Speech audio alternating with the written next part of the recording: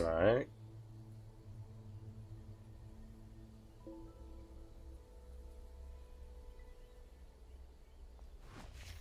Should be Gucci. Alright, so what do we have? Probably gonna start with the expedition, honestly. Get a couple of reps in.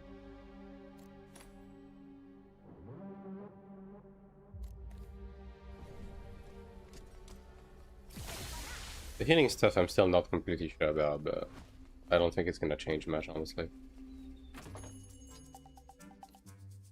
Also, I don't like this menu. Gotta be honest. I think it's just worse to have a full screen, purchase screen. Also, this blurry ass JPEG is, you know. I don't know. It needs work. It definitely needs work.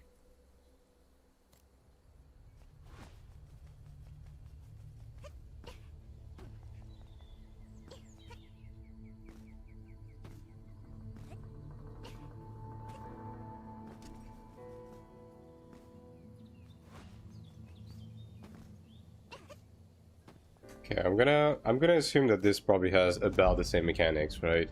If they went the same way as Horn, then it's probably just gonna be same shit, just slightly more juice, maybe more dashes, more pizza slices. I wonder if the stagger check is gonna stay though. Actually,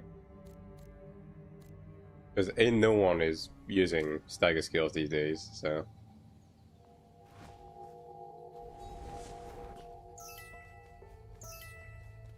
Group is around 700 for the majority, I guess.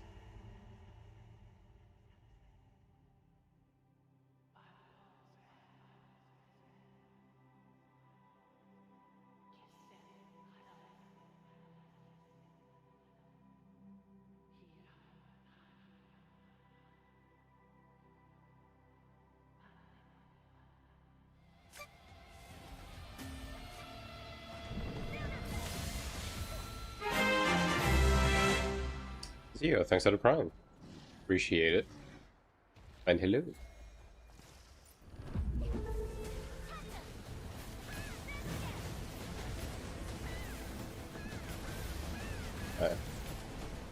Do you still bait lines? I guess you do. Yeah, so this is unchanged. Okay, so more lines, and it should be the jump afterwards, right? So towards the middle is ideal. Okay, yeah. So this is the same then. Nice. Still projectile line with a donut. He's doing this first. I mean, we're probably DPSing too much. Yeah.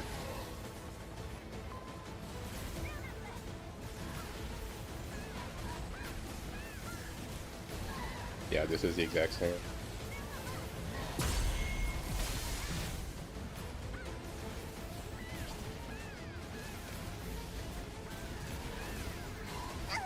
Oh boy.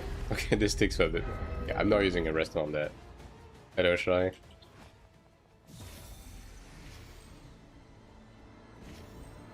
I? The puddles do hurt a little bit more than the regular. The old one.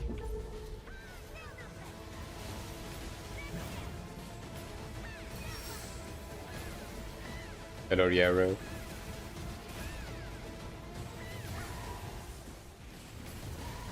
Also, while I'm working, yes. This is why I'm here. This is what it's all about.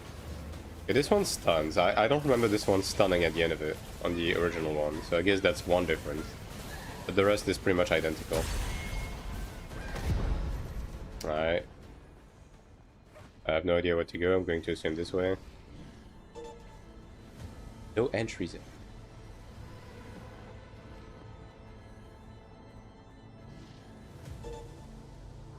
Genius update, can I watch my Kina drain faster? Yeah. It's pretty funny because, like, I did it once just to demonstrate on the Passionate video. Oh, you need to have to. I did it once just to demonstrate in the Passionate video, and I got Smite on slot 9 on my nature after spending like 30k and never seeing it. It's not a good roll, but, you know, it was good for the demonstration, I guess. Yeah, so I guess you're just doing the instance in the reverse, it looks like.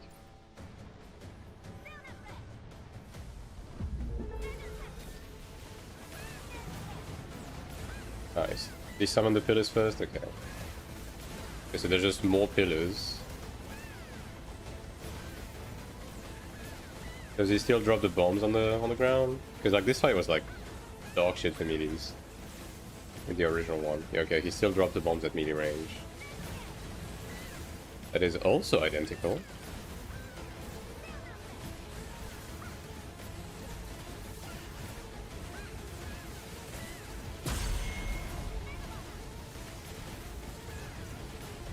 Yeah, this is looking to be like another Hornden situation. It's functionally just the same fight. Yeah, so the bomb's still triggered by proximity. So that's probably gonna be another dungeon where I probably don't make a guide. Probably just going to focus on the Transcendence. Because like it's XDD ATL but again, right? Maybe I can make like short stuff like, hey, here's the new stuff compared to the guide I already made. But I'm not going to make a full dedicated guide for this if it's the exact same. We'll see ATL himself. That's what they're told? Yeah. Well, so far it's the case. It's just the same but a bit more.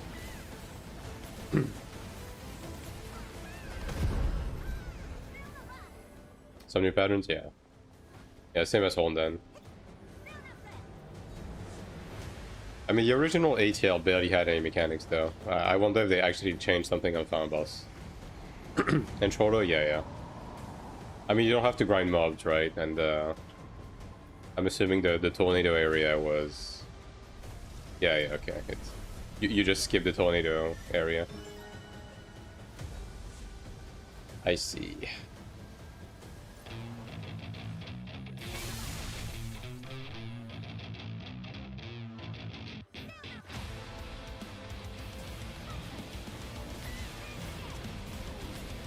Going on doing Cleric guide for global. I'll do class introductions, but I'm not going to make like, oh god. Okay, these are threads. But I'm not planning on doing full-on class guides because things are changing too fast, and they're about to change again. So it's just so far this is the same, except the ground markers are just they do more damage the more people are in there. It seems like.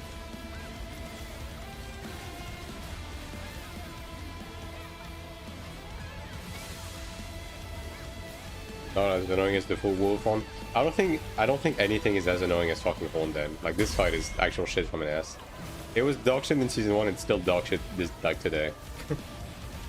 ATL was, you know, was not the most intense fight, but at least it was, you know, it was just fine. Do we see how to dodge stuff during this? Okay, I guess we do.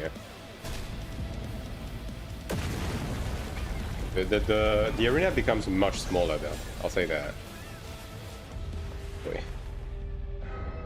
Also these are a bit spicier than the original one.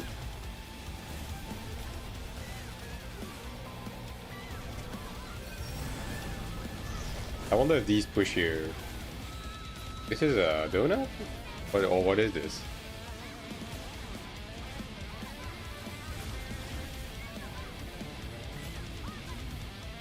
Red Cross one-shot? It's not so much that it's a one-shot, it's that if multiple people stand in it, it does more damage.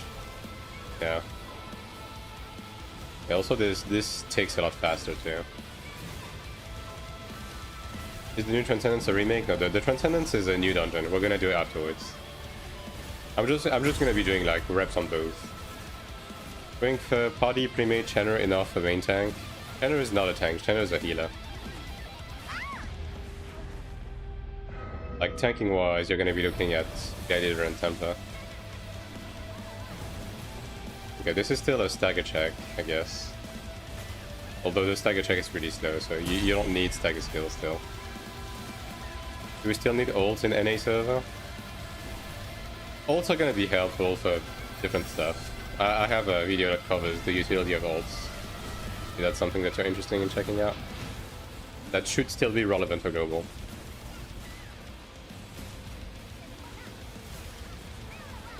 Okay. I guess the cross only... Okay, the cross appears if you get hit by AoEs, I guess. Like if melees properly block stuff, it's not gonna be as big of a problem, I guess.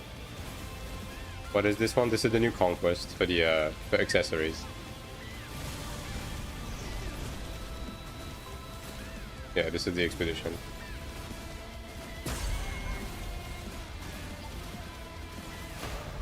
Okay. Well, that was... I mean, outside of the cross on the ground being a bit of a wild card, it's honestly not too bad. Tier 1 Transcendence? Yeah, this is a redo of the Tier 1 Transcendence in Conquest form. Hello, Andrew. How much time do I need to play this daily to not be left behind? Heisenberg, I have a full breakdown of playtime in my old video as well, but long story short, if you do everything, both PvE and PvP, right?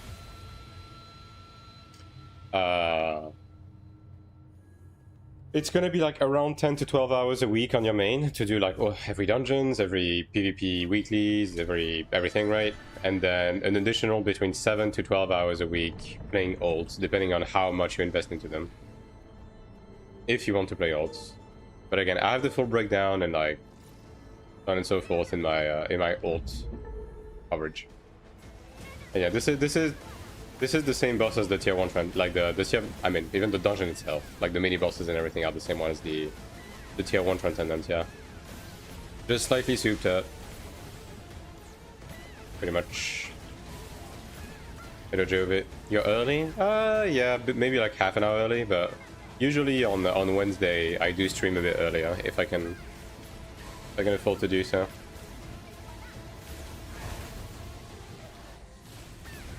I'm 40. How many 40 stream week? That's crazy work. 40 streams. How long is that? Like a month and a half.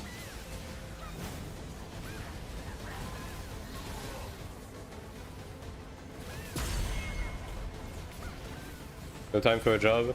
It's about 20 hours a week. If you do absolutely everything, which amounts to about 2 to 3 hours a day across the entire week, which, like, for an MMO, that's pretty reasonable, I feel. Especially for a Korean MMO.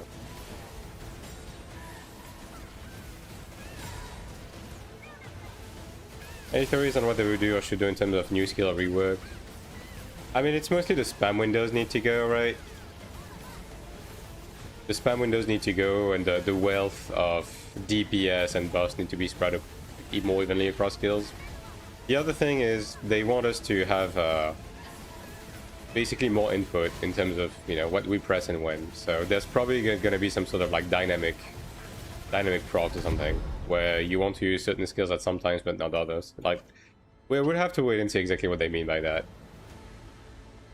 Please no GCD. We'll see. I mean, having a contextual GCD would not be a bad thing. Like, if you have a GCD between your LMB, RMB, and proc button, that is, like, let's say a 0.2 second GCD on LMB, 0.5 on RMB, and 1 second on the proc button, that would be fine, right? That wouldn't change too much in terms of gameplay. It would mostly just equalize ping a bit better.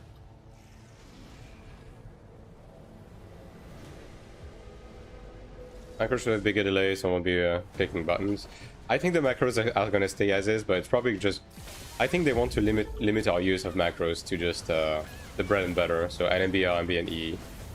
And they want us to like leave the other button to be contextually pressed, which is kind of already what I'm doing, but some people just macro out everything, right?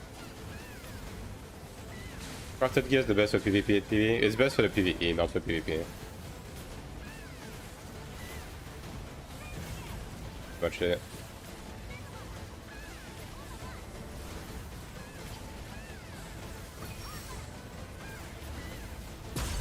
Like, obviously high-end crafted is going to be better than, like, you know, entry-level PvP, but that has more to do with the raw stats and stuff rather than the value of one or the other.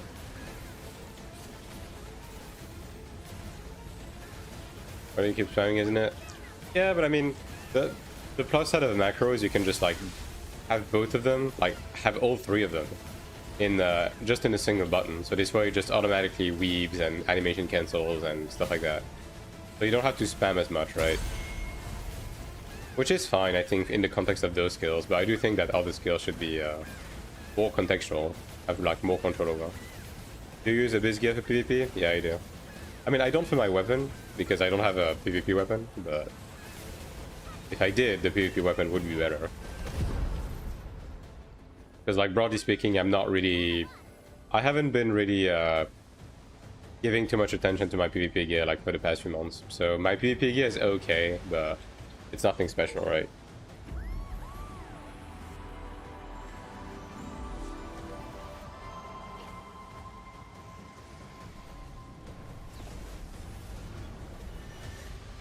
Yeah, I'll do a couple of runs of this one, just get some footage, get used to the fight, and then I'll run the Transcendence. Because that is kind of the main one right now. Get my new cards.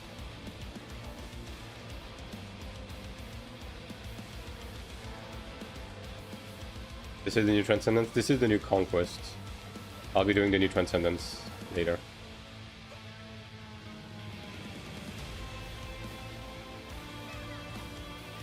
Can you run endgame optimally with no big one ult? I have scalps from last talk. I mean, optimally no, right?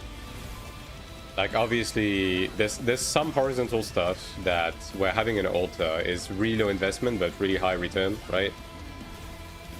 But on paper, yeah, you can keep up with endgame without an ult. It's just that a lot of the ult stuff is so low investment but gives you so much that you might as well be doing it, pretty much.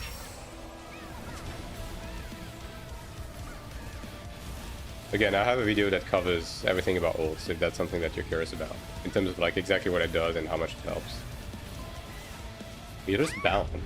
Like I wasn't able to just move at all after that. Like if he grabbed you, you're just stuck, I guess.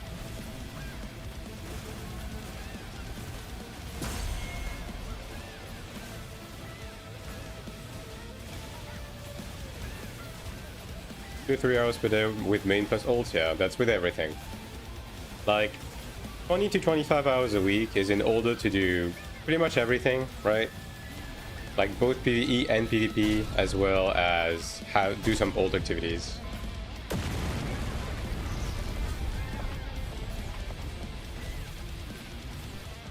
Oh wow.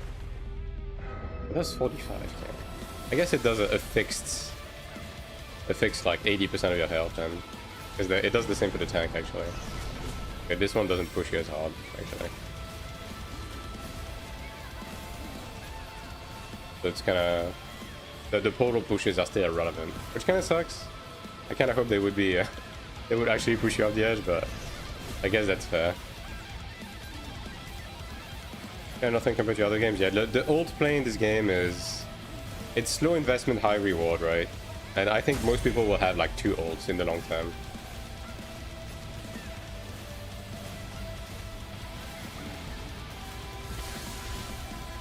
And that's mostly if you really want to, you know.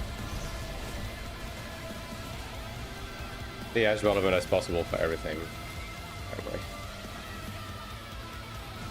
Yeah, this doesn't push you all the way either, so yeah, the pushback mechanics kind of don't matter.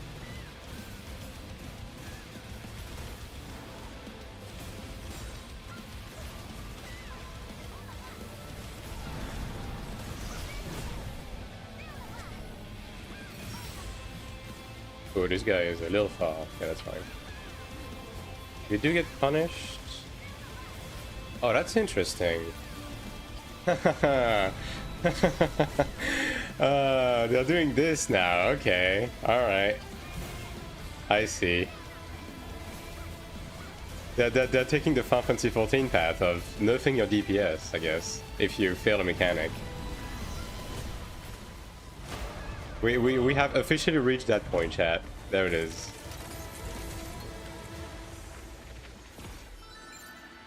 Is this AION's Voltan? Kinda?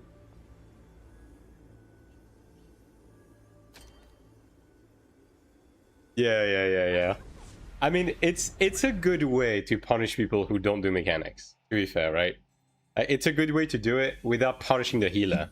Like you're basically just punishing the guy's ego, which is a good way to do it. Like, AION2 does damage downs now. That's funny. Hello, Sybil. Let's check out the Transcendence now.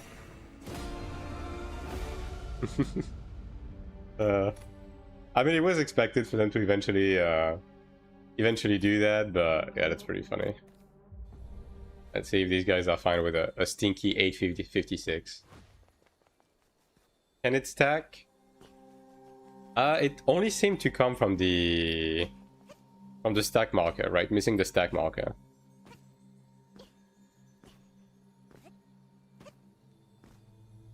So probably not, but yeah, that's pretty funny.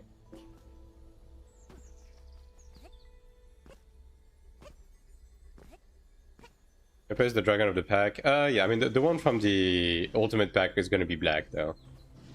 But it's functionally the same one. Okay, well this guy's AFK seemingly.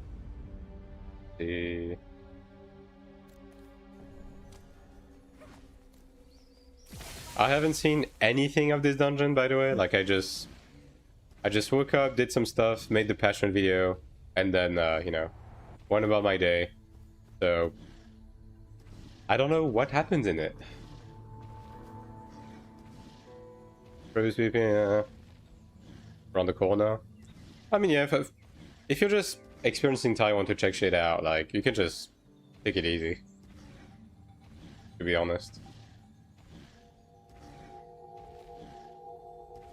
Is that orange wheel the new stigma? Orange wheel? You mean that? I mean, we've had Noble Aura for a little bit now, but it is one of the more recent stigmas, I guess. What's that to do with AION2? Yeah. Not the same one as the pack. This one is white. The pack one is black. I can show you. Like, this is the one I have. This is the one from the pack, basically.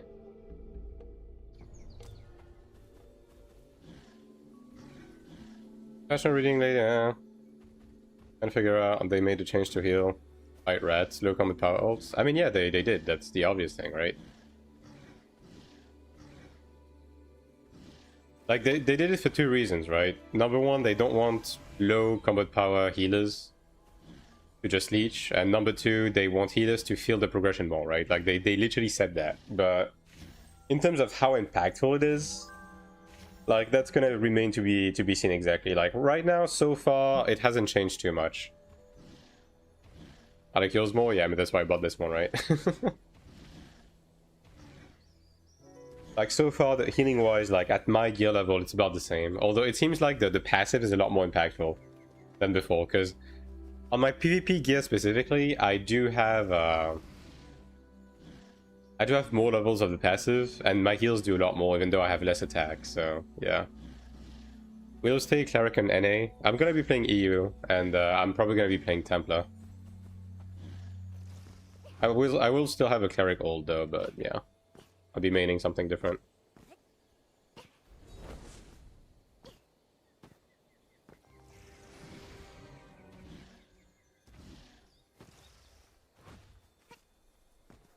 Let's see.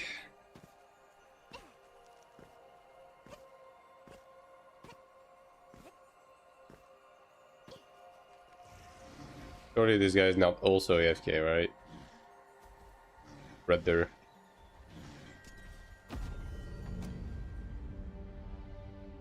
Oh, one guy's DC.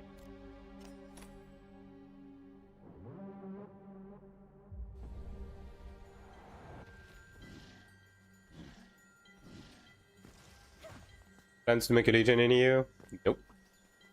I'm not going to make a community legion type stuff, because legions in this game are just glorified friends lists, and I don't want to deal with random people's drama.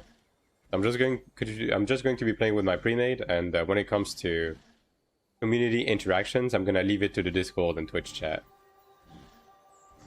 How good is SM? You mean Spirit Master? It's pretty good. It's really slept on. It's really solid.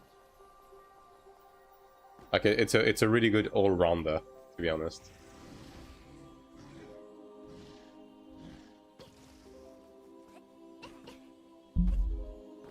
Also pretty sturdy and dependable for raids, on and so forth. It's pretty good. Guess we're waiting for the DC guys. Is it useful and effective in PvP and PvE? Yeah, it's a good all-rounder, as I said. Guilds are not needed in this game. Nope. This game is focused on pre-mades and faction. It's really plug and play, pretty much. Yeah, same as AION1 friends list. Yeah, pretty much. Pretty much.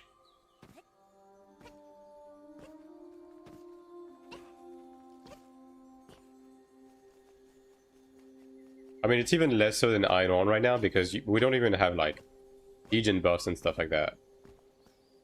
At the same time, no progression behind guild like TNL did. Yeah. Having a guild-centric game just doesn't work this day and age, right? So this is just straight up better. I didn't play AION1 and it'll be my first time until at launch next month. Any tips? Well, the best tip I can give you is this is a fun game where the process of progressing is honestly the main fun, right? So my honest to god advice to you is just focus on your own progression, have fun with the game, and don't give a shit about what other people may be doing, because it genuinely doesn't fucking matter, and it's not going to pertain to your own progression.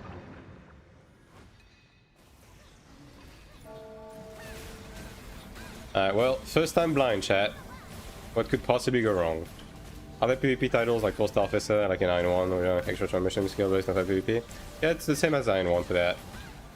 It does have that, although the PvP 9.2 is a very minor part of the game. The game is PvE first. So yeah. Pedo Cinema.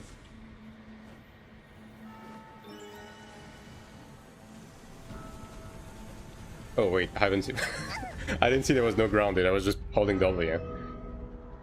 Can you explain how impactful an ult is? I should make one in day one. Necro, I have a video that covers that exact topic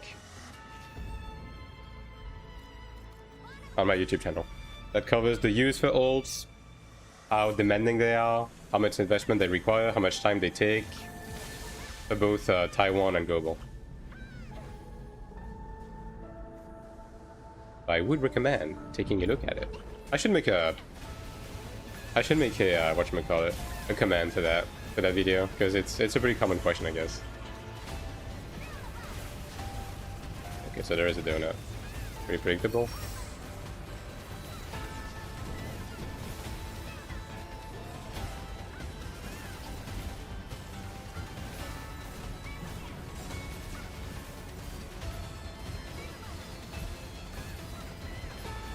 Are you in the late game yet? Yeah, I'm at end game. Is Chenta good? Chenta is it's a jack of all trade and master of none. It's solid overall, but it's not the best at anything, it's not the worst at anything.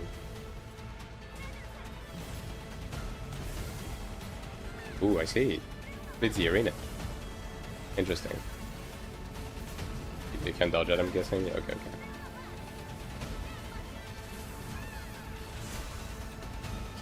How's the new trends? Well, this is my first time doing it and we just started, so ask me again in like 10 minutes.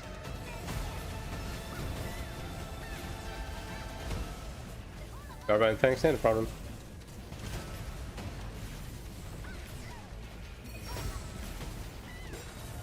This emanates from the player, I see.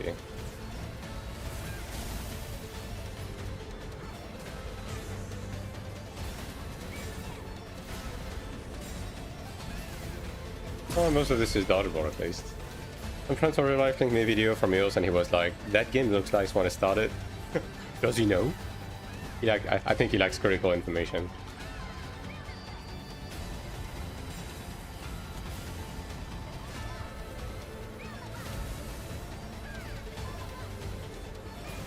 Oh boy. Yeah, dropping the puddles right in the middle is not the best move, I reckon. Is it an ult fest like Lost Ark and can we play on main and occasionally an ult? Ults do have use in this game, it's nowhere near as overbearing as Lost Ark. Like, in general, I haven't played Lost Ark, but, you know, after discussing exactly with people who did and played both, I guess the best way to describe AION2 is it's a Lost Ark light, right? It's a more accessible, more chill Lost Ark, basically. In pretty much every sense of the word. That tiny fuck-ass gap did all the way. Necessary special opening free to play. Okay, they are necessary for some horizontal progression stuff, right? That's the main thing here. Can you let someone do it? Okay, you can. And they will be pretty helpful when it comes to progression, especially early into the game. Heterotics. Would you a tier list for global release? Nope. I will never make a tier list again because people misuse them all the time. They just skip to the end, they look at the list, and they don't listen to context. And I'm not interested in unleashing like wrong information on the internet, so I'll never make a tier list again. I'll be making other types of video that will cover the topic of balance though. I will present them in a way that requires people to watch them in their entirety. How's the new dungeon? The new conquest is literally just Deus, but again. Transcendence, this is my first time doing it, so we'll see. 1-on-1 characters for energy recharge for playing dungeons. Most people are going to be playing two or three olds when it comes to running dungeons, if you really want to run like additional dungeons every week. How does the healing feel? It feels the same so far, at least at my gear level. Okay, it's one of those.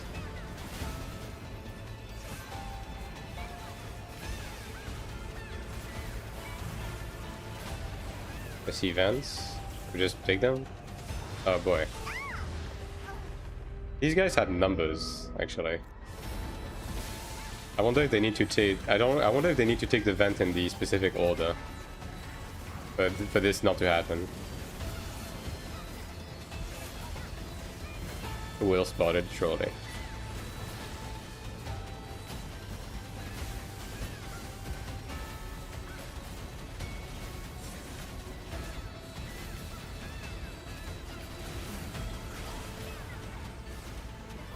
Yeah, the healing feels about the same at my current gear level, although I will say that it feels like the healing passive has a much bigger impact overall. So I'll have to see. I'm probably going to reroll the crit on my passive accessories into the healing passive instead. Okay, one is going in. Ah, okay, I see, I understand. Okay, so the guys with the bombs need to go in and they blow up in the right order, and the explosion is like on the same level. So if they stay grounded, the explosion is grounded. If they are in the air, the explosion is in the air. I get it. Okay. Gotcha.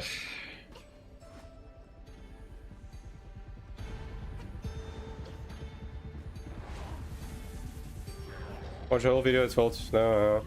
Yeah, but again, the thing, Finrod, is that the reason why I made that original one was just to give a digestible way for people to know where every class is standing, right? But the end result was not what I desired. I'm red. Okay.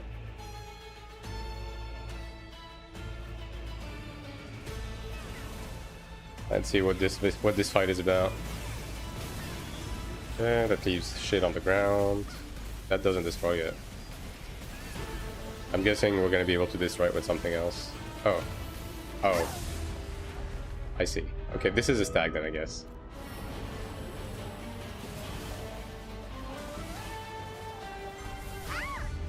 Alright. I was stunned throughout all of that. That's interesting. Okay, so you spread those and then you stack together. Got it.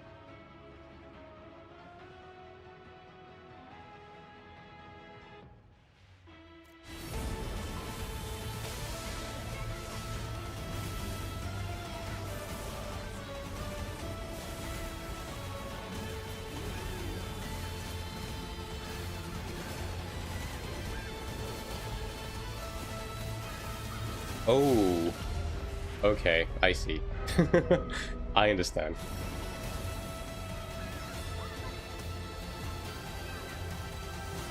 Is that a wipe?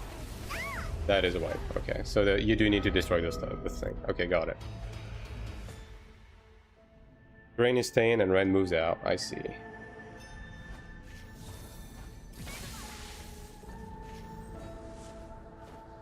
Is it dungeon array? That's a Transcendence dungeon. So it's in between.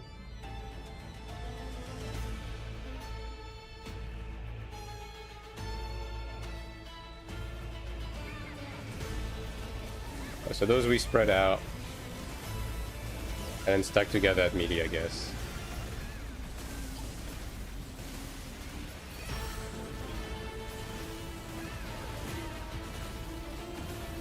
Oh, okay, there's a spread and a stack, I see. Okay, so that's what you meant. Gotcha. This is the same as a Moose Bull.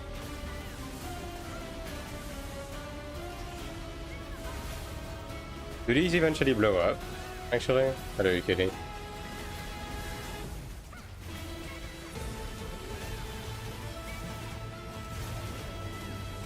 Okay. Yeah, we kind of need to agree on where to go though, because like everyone came towards the middle.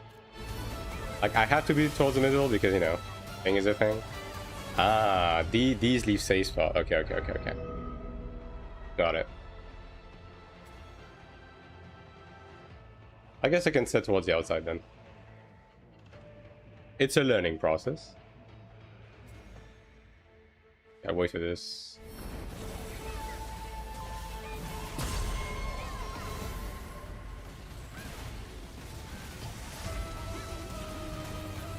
At least this has proper mechanics, that's nice.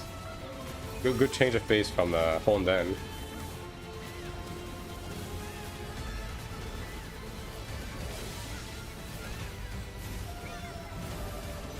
Yeah. Is one of those targeted on this on the tank or something?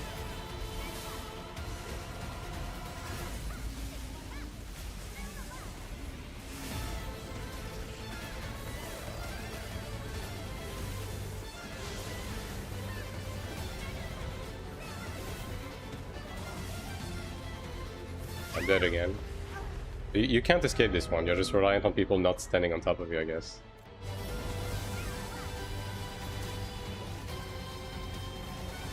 Spread is spread. Yeah, I think you're meant to take your own though.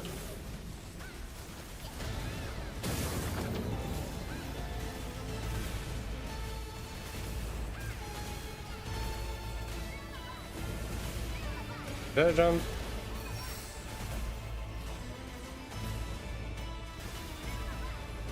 This is just color matching, I guess. Oh, those. I have to use the lanterns at the end of this one as well.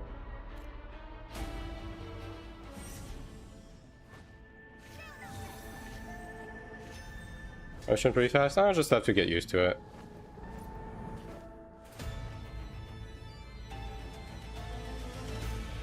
Poor colorblind players. Surely the colorblind settings will work for them, right? What does the yellow lantern do? It seems to be spreading a safe zone for certain mechanics.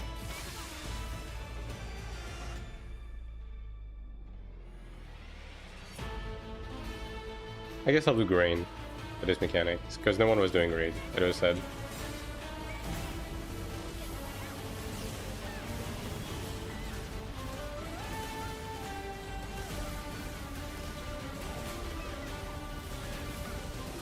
The stack. Oh boy.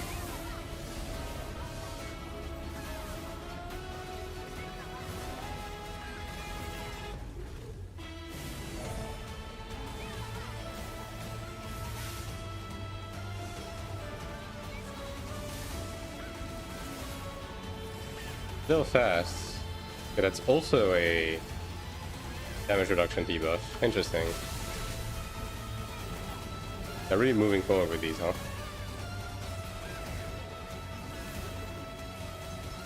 I'll just move towards the outside. Okay, I can't. You really have to be in the middle. Gotcha. So just spread more evenly then. This moves a little fast. Okay.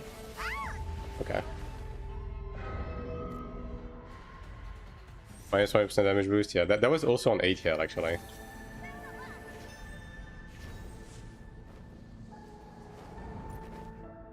Can either have spread or stack? Oh, really? Okay.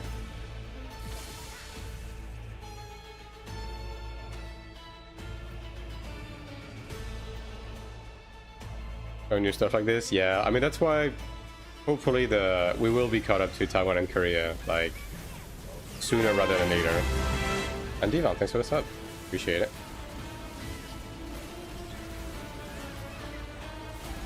That is a spread.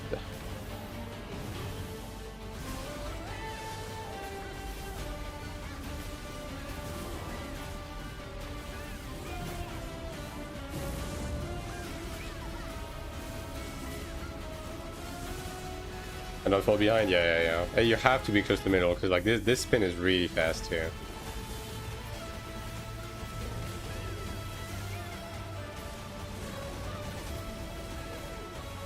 That's a stack, for example.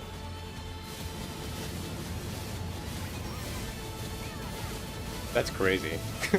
that is a... The fact that it can be both a stack and a spread is crazy.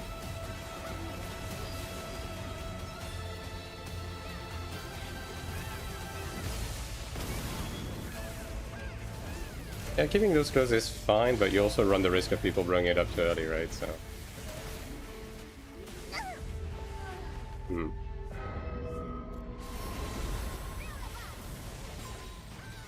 Yeah, it's a stack. Oh boy.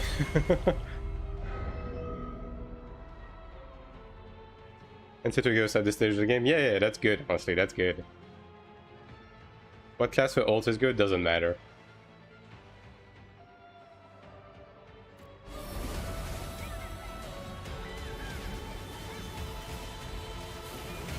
Is that on the tank then? It does. Okay, it is on the tank, so you can limit the range on that actually.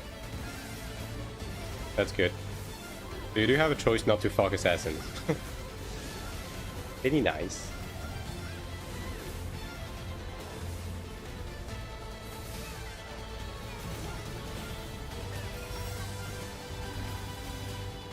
I still got hit by that. Crazy work, honestly.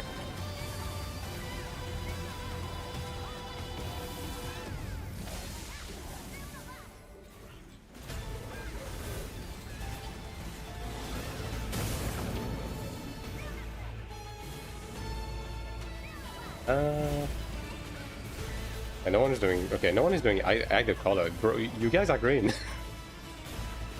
I think they're just doing it random at this point. Okay, so you do get... Okay, you get a thing to throw at the boss, actually.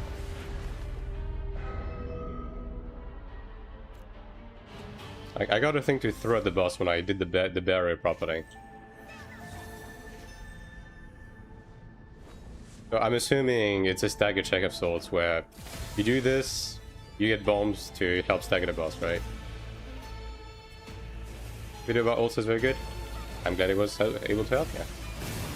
I'll try to keep those up to date, but you know. While you main on global, likely Templar. That is the plan right now. The other plan.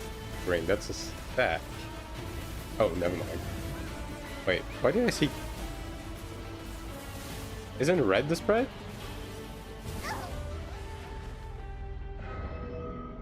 Oh, I probably just missed though.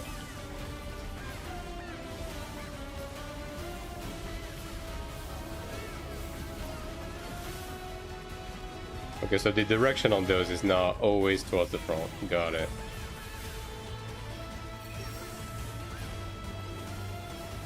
You have to play this one like a donut. I see. That's a spread.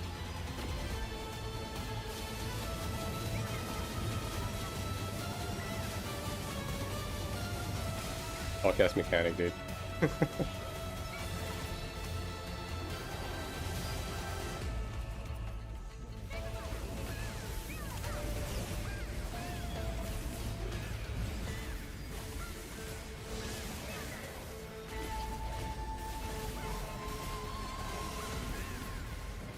Yeah. So this one is basically just another point blank to donut. I see. Are we liking the new update? Well, this dungeon's pretty neat so far. Oh, that was a stack. That was a stack. Okay.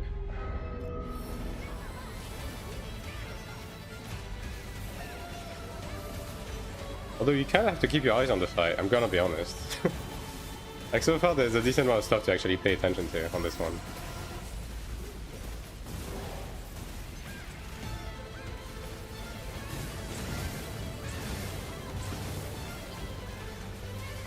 The trance is very good. Yeah, that's pretty good. Okay, it's on this way.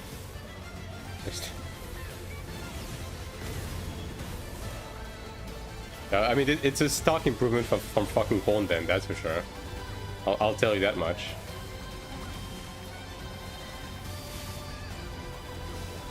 At least we are making the DPS check, but yeah, like the donut thing where there's a stagger check, like that's from that is the rough one. Oh, that's the fucking donut. Okay.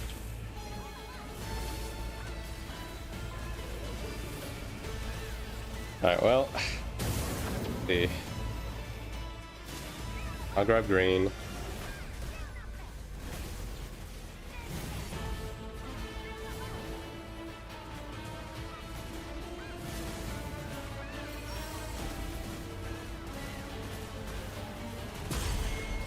Okay, nice.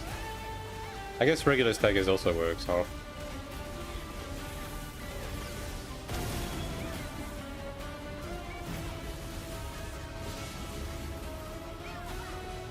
That's the... Oh, you can't dodge that? Well, that's news. That's good to know.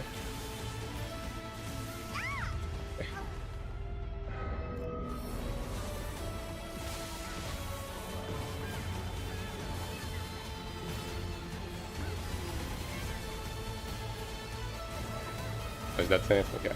That's a spread. Oh. Okay, I'll take the L, bro.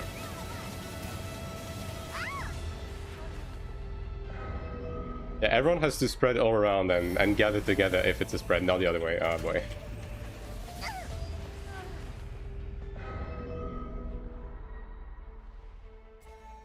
Expect the process to catch up. I hope they will. It's a slippery slope, right? But I hope they do, yeah.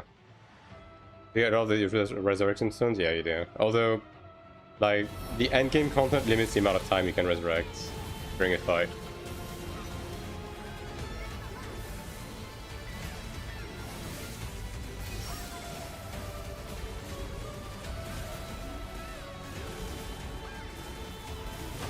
That's a good fight. It's a good fight.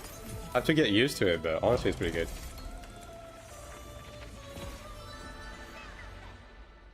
There's a lot of cards, though. Yeah, I'll have to run it a couple of times just to get fully acclimated to it. There seems to be a lot of, like, moving pieces.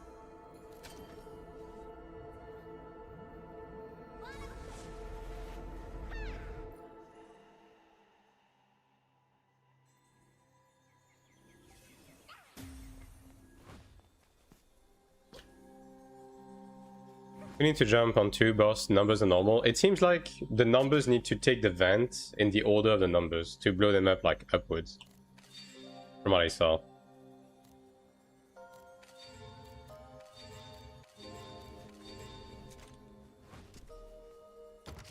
Yeah, getting smite, it's the dice, right, that has the smite. Yeah. DP accuracy.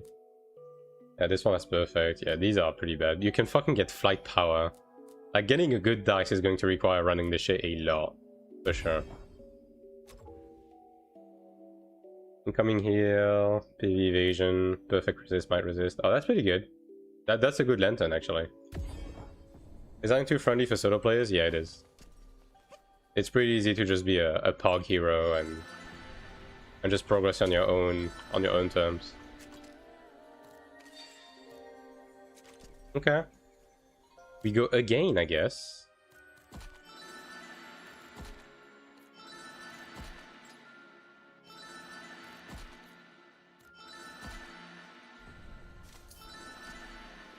I mean, like, I've been playing on Taiwan mostly solo, right? I do have a pre-made for Sanctuary, but I'm just kind of playing by myself because, you know, language limitations and so on. And yeah, it hasn't been bad at all. Like, you don't need a guild or anything like that in this game.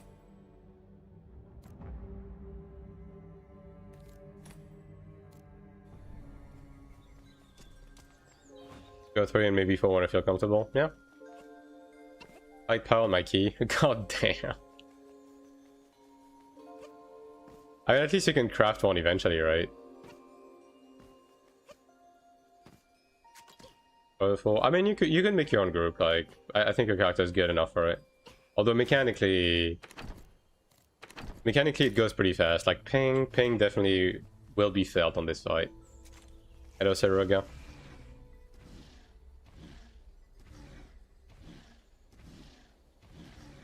Playing with pugs, yeah. Like, not solo in the sense of, like, actually never playing with other players, right? Because, you know, you will need to play with others to do dungeons, but it's easy to jump in with pugs, right? Like, again, you see how it is. I just open the dungeon party board, I just jump in. Don't even have to communicate with anyone, just go. What's the current requirement in group for transfer in this fight? 800k? Seems to be around that. Probably slightly high. I mean, yeah, like the group I was in was around that, yeah.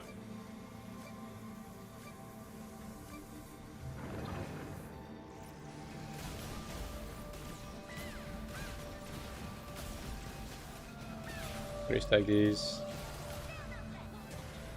That's 900 plus. I mean, this group and the group I joined before was asking for 800, and we did clear, right? Even though we had a lot of deaths, so.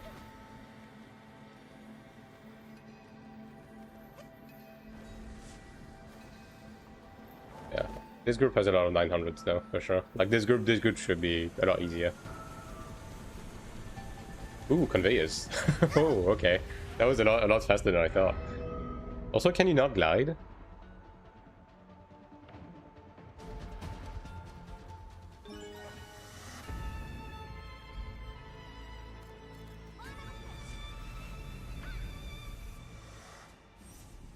Yeah, it said cannot glide in this area, so I guess you can't glide on the conveyor thing.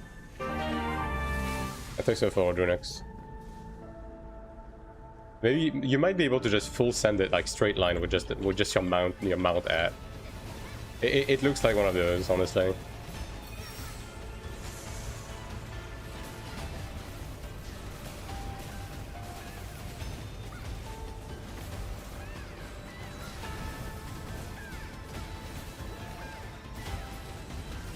But this is a good dungeon, honestly. Like, this is the first, like, tangible piece of content we've got in Chapter 1, to be honest.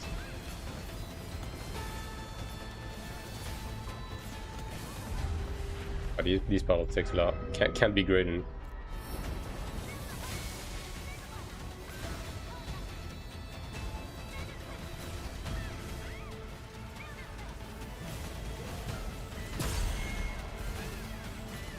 Combat power in Season 1 at the average 300-400k? Now it's gonna be lower than that. It's gonna be more like 150, 200.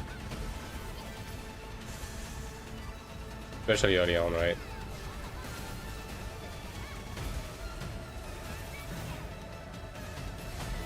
Thanks so much. I mean, yeah, it's a new piece of content, right?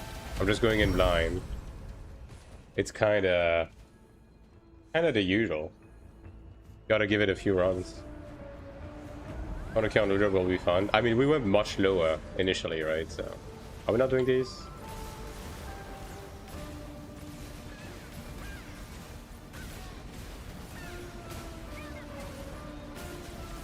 Has been nerfed, yeah. And cast power creep is gonna be a thing, right? So it's honestly not gonna be too bad.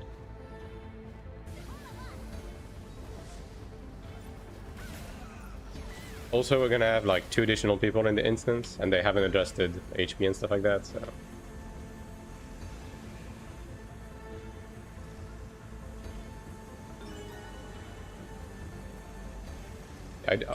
I want to see if you're... Oh, okay, you can't mount.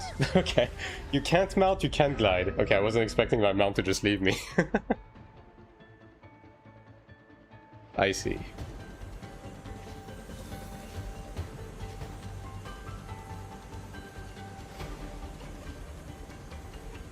Can you make that? Okay, you can. I see.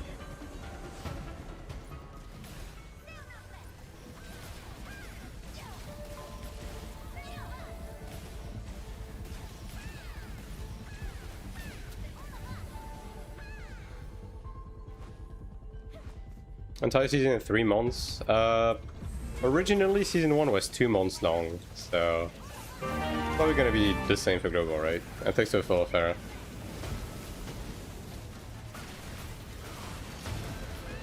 At least the snapshot on this one isn't too bad.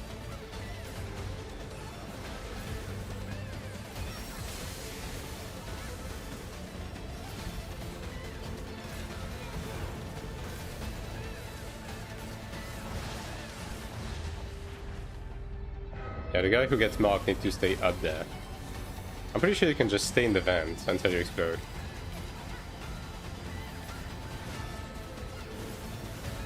Want to speed up content? Yeah, I mean, they haven't mentioned anything about a speed up schedule, right? So we'll have to wait and see.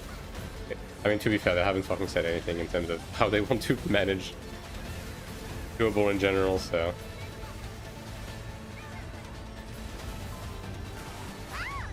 Okay, this one does do... I wanted to see how much damage this does. This did 50k, so... Probably 90% of your health, like flat.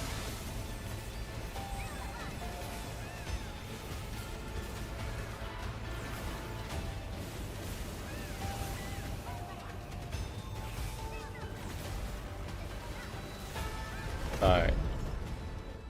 Well, these guys are killing much faster though. Unsurprisingly so. You want another speed content like Dust Tag, Bad Memories?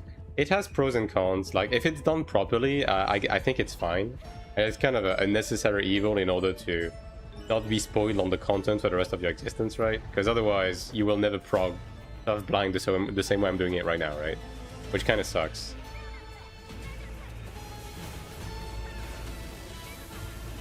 Like, PvE MMOs like these are often about the blind prog.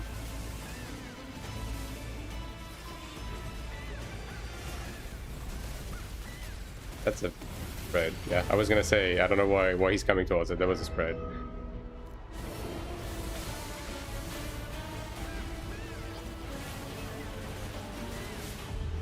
Okay, that kills with one guy. I see.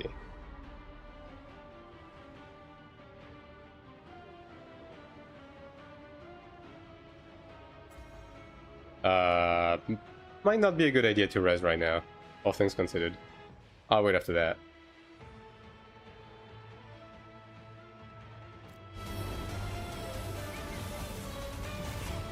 A bit too early.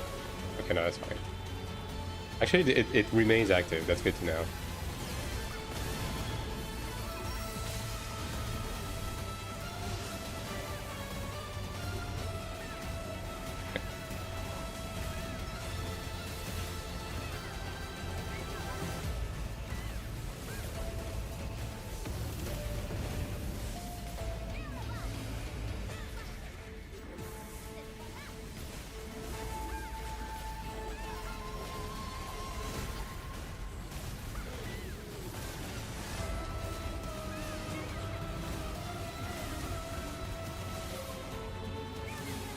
It.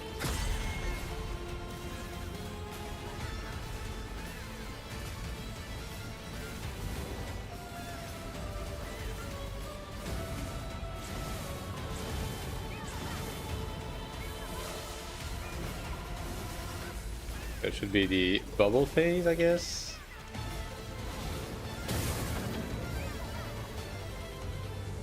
Oh, two people can grab the same one.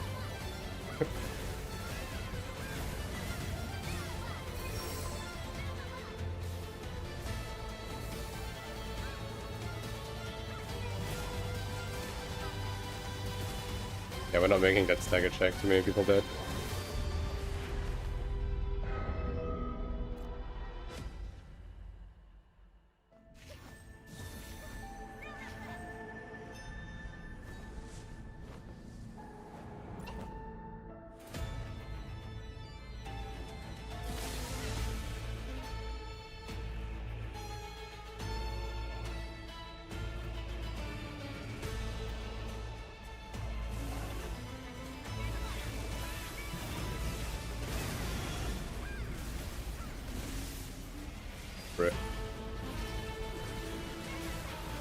That is green as a stack angle, brother.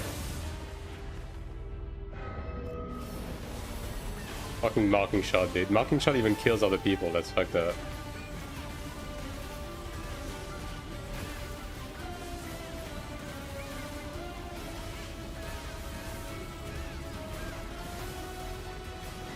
It's this. I'll go on this side. That's a stack. God. The body blocking with the stack on top of it is honestly pretty funny. That's fine. The first guy went in too early though. But thankfully the zone remains.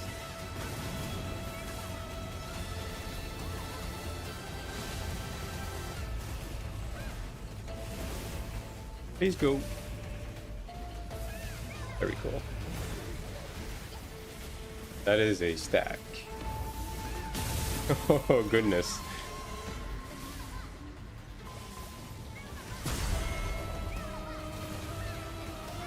Well, I guess that provides the answer with the damage reduction. It doesn't stack. Thank God.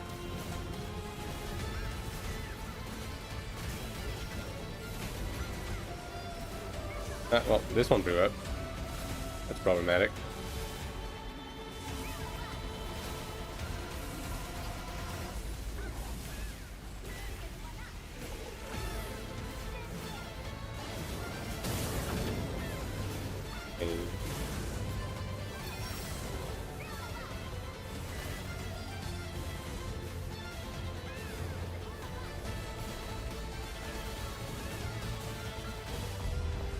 Okay, so the line does one shot, yeah. Okay, we're getting the stagger at least.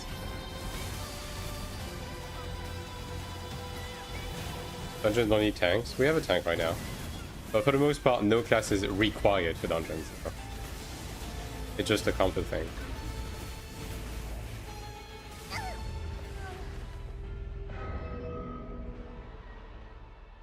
That's a stack. I'll let them do it. Ooh.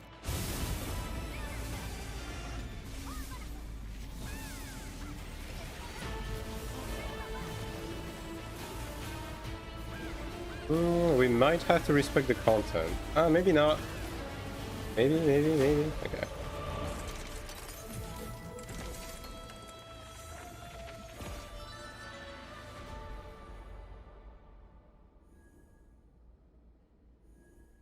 Kind of content unreachable for 70% of player base.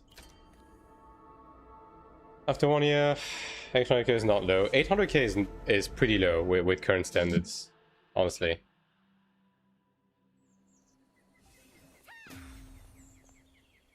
And I would argue you probably don't even need 800k for this. If you're talking about this dungeon, right? Not the same as well. You mean with the Trinity? This game does have a Holy Trinity, but like the day-to-day content, you do have workarounds to, you know, not necessarily required to abide to it. But ideally you do want to abide to it though, just for comfort, just to make the runs more stable, right? Respecting the content, what's that? Good question. This one's decent for PvP. The dice one is going to be the big one though. Roll the hits. Bruh. Perfect resist. Yeah, we're gonna have to do a lot of these to get okay dice. What about the second gem boss mech? Did you figure it out? Oh yeah. It's just, there's a guy marked 1, a guy marked 2, and they need to take the vent one after the other and explode in the air while the rest of the group stays grounded. At least that's how it seems to be. But like, they need to not take the vent at the same time, otherwise they're gonna kill each other. They need to go one after the other.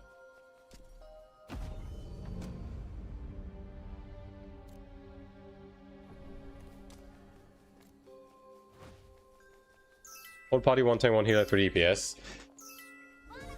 It's the same for this game, but again, for lighter content, you don't have to abide to it, right? You're going to be able to clear the content, just maybe a bit, it's going to be a bit more difficult, but yeah, you don't need it, but like to say. How long one after the other? I think, I mean, you can see the red explosion, right? So as soon as the first one went off, the first guy goes down and the second one goes up, right? That's the way it looks like. Like, you can just, like, eyeball it. Was the case here? Yeah.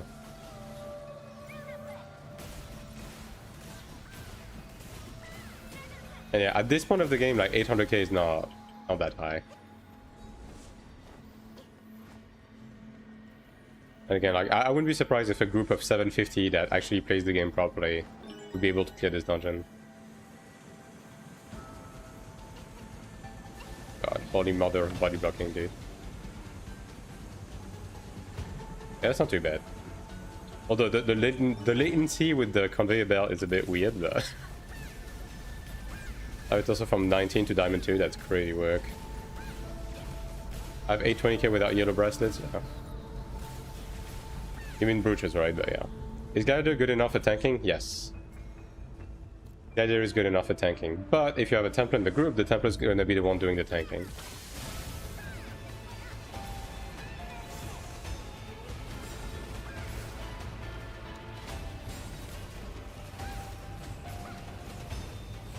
Brooches, I mean, yeah.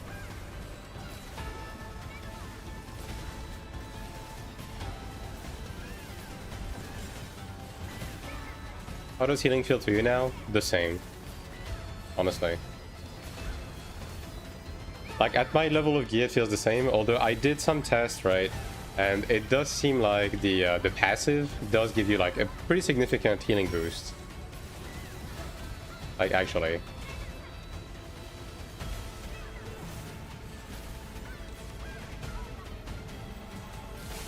So I'm probably going to be replacing my crit on my passive accessories to get the healing boost passive on them.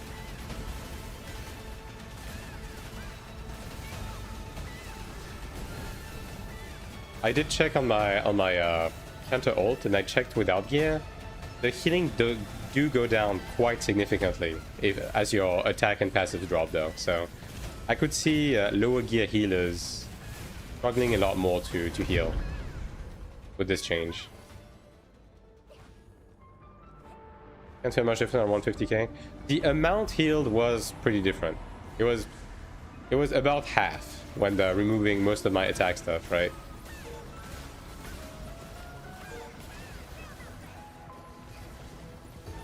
Attack power, yeah. It's a pretty common thing to do.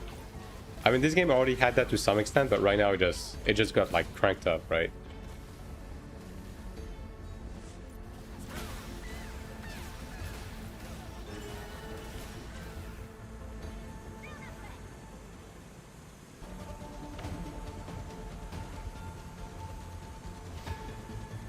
Oh boy.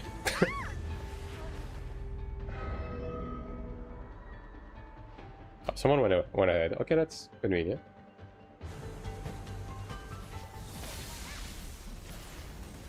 Way to push the ball to improve that gear. Yeah. I mean, I don't really mind it. I think it's fine, right? But well, I guess we'll have to see reception for like lower tier healers, right?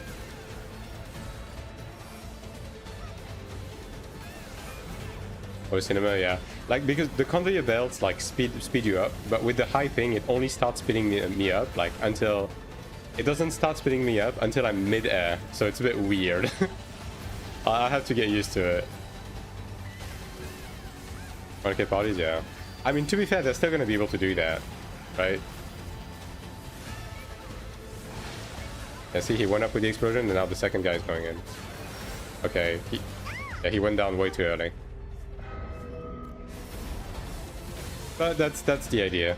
Like, you do have a lot of time to basically go in after the explosion happened. Just eyeball.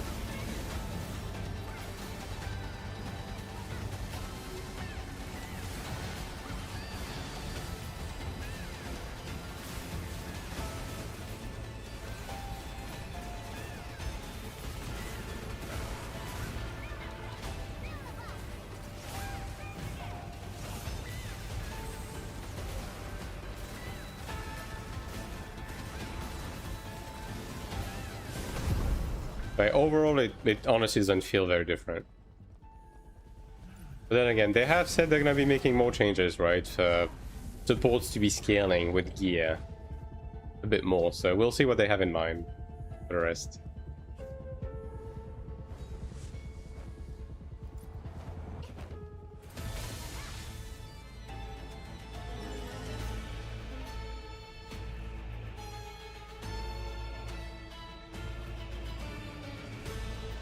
Completely. I mean, if they do fuck it up, like, they have done stuff in the past where the playbase was not happy with it and they just like reverted it, right? So ultimately, we're never going to be stuck in the situations where they just commit to something and then stick with it if people don't like it.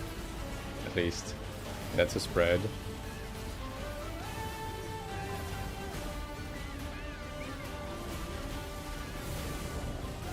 It's this way.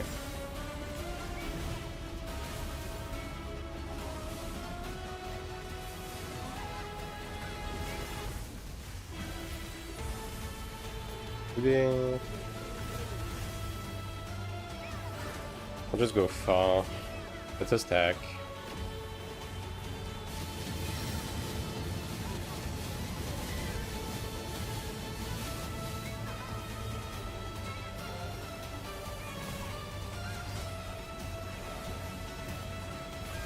Nice.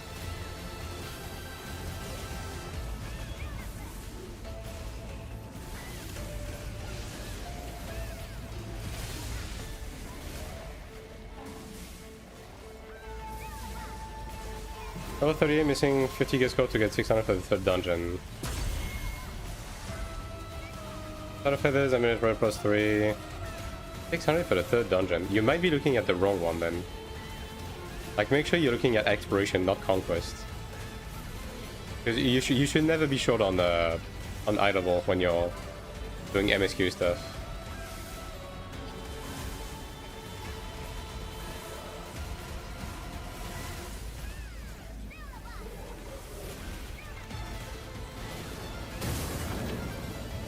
Green and then blue so.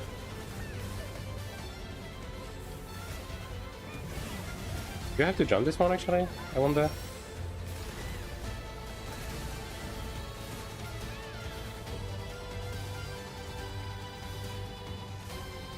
We're a bit short, I think. Yeah.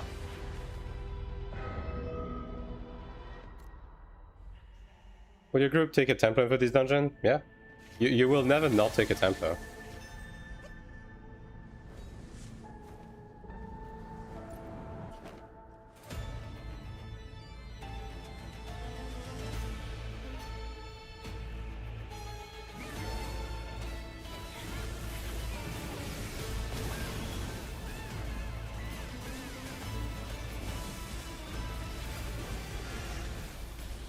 Back.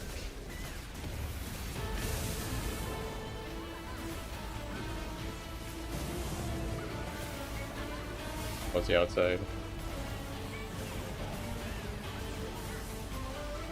What does this make about? Which one? The one with the colored rings? You need to take the appropriate rings with the appropriate like circles. Yeah, you need to keep your defiance for that. That's crazy. And then you need to also damage the stag above the boss while doing this.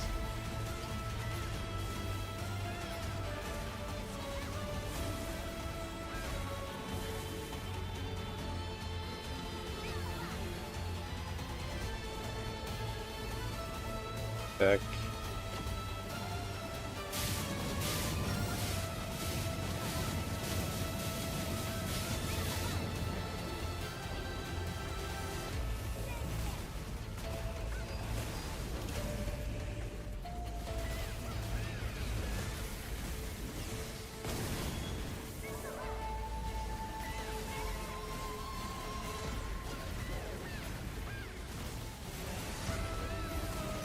Touch a color circle the same color as the incoming ring, yes.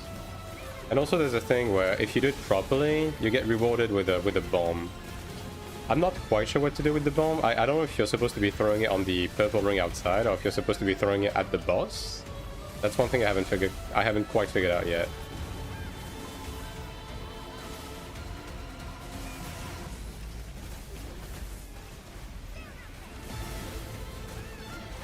This puts a debuff on you, really?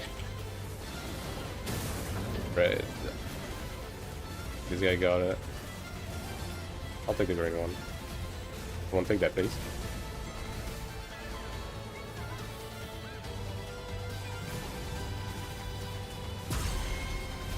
It does seem like it aims toward what you're looking at, which makes me think you're supposed to be throwing it outside.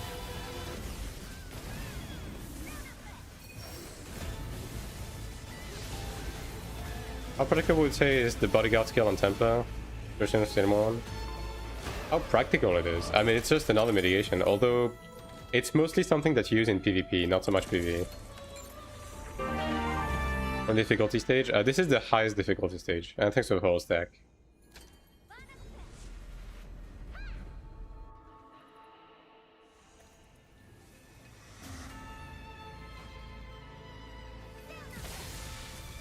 The one thing I still have to figure out is like what to do with the bomb, and also whether you can jump the purple circle or not.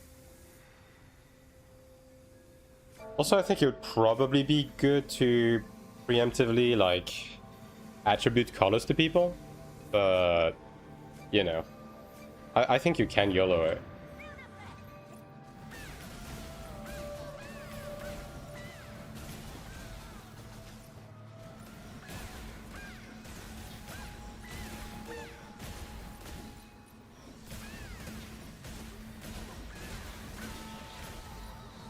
But overall, honestly it's a good fight. Yeah, I would say that is good. There is nothing in this fight I would say that is honestly poorly designed.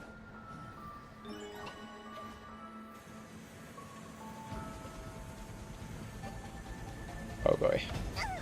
You really have to just spam jumps with hyping because this it's a bit trippy if you don't. That got me, nice. Top 1 or top 3 best stagger class in the game? I mean, Gladiator is up there with buffs up. Assassin's pretty good too. Cleric Stonks has risen up as well with combination spam. Like the main thing is that nobody really uses the dedicated stagger skills anymore, right? So it's more so about the amount of stagger you have built into your DPS kit, right? Overall, it's heal enough. What you mean, the healing boost change? It mostly doesn't change anything for the most part.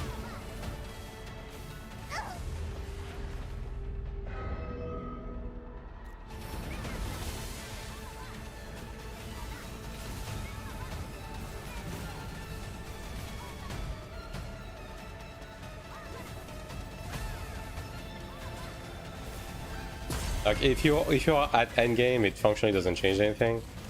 Like really low end healers, like it's probably gonna be enough if you're trying to do like endgame content that is like above your pay grade, yeah.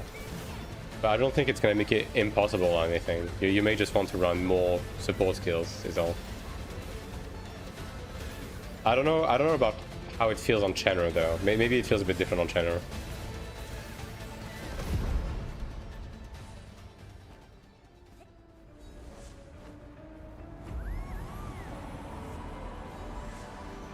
I reckon maybe for the high-end Chenros, maybe their heals do more in PvE now.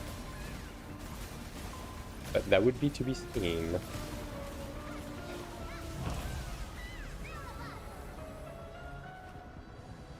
Oh, this guy fell off. Unfortunate. Oh, this guy fell off as well. Unfortunate.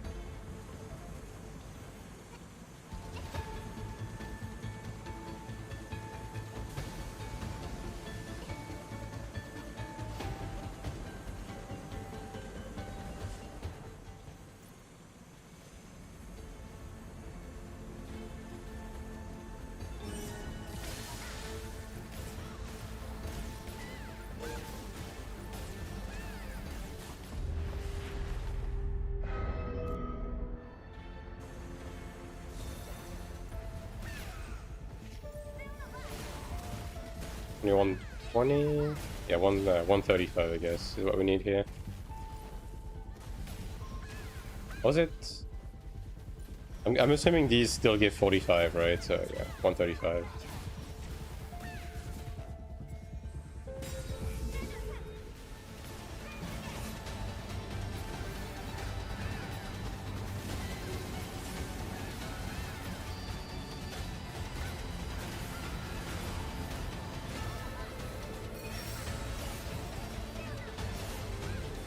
Oh, are you spamming this dungeon? It's a new Transcendence. I'm doing it for the new cards. Oh, this guy... yeah. He's this. And decide which class of Bane to Brawler. By most classes. Brawler feels so good to me, it was no-brainer. I think I love the cast. I mean, I guess... I would hold my breath right now because they are intending on like modifying the way classes play on the 26th, right? So maybe something is gonna click better with you after they do. And you put a bomb on the boss. What, you mean the throwable bomb at the end is meant to be thrown at the boss? I mean, it would make sense, I guess. And then you just jump the purple one.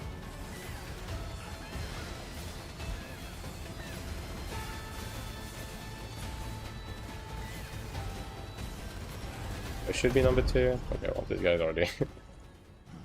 Yeah, alright. I'll just keep doing what I'm doing then. I guess I was doing it right. It's just chucking it at the boss.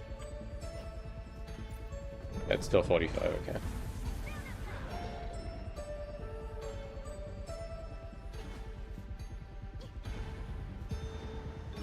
That's a pretty cool, like, backdrop for the arena, though.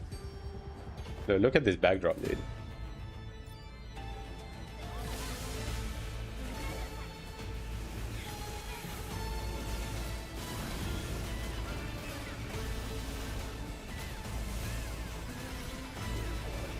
This is red.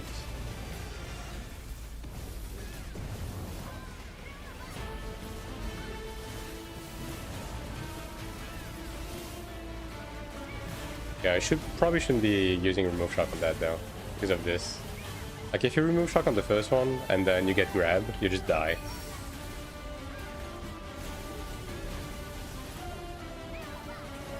I'll go far.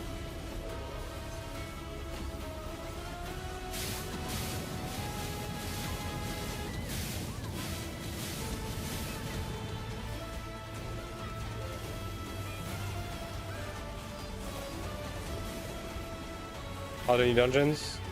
Deus is Deus, but again. So kind of like Holden, it's just eh. This one is really good, though. The new Transcendence is really good, I would say.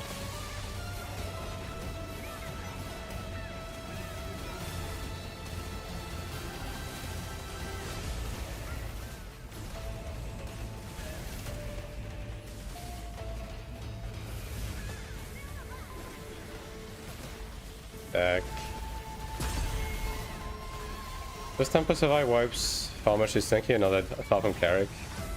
I mean, if you fuck up a mechanic and the mechanic intends to kill you, it's gonna kill you regardless of the cast. But Tempo is tankier when it comes to like the more entry level stuff, yeah. Just keep the road for the next one, I guess. Yeah, you can jump that. You know.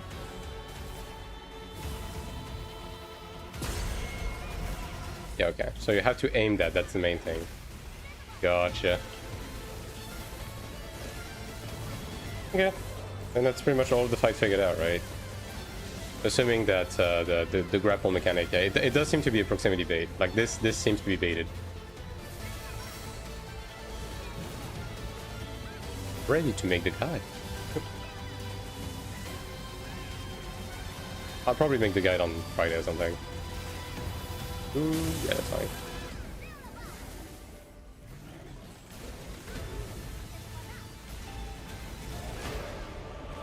Focus on the stagger meter? Yeah. But you have to aim it on the ground. That's the caveat here.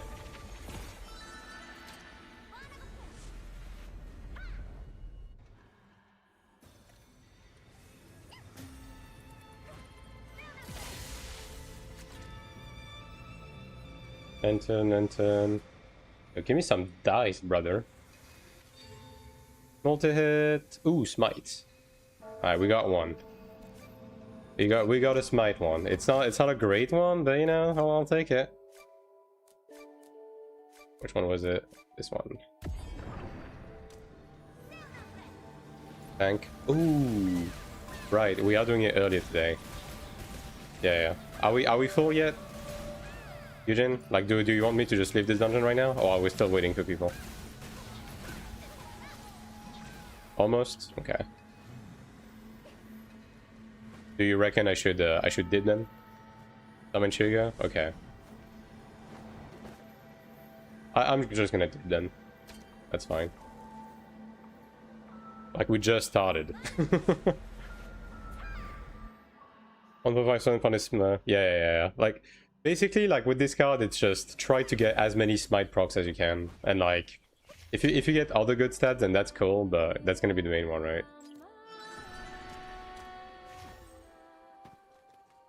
How many times enter this dungeon? You can just spam it as much as you have energy. So I'm gonna be running it like 30-40 times this week, if not more, because I did keep some energy. Although I will be doing the regular conquest as well, because I need accessories for my brooches as well.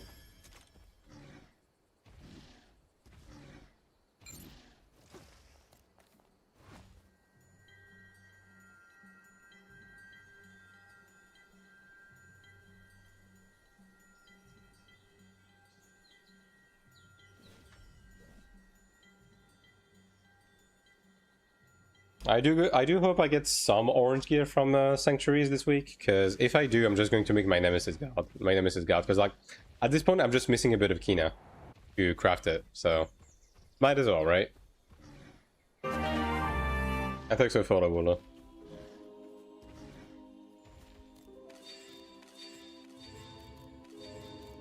Let me do one level up, I guess, and see if I get smite.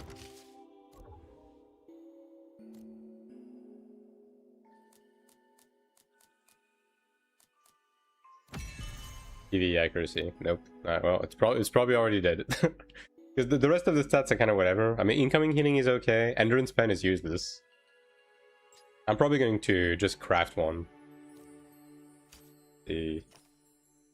We can only get one stat though. Because it's like it's a smite perfect multi-hit angle, right? Like these three. But getting one with those three is going to be difficult. Borderline impossible, in fact.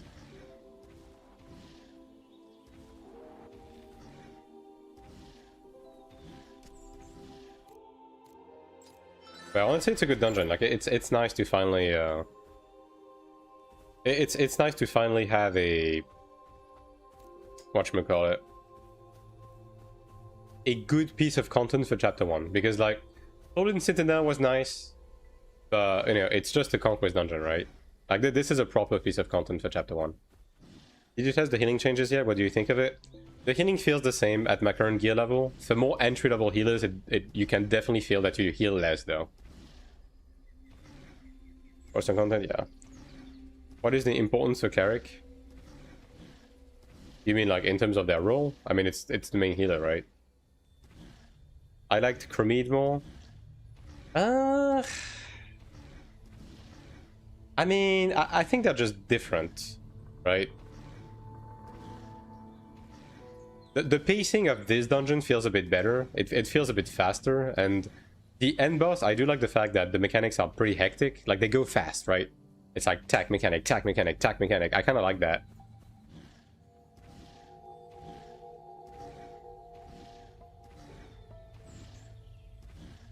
Like, I think I like both for different reasons, yeah. Like, Chromede has a bit more deliberate mechanics, in the sense that the mechanic is presented to you, and you're like, okay, I have to solve it this way. This other dungeon is like a lot more about anticipating and knowing what the next mechanic is, but when you do, the execution is perhaps a bit easier. Right, so it's solid. It's solid. I am looking forward to the next Sanctuary, though, for sure. Yeah, I'm starting to think I may have had time to to finish running this other one, but yeah.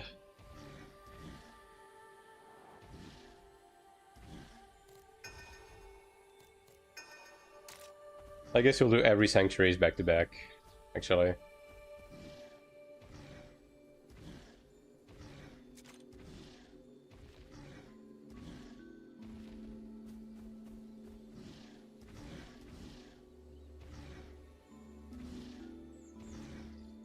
This game more. It does feel like the passive does a lot, right? Because like, okay, this is my PvE gear, right? I have pretty much 13k attack on my PvE, right? But when I heal myself, I'm healing myself for like around 18k. If I equip my PvP, which I have a bit more HP, but I have a lot less attack, but my healing boost passive has like 4 more levels, I'm hitting myself for like 2-3k more, even though I have a lot less attack. So it does feel like the passive itself feels pretty important. Obviously, half of the healing is based on HP, so the fact that I have a bit more HP is also important, but it does feel like the passive like does a decent amount now. It's like, you know, it's still a 2k attack differential. And I'm still hitting more, so...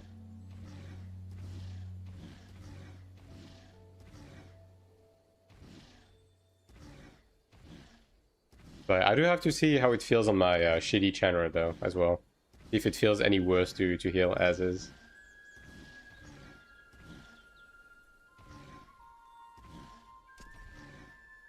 I haven't crafted my energy, have I? No, I haven't.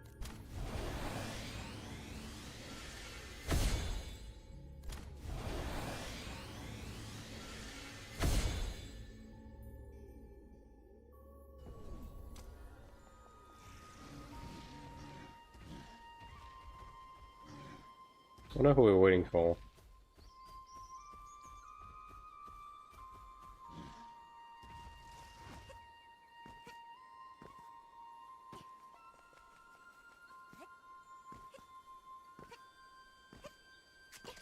Oh yeah, it's nice. At least we have another thing to chase on this character.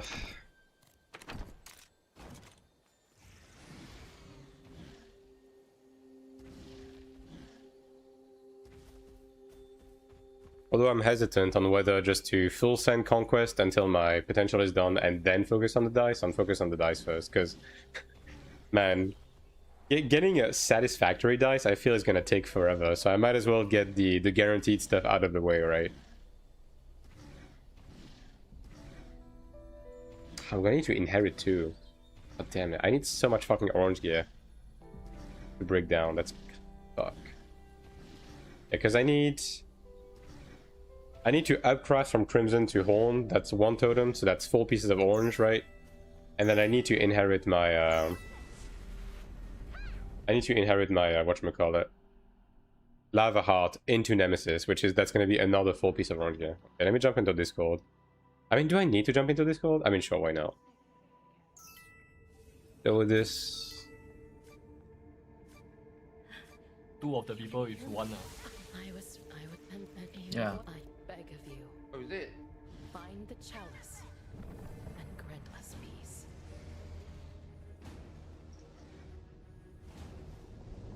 I go left side. Group 1 left side.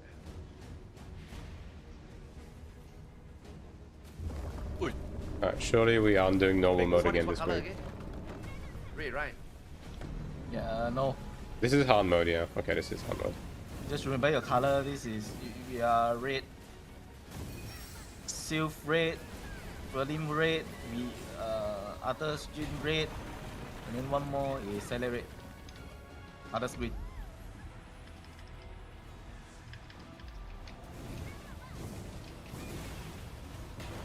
Where you go? Only 1 person you stand.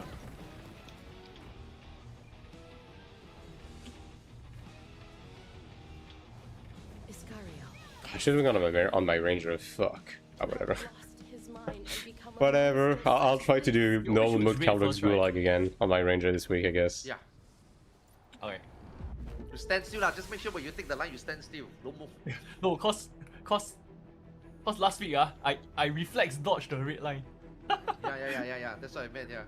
You have to stand still. Yeah. And then the moment you stand still, you don't move already. Yeah.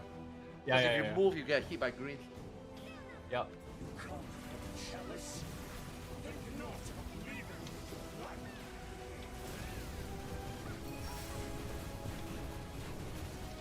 Wait, drop 5? I got 3 only. Pug journey with these, yeah. But I'll try again. Although, I mean, I'm gonna be so fucking busy this week. Like, I don't know if I'm gonna have time to be doing this, but, you know, we'll see. Oh no, now I'm gonna die again, man! Sylph, can you do the ball? I don't know how to do it. 3 to 3 to 3. 3 ah. I have no idea what to do, bro.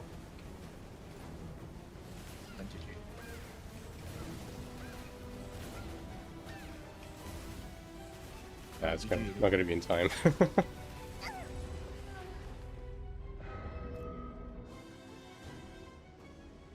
I saw you try to do it.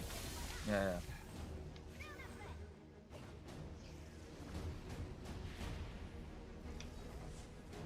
So you have to attack the ball to make it move, is it?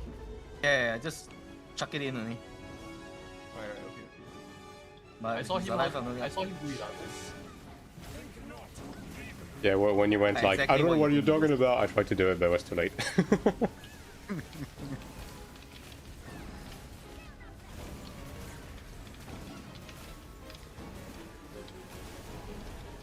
Yeah, I mean, considering I'm the only support, I mean, we do have 2 tanks, I guess, so I probably could have done on my ranger, but whatever. Let's get this done, and then if I can pug it, I'll pug. Otherwise, jeez.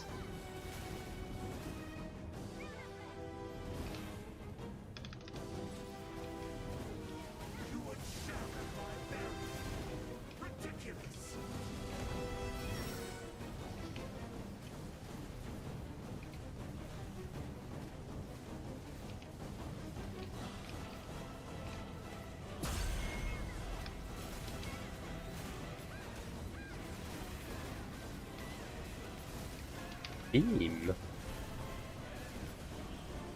Honestly, I can just fucking tank the beam. You know what? Fuck it. Bring it.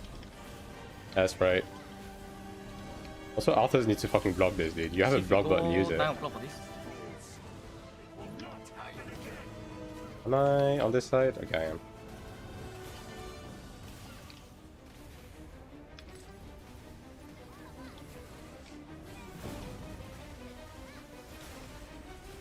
No one blocking. Very cool. We have more me's than we've ever had, and none of them are blocking. Love to see that.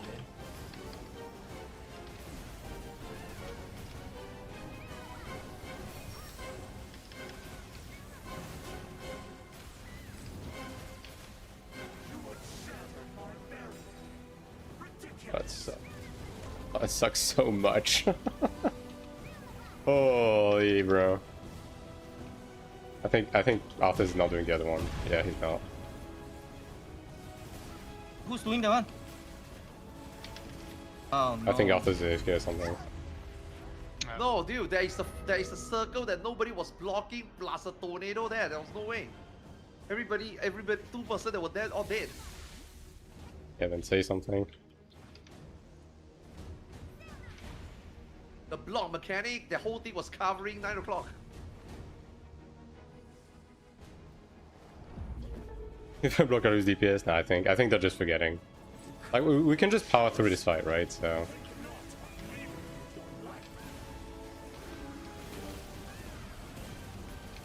Unclaimed skin bosses from Founders Pack can last in game mail. Probably forever, I would assume.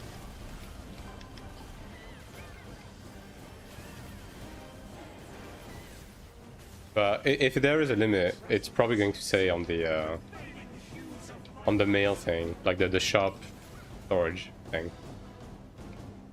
But it can probably still stay there like indefinitely.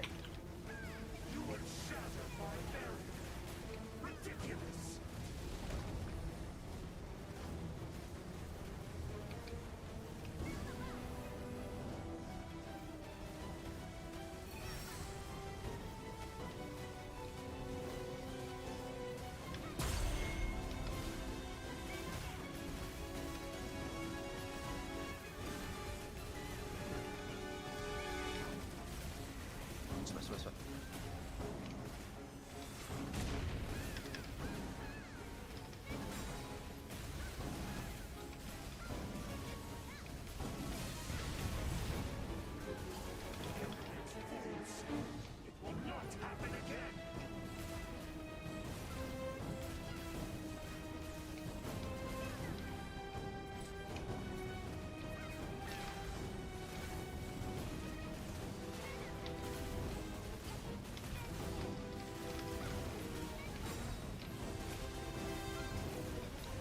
Like a beam. Yep.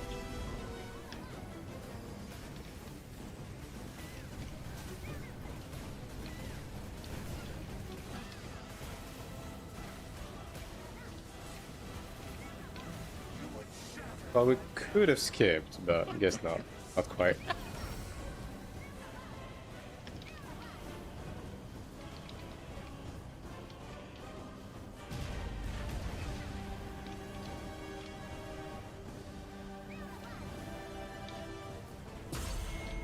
Very nice.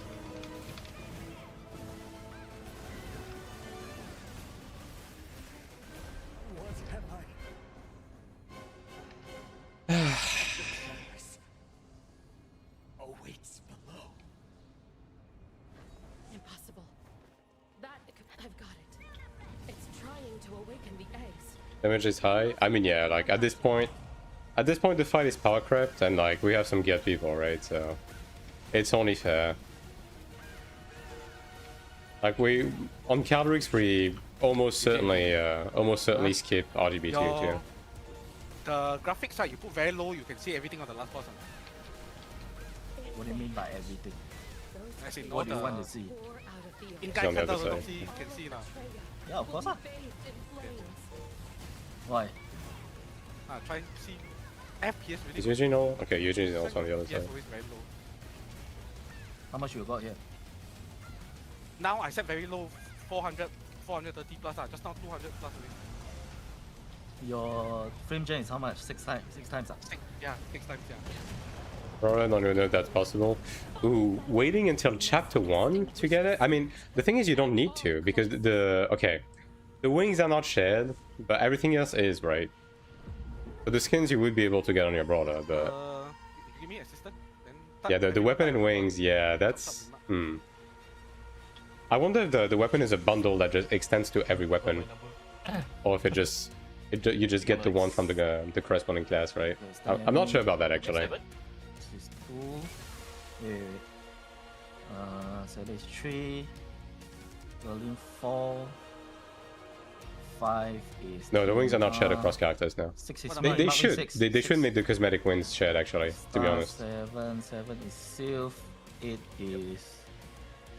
Ying Chao. I'm supposed to be 9 is right? Ray.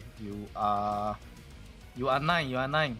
Then Ray is 0. Just do this to skip. 9, so am I doing, which ball am I doing? You are doing the One, the 11 o'clock one. Double one, yes. Ten, 10 one. Yes. Okay, 3, 2, 1. Pass my last thing, yeah. Oh, okay. I bet. Okay. Oh, never mind. Well, Someone else baited. my battle Kind scroll. of flip-flopped a little bit.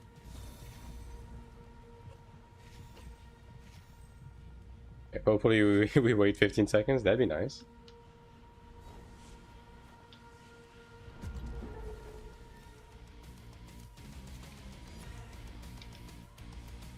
What is 811 OC? What's that mean? You're doing 9 o'clock. Only you're tank saying and thunder 9 boss. o'clock, 9 It's o'clock. proximity bait. Single one. 9 o'clock, yes. Like the first one is on the tank. The second one is proximity.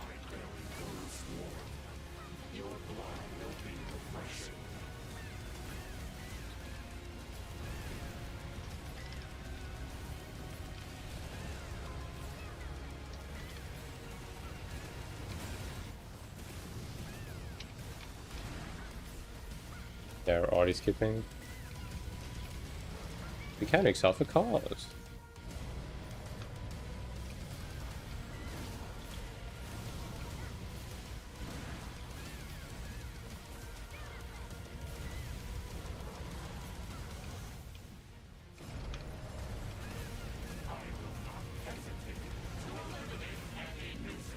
TMI, you're 6. Red, green, blue. So yeah, just the final one.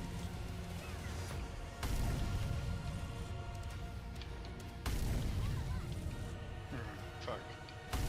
How goes on? It certainly hurts on arm mode.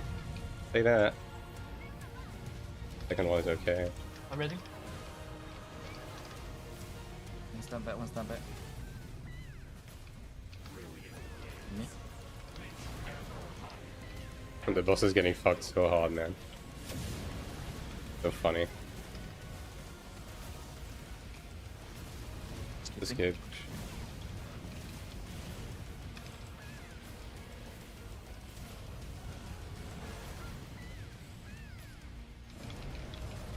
Oh man.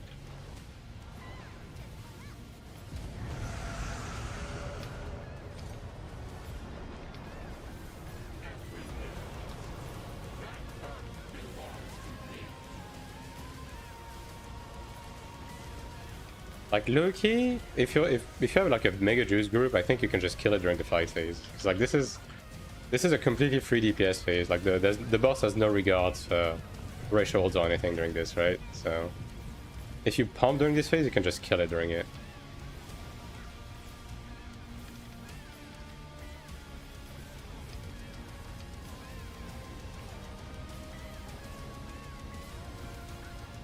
Can you block twice? We might actually get it low enough to just skip RGB2 off for it. Full Clerics, man. Might be normal plus mercy. Don't know whether you go to the wall. Wall. Dash. Beam. The beam. And then spread, stack, spread. Remember your V side.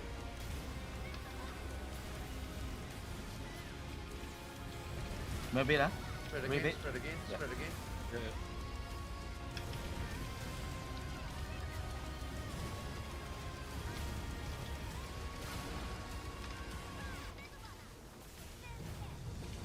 Just the ads. Yeah, Any skin isn't shared? I'm pretty sure the wings are not, because I have a wing skin. Like a cosmetic, a cash up wing skin, and I can't use it on my ults. Like unless there's some weird caveat.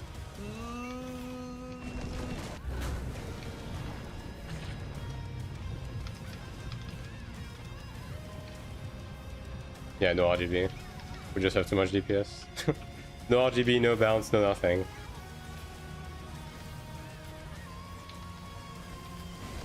It's just dead. First one is who's? Okay, Nice. so, Thank you guys.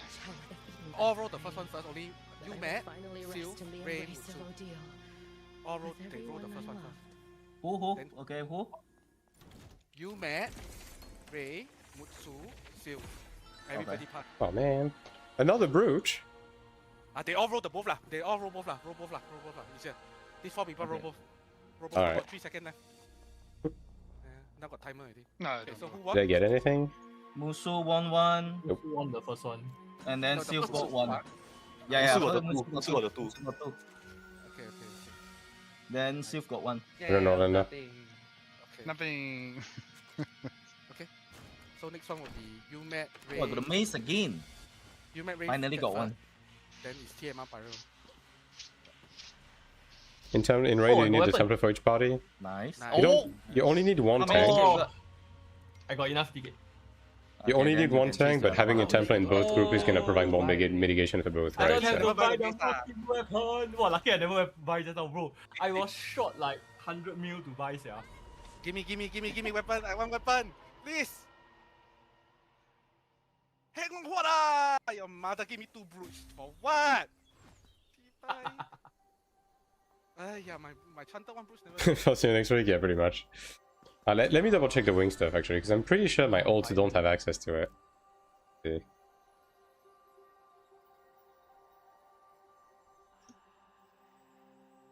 Well, Want me to- good thing we finished on time for TMR. Cool. Thank Yeah, you. Thank yeah. you for finishing early. They don't want to let me pangkang, sia. Have a nice day, guys. Bye bye. GG's. See ya. Template have good DPS PV? Yeah. Yeah. If you want, we can go do a quick Sang 2 if you want still got characters. Sang 2, I Sang do 1. already. Yeah, see? I can. I have this cosmetic wing bot, and it's not available on my ult. Like, wings are only on one character. また、バイバイ。また来週。また来週お願いします。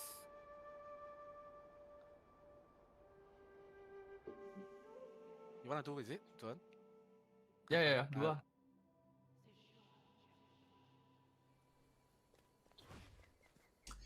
Alright, let me turn these off. I guess I'll do the other sanctuaries right now. Might as well, right?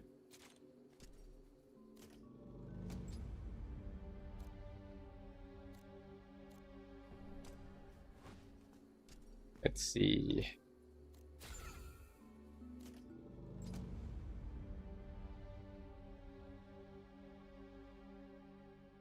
Do I dare intrude this? Sure. Okay, never mind. The game spared me of the gulag. There's so many fucking groups, dude. Concerning meaning template for global, yeah. That is my current plan, yeah. Alright, let me raise the volume again. Yeah.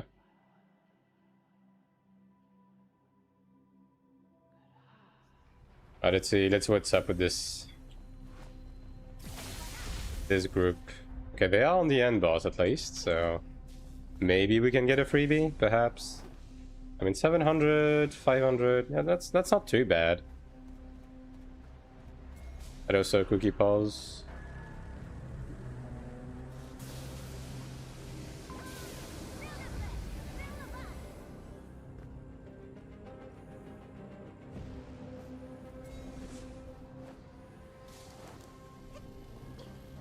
Is there a way to chat with people on different servers? Yeah, you can.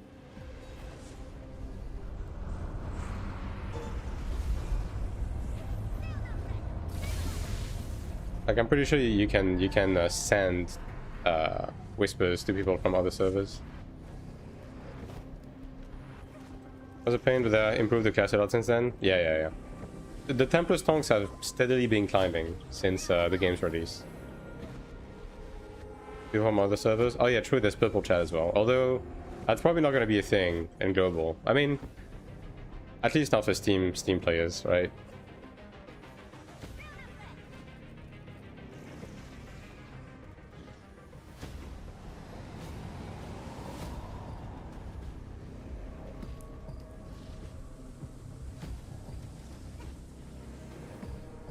Let me bring up the funny picture. 148. I mean, I'm assuming they're doing 148 at this point. At this point, I think it's half of the course, right?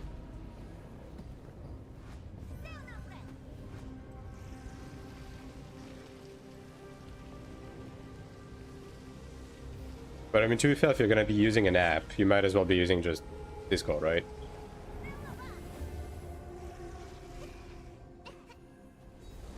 This day and age.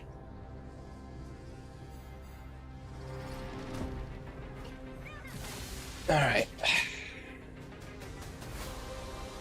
How bad could it possibly be, right?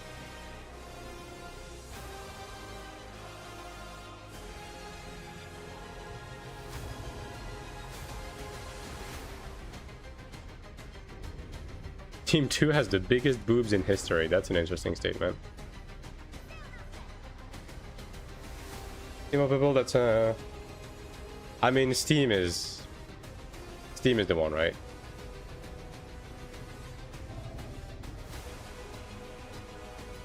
And Spike can chat through Discord. I mean, not with that attitude.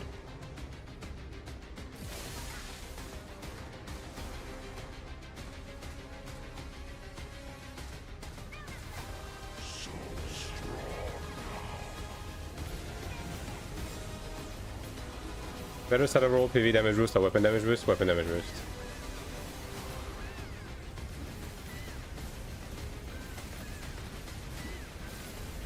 PV damage boost acts just like regular damage boost.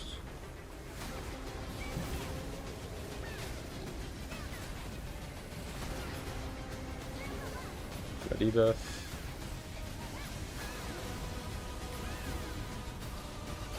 I mean, DPS is DPS is pretty good.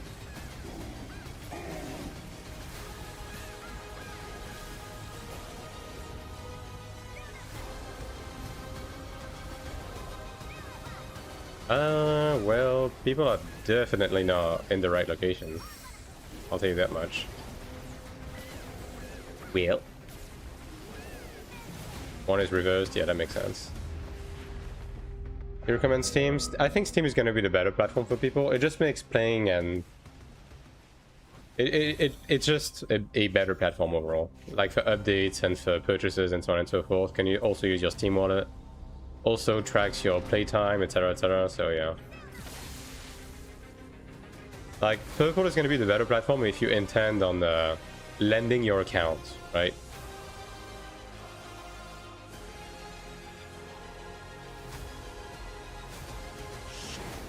Is that an SM or Soak in my group? It's an SM. Also, we are missing one guy. I don't know if they give a shit though. Sensor Conquest being busy, are they hard? The new Conquest is literally just Deus but again. The new Transcendence is pretty interesting. It's pretty good. I wouldn't say it's hard, but it does take some figuring out, right? To get the get the hang of it. It's pretty fast paced too. I 8.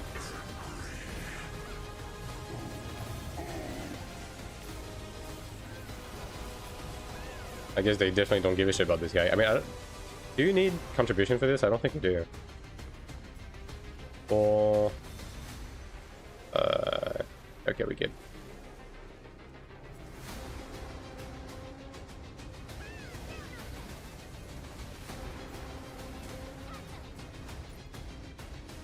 Okay.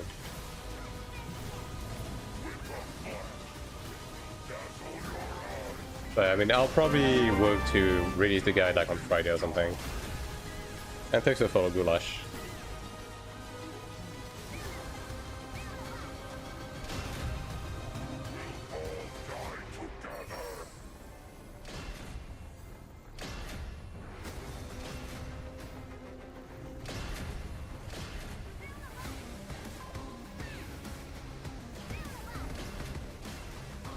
Okay, we're already done. We good. TV was talking about secret tech that involves smelting and crafting system want to make billions of kina. Do you know anything about it?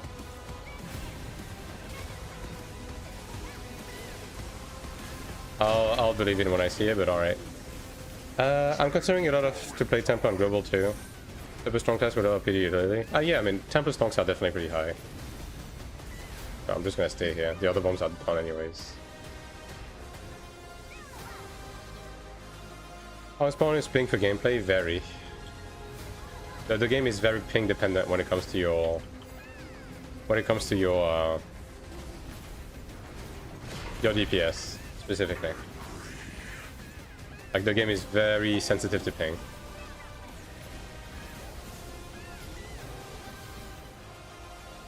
Okay, we are missing 2 people, but that still should be okay, right?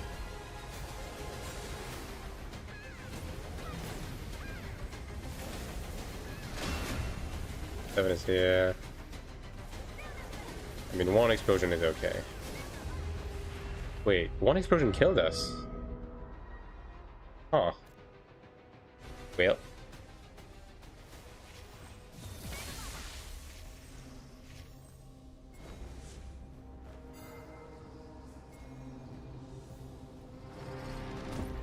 Did they reverse the nerf? Hmm.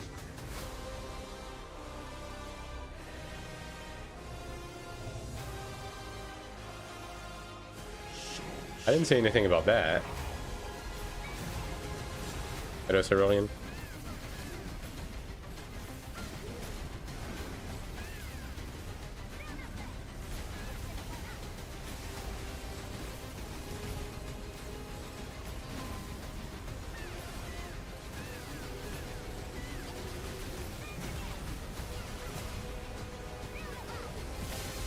Got the debuff.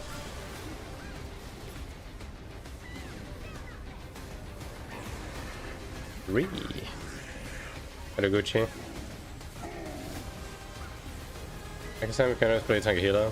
Yeah, I mean, Thing is going to hit every class pretty hard, right? But if you play a support leaning class, obviously some of the burden of DPS gets like shared towards well, that's not good. Some of the burden of DPS gets shared. Yeah, okay. 1 bomb does kill you. Okay, so they did reverse the nerf. That's I don't know if that was on purpose though. But some of the burden of DPS will get split to the other group members, which is why playing support class is a bit better if you have high ping, right?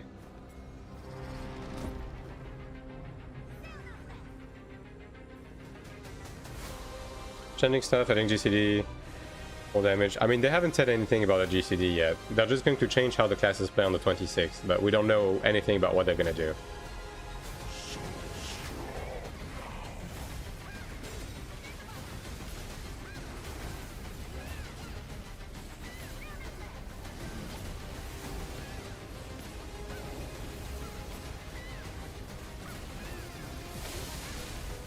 Protein damage isn't fair, yeah. I mean, all supports do it to some extent, right? And some supports are even on top of that a bit less ping reliant than others. Like Cleric is probably the least ping reliant class, for example, overall, which is why I'm playing it on Taiwan.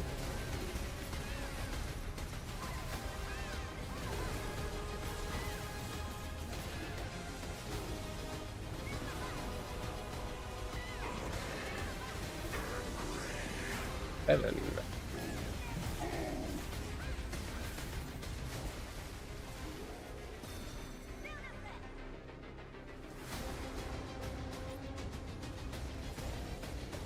Well, someone got it wrong again, I think. Although that's actually it's fine. It just works out.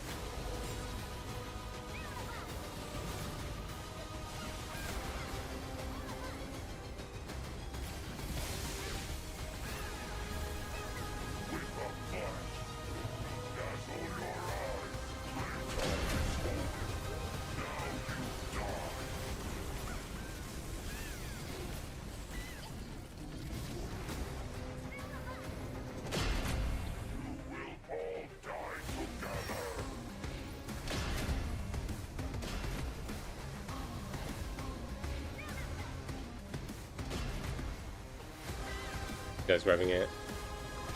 You go, team.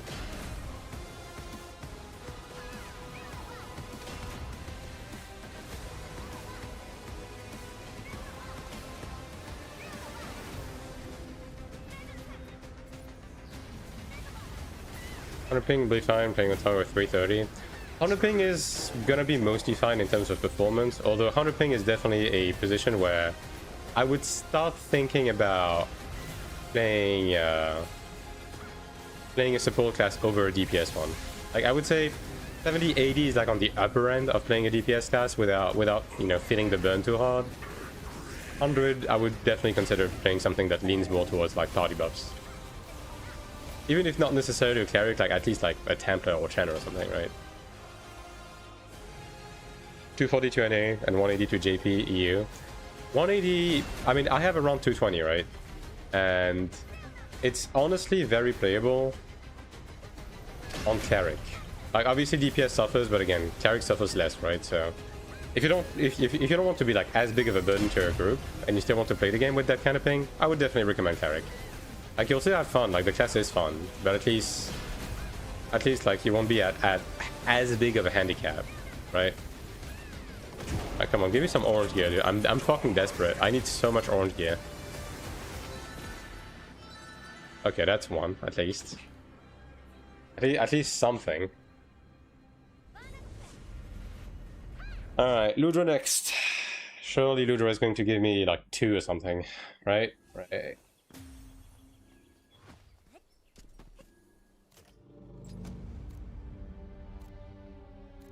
Insufficient queue space, right.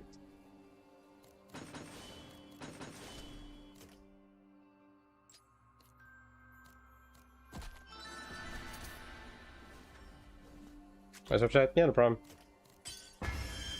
We'll get around 100 ping to Japan from Australia, East Coast. Well, I wouldn't be able to know that. I do know that Australian players tend to lean more towards Japanese servers because, you know, of ping shenanigans, but I don't know exactly how much it would get. It's probably going to be a bit more than that, though, I reckon. I'll take a look at that later. For the time being, let's do Ludra.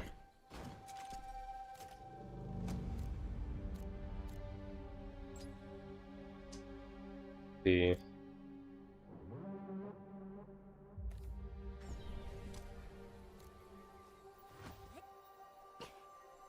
I'm worse than 50-80. Yeah, then 180 sounds right. Yeah, 180 to 100. I mean, you're basically gonna be playing with around the same ping as me. I probably have a bit more than that. I'm more towards like between 190 and 220, depending on the what I'm doing, the instance, so on and so forth, right? And you know, Cleric feels playable at this ping. Obviously, like your DPS is never gonna be impressive, but the game is gonna be playable.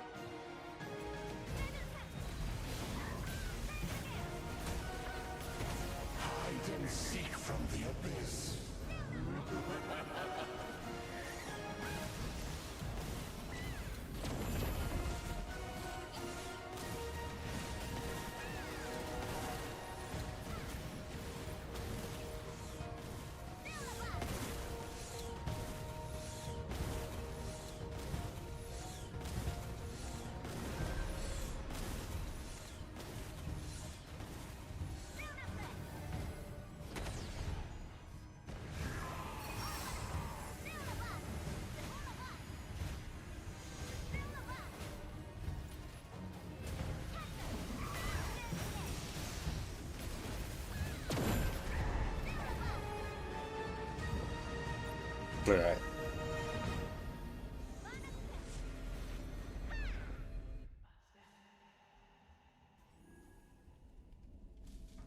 I guess I can do old. I should probably do old sanctuaries after this actually, while while the group pounder is still fresh, before I resume farming conquest and stuff. To be honest.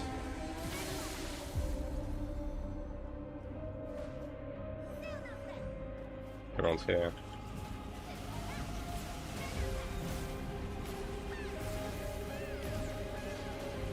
Just try to dodge the cringe. I don't know if I try to do Clerics today though. I mean I could. It would probably be my best shot at doing it on my ranger. Maybe I can give it like a quick spin. See how it goes, but yeah.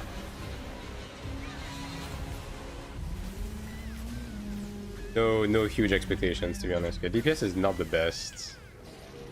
I don't know if we're gonna make it. 'Cause I'm pretty sure I'm the oh, they found it. Well, you guys got this. Well, that was lucky. I'll just use it, whatever. At this point, I care more about my time. Do you prefer Ranger or Assassin in 9-2? I haven't played Assassin at endgame to tell you for sure. I would say most people will like Ranger better though. No fucking orange again? Oh, man. What the fuck is the purpose of Ludra if he never fucking gives me orange? Holy.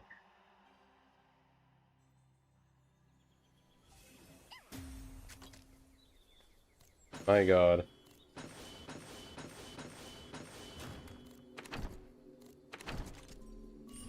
Alright.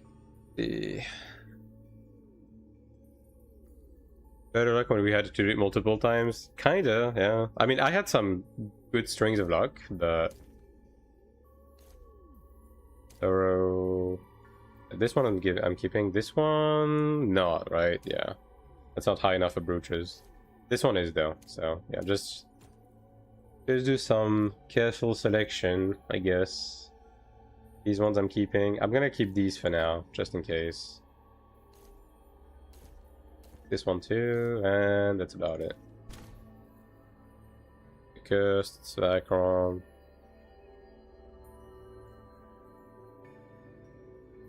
Nathara, I think Nathara I can use as well, right?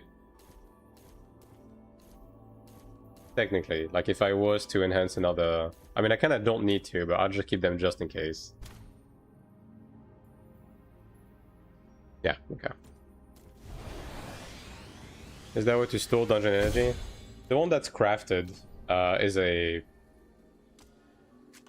an inventory item that you can wait to use until the last day of the season. Why can I template parry and block? What does that mean? Parry and block are essentially the same stat, right? If you receive a frontal attack and your block stat is higher than the target's accuracy, you have a chance to block, which reduces damage taken. Okay. I guess I'll do some... Okay. Do I do some wings enhancing, or do I... I mean, am I gonna miss this crit? Probably not, right? How much crit do I have? Yeah, like this... Well... I mean, who knows? Maybe I'm gonna need that crit for Thankful, though. Yeah, I'm just going to enhance my wings. I don't think I need the passive right now, anyways.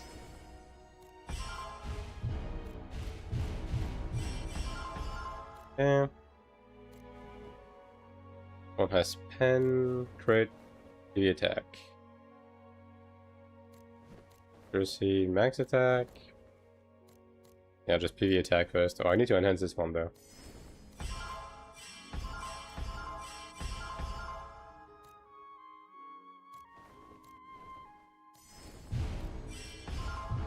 Alright. Maybe almost 6k. And parry is all direction. No, it's still frontal. Like it's frontal and size basically. Like as long as you don't get attacked in the back. And monsters work the same way. They can parry and block you from the front, but not from the back. Alright.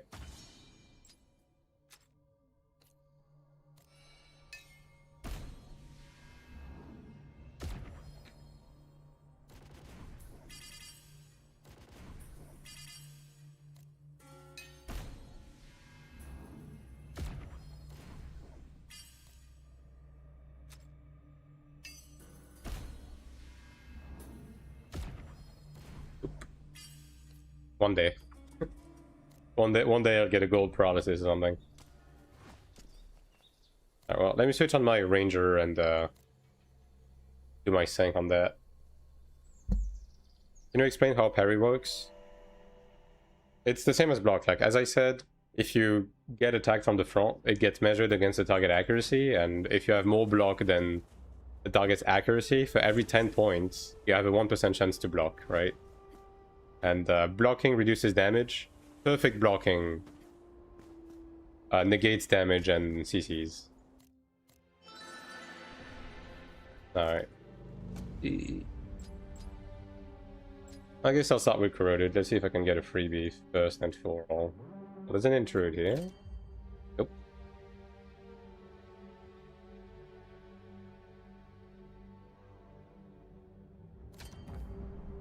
Surely this group finder doesn't say, "This is a fun casual party, we don't know what we're doing, yippee!" Surely, right? Oh, they're kicking me. I guess 480 is not enough for these people, even though none of these people are above 480. Well, let's see if they do it. Putting the tooltip for block made me even more confused. Can mention the parry after shield block. Yeah, like... It's just... If you can only block if you have a shield. If you don't have a shield, then you're going to parry. Do you think, purely speculation, they will nerf us or boost us from the endgame in our version, EUNA? There's probably not much that's going to change. Like, we do know they're going to reduce the cap on pets, so there's probably going to be some power that's going to be lost from that, right?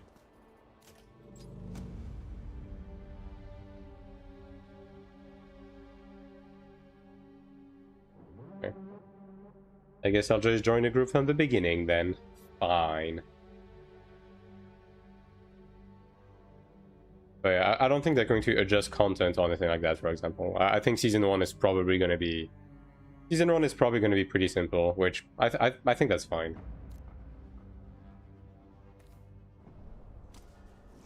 Like, just ease people into it. Blue M is going to be clear with week 1. 7 players, isn't that too easy? I mean, it's kind of whatever, to be honest. Like, Season 1 wasn't difficult to begin with, you know? And again, like, a lot of people are going to be new to the game, so they're going to struggle as is. Obviously, people who are used to the game are going to, you know, blast past it, but it's whatever. Who are the Season 1 winners in terms of classes? Assassin, probably. Season 1 was just a mess in terms of balance. So, like, we're not going to get the same Season 1 we did back then. Should I buy the early access? Well, do you want to play early? There's honestly not much in the way of FOMO in terms of progression or anything, so... If you want to play early, yes. If you don't care, then don't do it.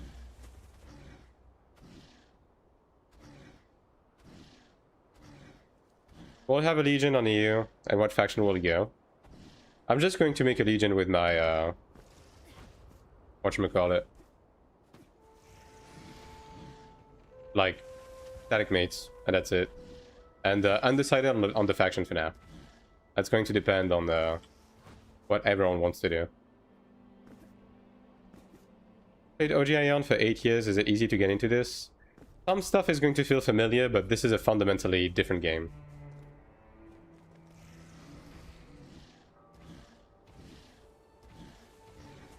Skins outside of LA impossible to get. I want a dragon. I mean, that specific dragon, the black one is going to be probably reserved to the early access package. There's going to be different color variants. Like, that white one is probably going to be in the cash up from the beginning. And there's going to be a red, orange, and yellow one as rewards for clearing Caldrix. So. Last question, is block parry a flat percentage reduction, like 50%, or more block reducible, more damage? Having more block gives you a higher chance to do a perfect block, which completely negates damage. But beyond that, like, the actual block itself is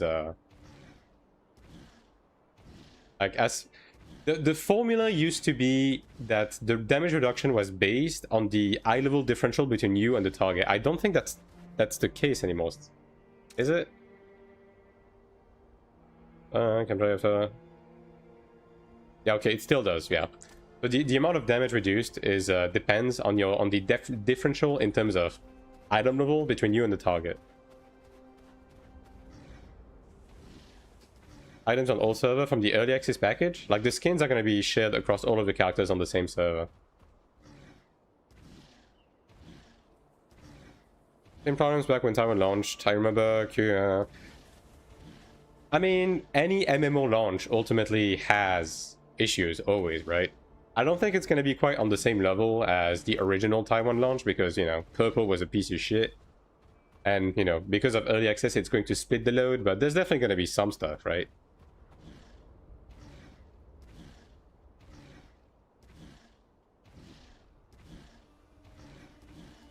I'm playing Dynasty Play Master and Cleric in 9-1. Are they still good? I'm tempted by Assassin for a chance. Every class is good in this game right now.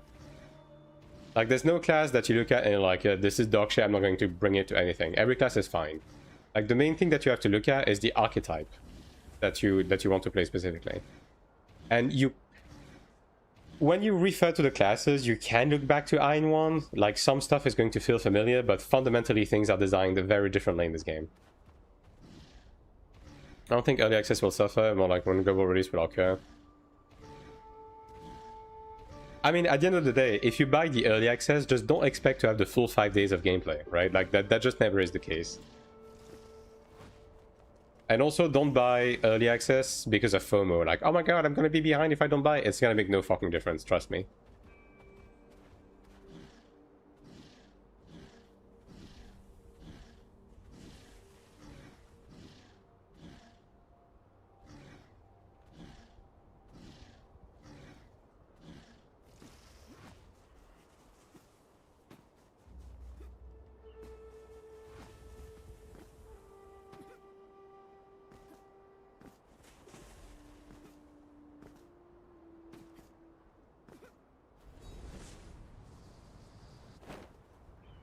I only want the FOMO skins. Yeah, I mean, in which case you can get it, right? Personally, I don't give too much of a shit about it, but it's one of those things where I'm gonna put so much time into the game, and I don't know, I'm probably going to grab the biggest package, since they added the sub. Do I buy it then? I mean, I think you answered your own question there. Like, if you care about the skins in it, sure, go for it. But if you don't particularly care about them, then probably don't. And if you want to get access to the early access and you don't care about the skins, then just get the lower end package, right? What's so easy to find a group with Cleric? Do Cleric also have easy in group here compared to DPS? I mean, yes and no. Obviously people are willing to be a bit more lenient when it comes to like the quality of your gear if you play support. But at the end of the day, Cleric is... It's not like AION2 where we are starved for clerics. Like a lot more people play support in this game because support is a lot less like demanding compared to AION2. Lots of DDoS attack? Yeah, maybe. I want the Black Dragon? Then go for it. Pop off, King. That's a good reason. I mean, that's probably going to be the reason why I buy the big one as well.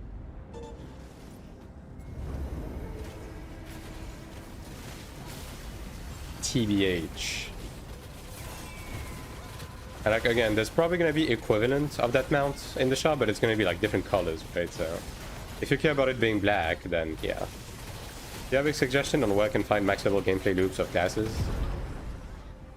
Max level gameplay loops of classes, like, do you mean rotations? Like rotation guides, stuff like that? Most classes kind of operate in a very similar fashion, which I do go over in my PvE building guide, right? But I mean, you can probably just browse like Korean streams on YouTube, stuff like that, if you want to see like low pain endgame gameplay of every class. Although I will be doing a class introduction video closer to release. But the thing is, before the game even makes it to global, we're gonna see another big wave of change to the combat, right? So, you know, supports in this game can do decent damage. Yeah, I mean, pretty much every class has the same blueprint in terms of DPS rotation, and then like one thing added on top of it, right? And supports have the healing aspect, for example. People to understand simply do not understand the desire to buy skins, like spend money anywhere, stuff to progress your character. I mean, me personally, when it comes to like spending money on those games, I will never buy power because that's not the fun, right? Because 99% of the fun in a game like this is the progression. So spending money to progress is not the way for me. Buying the occasional cosmetic that fits the vibes I'm going with, like I will eventually do though. I think a lot of people do operate the same way. I'm not paying for gooners. I mean, I'm not paying for the gooning skins either, but like for mount or wings or something like that, like I will occasionally do it, yeah. How much different is OG Channel Cleric from AION2? Again, there is a lot that is familiar, but fundamentally the game is just designed differently, you know what I mean?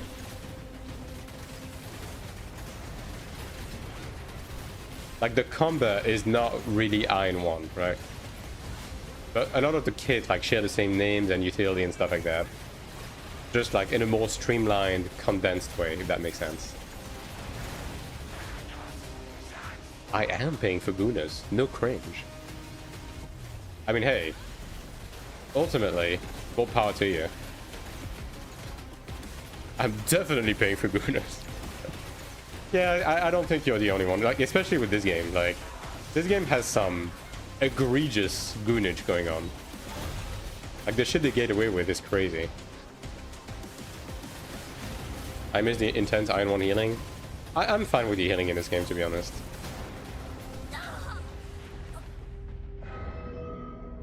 Okay, these guys are just spreading all over the place. Like, 2 was on the right side. 1 was in the back. Like, okay. Path of Exile 2, fun is creating a build rather than copying someone and rushing to endgame. I mean, yes and no. Like, it's more so that everything that you do in this game gives you some sort of player power. Like, it just progresses your character, like, meaningfully. Everything, right? There's no going backwards. There's no, like, stalling. Like, everything that you do actively provides to your character to move forward, right? So that's part of the daily loop, the weekly loop, right? Just going through the motions to actively progress your character. That's the fun, right?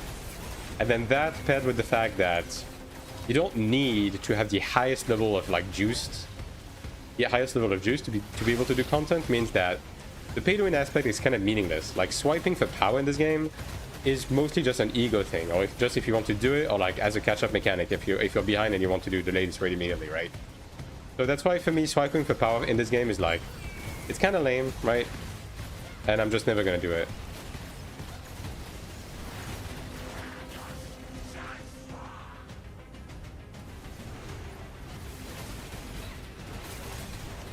Special in the head, I picked my class based off the VFX and feeling when doing the rotation. The wow factor being a 7 soul. I mean, I think that's fair, because like, at the end of the day, as I said, every class in this game is viable, and every class in this game is like built upon the same blueprint and just do slightly different things, right? So when it comes to picking a class, you mostly want to pick a class that you vibe with, both in terms of the archetype and what it does and so on and so forth, right? Oh, whoops. That dash was... Oh no, never mind. They just fucked up.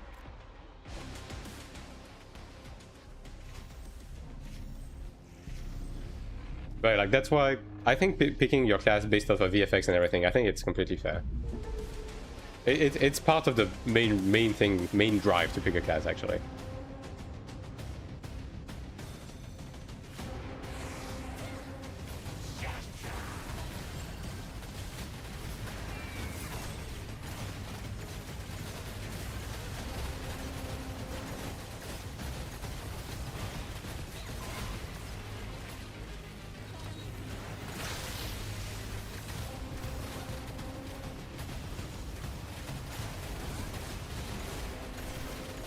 Man, I'm deadash just never getting numbers these days, huh? This guy only broke 1.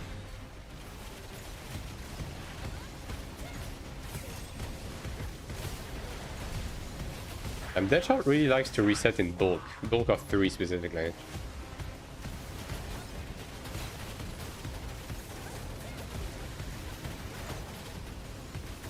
I see 3 and over. Like, whenever Deadshot procs like actually happens, it just always resets in bulks of 3.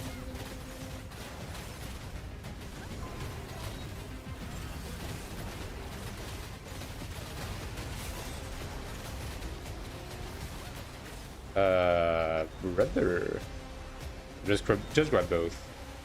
Yeah, that's fine.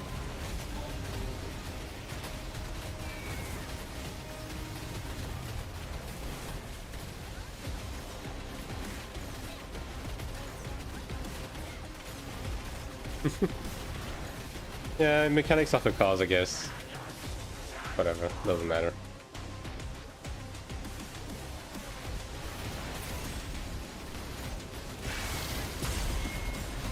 Shouldn't have. Okay, we still have the stack. I mean, the spread.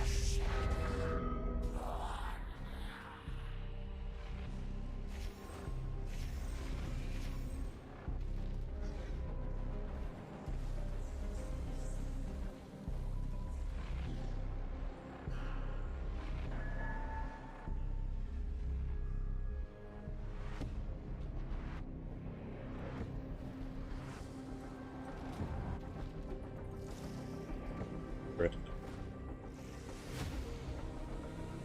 8, I'm gonna be bottom right.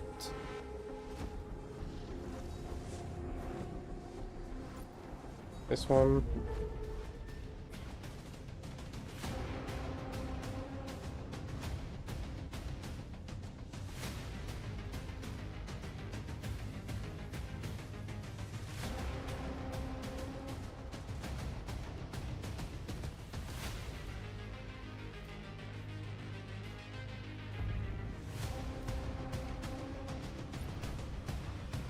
Now we have a 296k gladiator. Crazy work.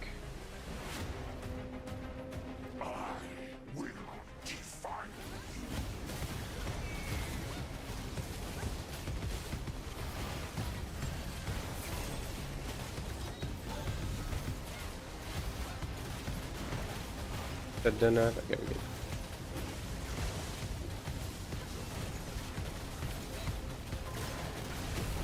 I don't have hitting pots anymore. To get some of that.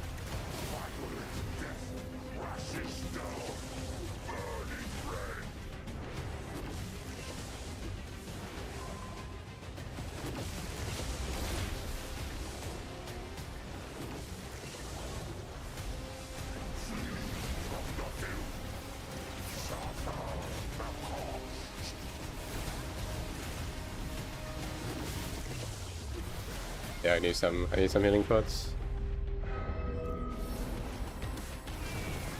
I guess I can just grab some sharp ones, at least for the burns on the final fight. They always red first? Nah, it's random. But you can tell by what the boss says. Like he mentions the colors in order.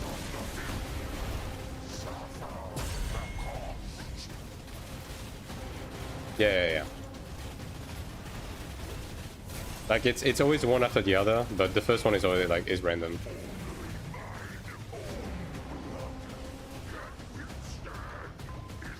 Oh please, dude! Oh my fucking god! Well, hopefully at least one group survives. Okay, looks like 3 and 7 got this. Okay, we're good.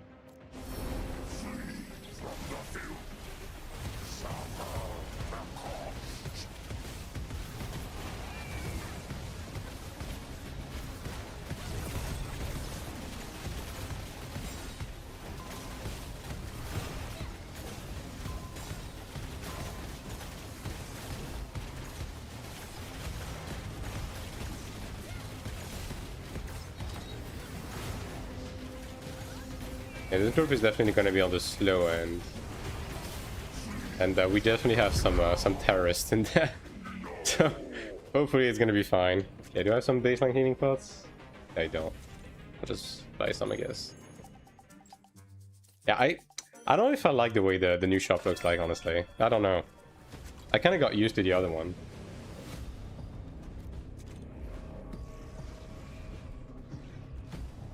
In a way, it looks a lot more similar to the throne shop, like the full screen stuff. Although they do have to fix the item icons being so incredibly pixelated. Best way to get stigma shots: you get them from running Ascension Trial dungeons and by buying them from the Abyss shop with AP. Like if you're just catching up right now, the best way is just like go in the Abyss, like participate to sieges and kill bots to get AP to buy them from the AP shop, and you'll be able to like buy all of the shards that you need to get all of your stigmas. On global, it's just going to be a slow burn of spending your weekly AP allowances and so on and so forth on Stigmas and dunking all of it early on.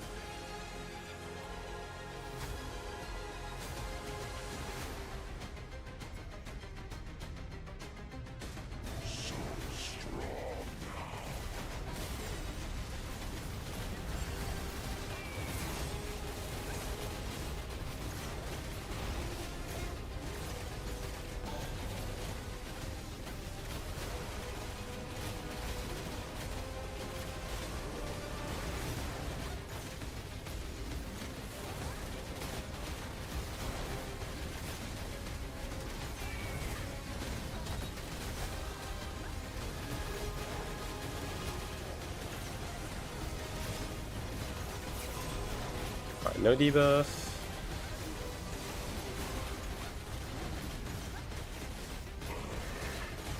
No numbers. Alright, well, I guess I'll just stay as a backup. And this character is just straight up not getting marked for shit. Well...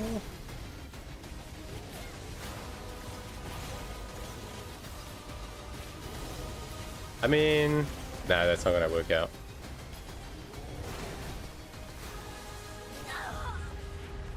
Yeah, 1 was wrong. I think 3 was wrong as well. That's not a good sign.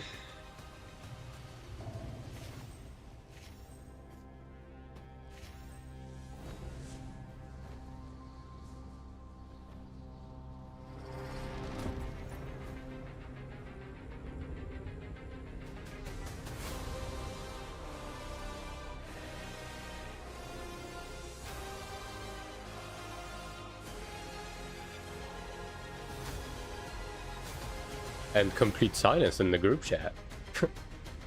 Surely they will learn from this. Alright, well.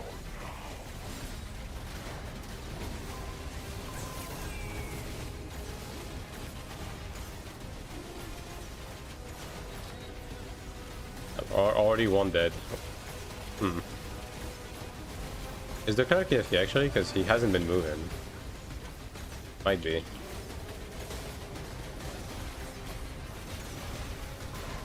Oh, he rezzed into the wrong time. Not a good sign. 8. The most irrelevant number, to be honest. And I guess I can use it to fix stuff, potentially, because I'm not. I shouldn't be needed, right? And 1 is wrong. Yeah. Yeah. I mean, I don't want to be this guy, but the Bakama guy is wrong. You might want to pull up the graph, brother. 1 guy left.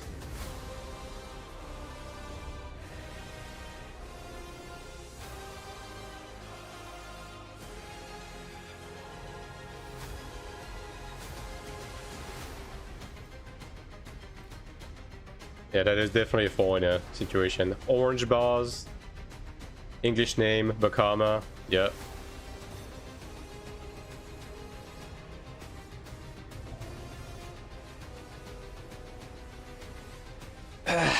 This is a gulag chat. We have put foot.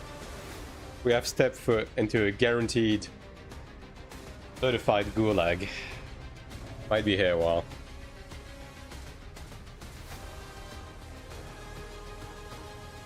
Not knowing about to classic foreigner, true. I've entered the gulag even before entering a Calvert's group. Crazy work. At the first field they leave. Well, that was the second wipe. I mean, yeah, it's a bit early, but I also kind of get it because people have been getting the numbers thing like very, very wrong. It's not just one guy or like something that is like a bit off, right? It's like multiple numbers are wrong. Well, you're getting kicked for gameplay sabotage. Sorry, brother.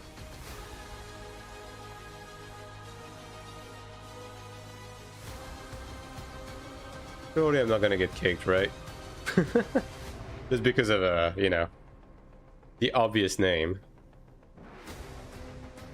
What picture did you work for the number bomb? The one I made. Yeah. I have a 148 picture pinned on my Bargot video. Like, maybe I guess I can just bring it up. Hold on. We're gonna have to wait for someone to join anyway, so. Do this one, right? Yeah. Let's see. On my Bargot video, into the pinned comments, them. This is what I'm using. Bargot D's, yeah.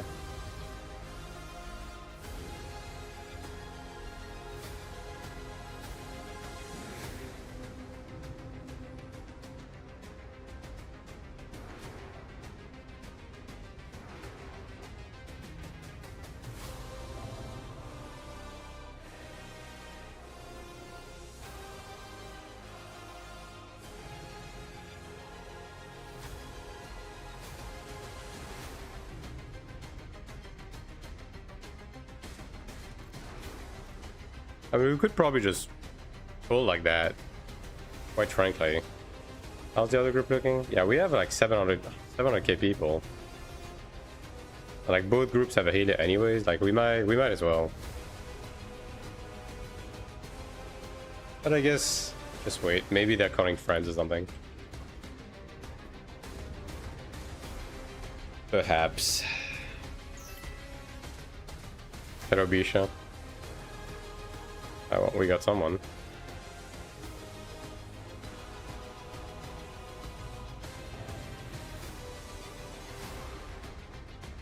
I can see the network on this guy for some reason.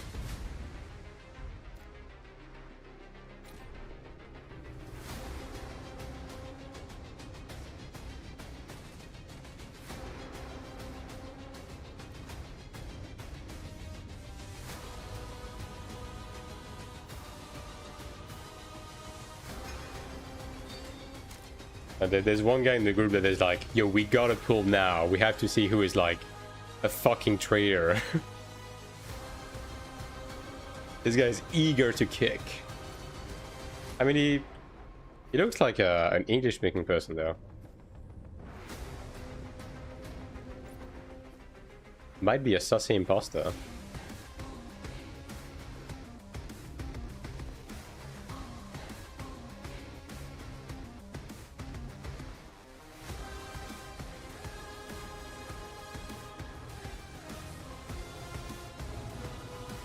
Thirsty for blood, yeah.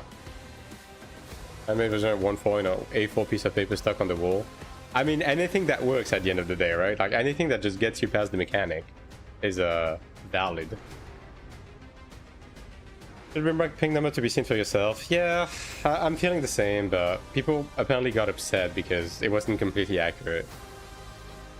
Some kind of slaps. I mean, this game has some good tunes. For sure.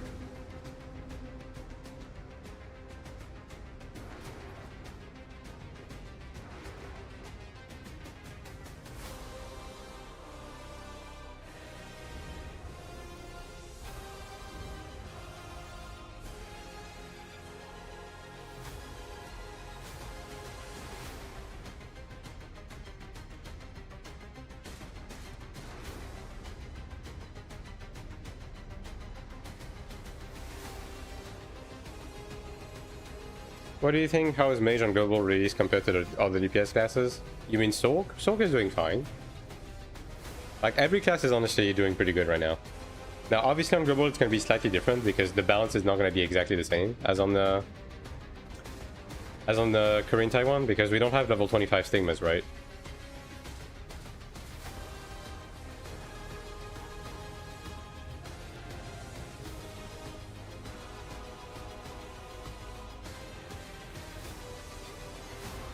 But overall, I don't think it's going to be that big of a problem. And like, you kind of want to set up Season 2 onwards anyway, so...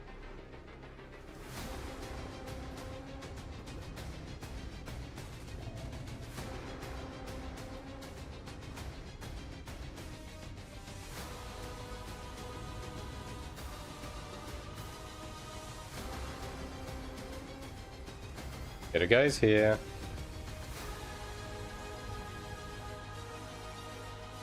Let's see. And the soak is like out for blood, dude. Bro has had enough. Maybe I wouldn't play assassin. Soak is honestly fine right now. Again, the state of balance is going to be slightly different on global, but yeah, it should be fine. Yeah, season 1 is going to be like pretty simple anyways, so interesting. Oh, we had poison puddles there actually. That doesn't help. Like 2.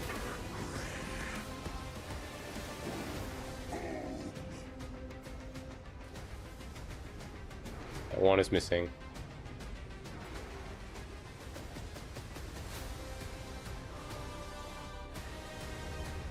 But then again, I think most people were just dead.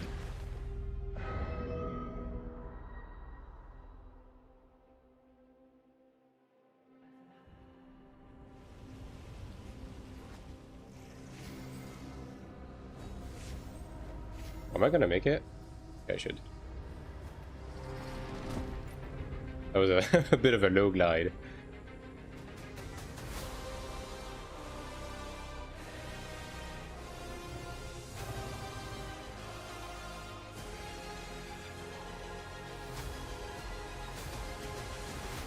Alright, take 4. Or was it 5? I think it's 4.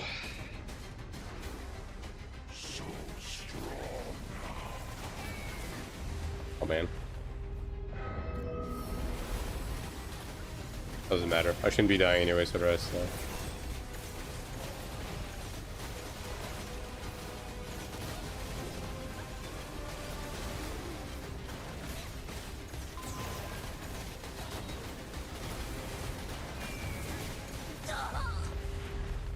I don't know why they are. I can't participate on that. Otherwise I'm gonna die again. I have to wait for him to cleanse.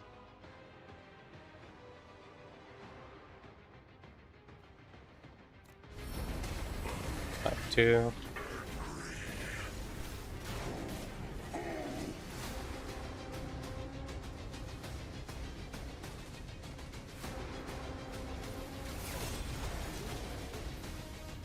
Well, big fan of expanding both raises at the beginning.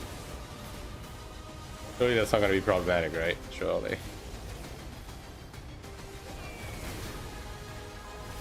Although, I do feel like I'm eating a bit more than usual. Better pizza.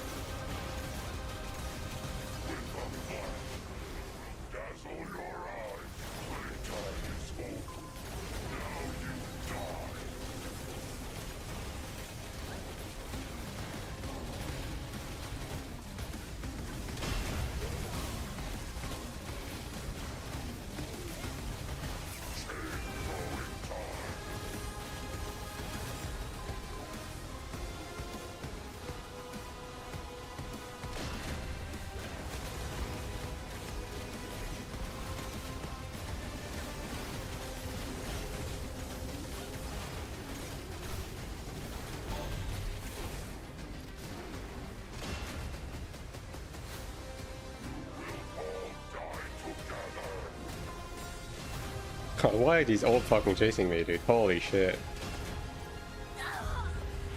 Alright, well. That's GG's. That is, that was a bit of a tragic display, honestly.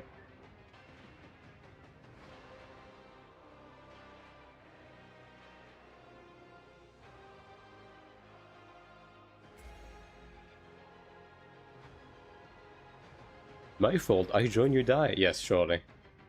We'll go with that.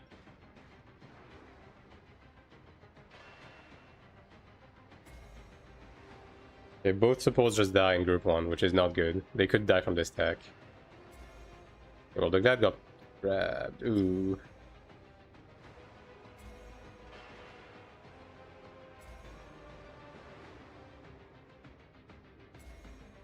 Yeah, actually don't do that. Okay, they don't have a cleanse on this poison, which is fine.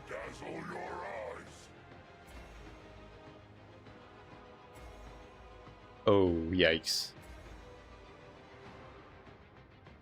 Okay, well, they lost 2 people on that.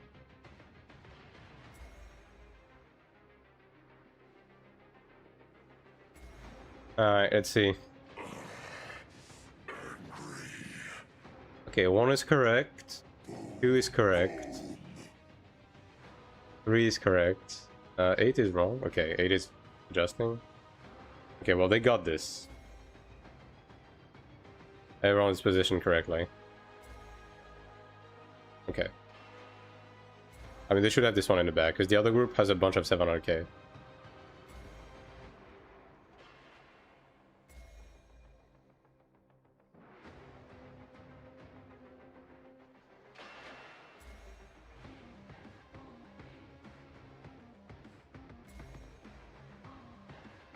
Christ.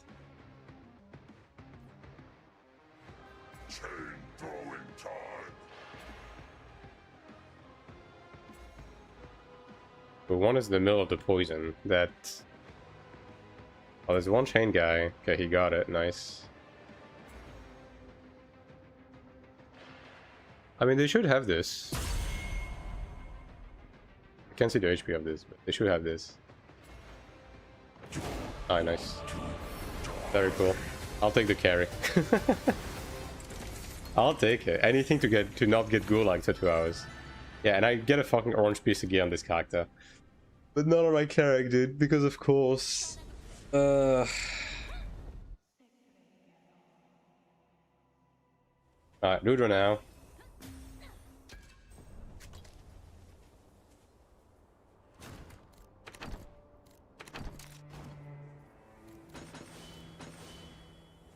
Not even movement speed on this. I mean, I guess I can actually upgrade my my ranger's weapon. How's the glad mission cancel ping change for DPS? As far as I'm aware, it's just a DPS loss for everyone. I don't know if it closed the gap between classes, but yeah. As far as I know, it was a DPS loss.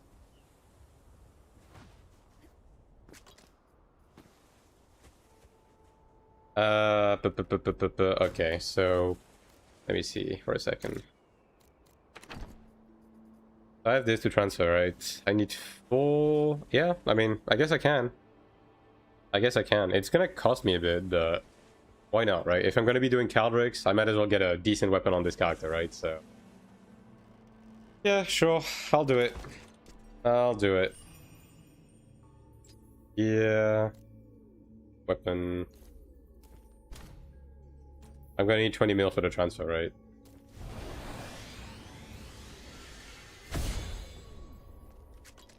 Because I'm never gonna get a high grade of weapon on this character. Since I'm gonna be Clerics NM, right? So yeah, that's gonna be as good as it gets, pretty much. Alright, well, let me get some money from my Cleric. Then we'll upgrade that. And then again, I guess we can jump into a Clerics normal mode Gulag afterwards.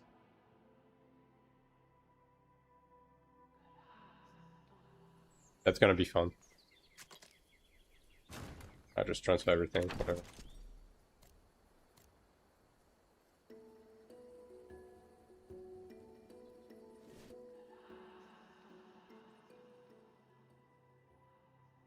I still don't know how pugs do Clerics, to be honest, in terms of the RGB. Like, I don't know if anyone in chat has done Clerics with Taiwanese pugs. Like, I don't know how they prioritize the spreads and everything. I guess I'm just gonna YOLO. Like, just take a position, just fucking stick to it. Unless they actually put a number on me. Like, if they do put a number on me, like, I'll adjust, but...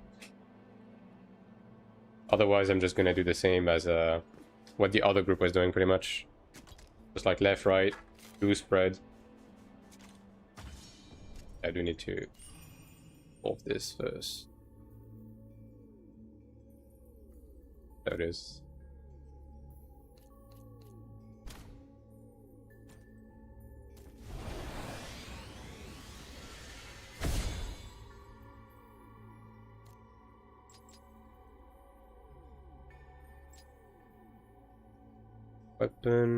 Weapon. Yeah, my ranger gets a weapon transfer stone before my main, because of course. Alright. 20 mil. Oh, I need to take the money out. Also, I need to craft the actual totems, actually. Do I have the fragments? I don't.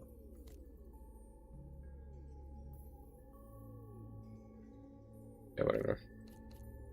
All that. Not the weapon, though. Let's not do that. This I can use to upgrade the guard, I guess. Yeah, I'll keep that. I'll keep those. That's the VAT here. One doesn't matter too much. Should be enough. Well, I'll keep that for the bracelets, actually.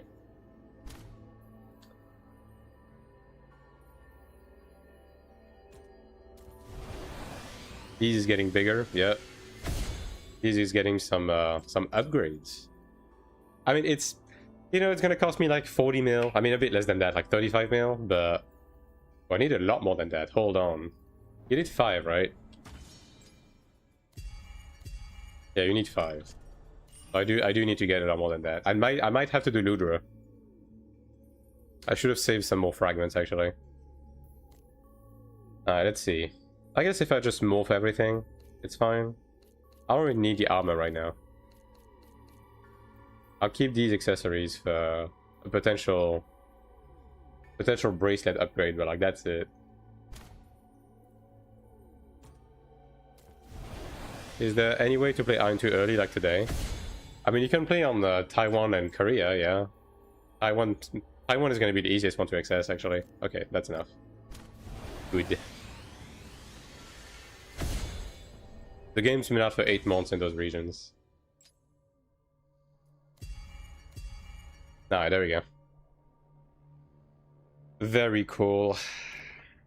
20 mil. I guess the extra range is not necessarily going to be a bad thing either. Alright, 10% upgrade as well.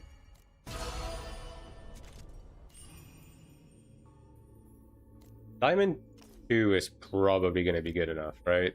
I don't think I need to push Diamond 3.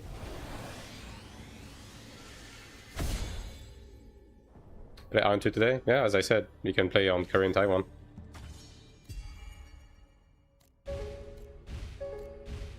Yikes, dude. Okay. Well, Diamond 2 is gonna have to do. Fuck that. There you go. Connect to Taiwan or Korean servers. You make... I mean, I would recommend Taiwan if you're gonna be picking one of those. You make a Taiwanese account through the NCSoft account creation, and then you download Purple, you log in on the Taiwan version, and then you just play the game. It's really that simple. Alright, I can put potential on this, actually. Yeah. Yeah, that's why I wanted to keep the weapons. I mean, whatever, it can wait. Accurate damage boost. I can get something a bit better than this, surely. Yeah, that's 18 attack and accuracy. Yeah, that's good enough. Put some damage on this. Alright. Raise the soul bind too.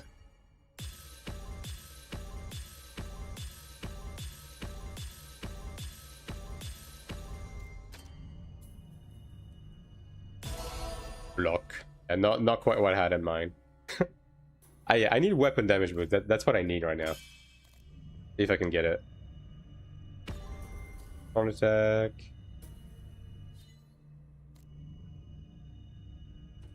Yeah, you're gonna need a VPN to be playing on those regions, obviously. As well. Yeah, just fucking full sense for weapon damage boost, I guess. Multi-hit, man. Weapon damage boost is 4.2%, that's not too bad. Or probably doable within the amount of stones I have. Multi-hit again. Suppressing arrow again. Genuinely, suppressing arrow 20 is such a meme. I don't need that. Thank you very much. Deadshot. Just stop giving me the 2% skills and give me weapon damage boost. Please. I will beg. Lions.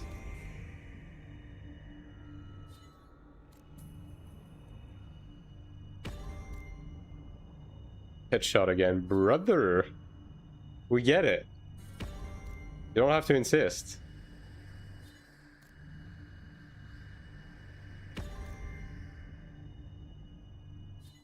Ah, there we go. Okay, that's pretty decent roll as well. I don't need to be clicking more of those. That's much better. I'm 1k away from 500k. You know what? Let's try to reach that point, actually. Just the pogs to be a bit less cringe. I guess I could just upgrade this, actually. Oh, it requires those. Well, never mind. This bow looks badass. By default, yeah, I can actually remove the skin and use the default skin. Because it actually looks pretty cool. Yeah. Look at that.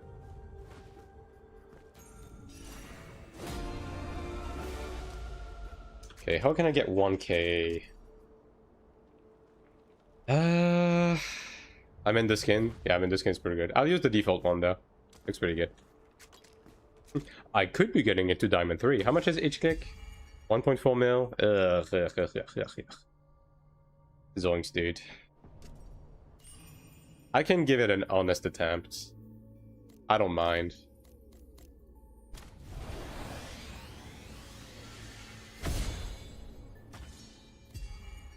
Surely I won't tap this, right? Honestly, not bad.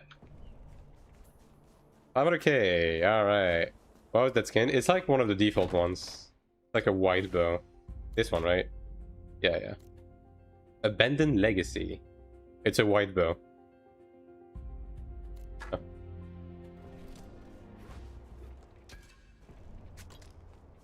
It just fits the vibes of this character, honestly.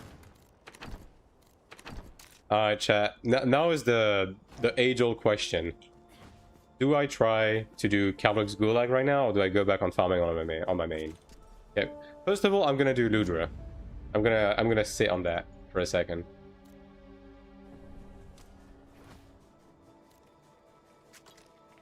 I should probably be doing the new content, honestly, instead of doing Cleric's, but yeah. It is pretty tempting. I need potential for this as well. I mean, I guess I should have some stuff to convert, right? Yeah, I have this one.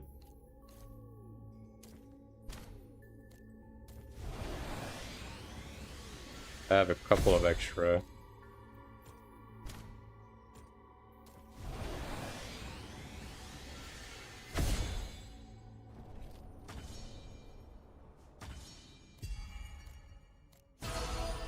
Alright. Like, this is gonna be the endgame weapon for this character. It's like, it's Horn Dragon equivalent. I'm never gonna be making anything better, so yeah. I might as well, like, invest a little bit into it. Like, this character is already way more invested into than I initially planned, if I'm gonna be honest, so... Oh wait, I can get some potential from this though, right? Hold on. Hold up. Yeah, I don't need the Abyss ones. I need to downgrade them. Yeah. Oh man. Let me get my juice. I mean, there should only be one additional level though, but I guess it is some help.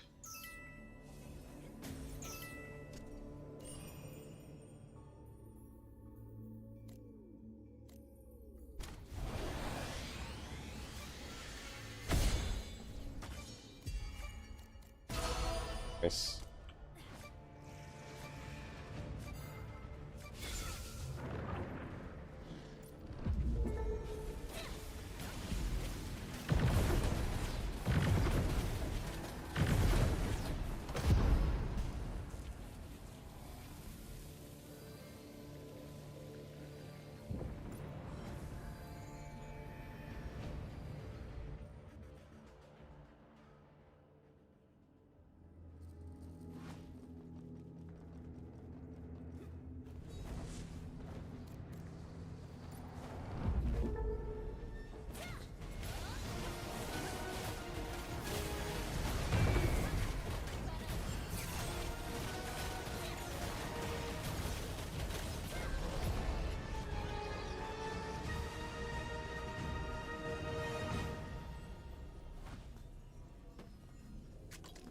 I mean, I could be pushing those as well.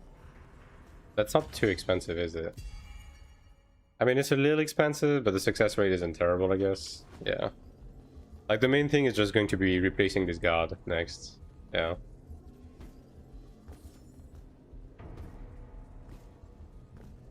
Probably not Ludra. At least corroded. Yeah. Also get some weapon damage boost on it. I mean, that was a 20k combat power jump, considering I'm losing attack. I mean, I'm not losing attack, but I'm losing, like, you know, percent attack. It's kind of made up by the raw attack of the weapon, but still. As well as the additional might. Ooh, actually, if I can do the stage 1 of the new Transcendence, I kind of want to do that too, just to get the cards. Might have to do that on my ults.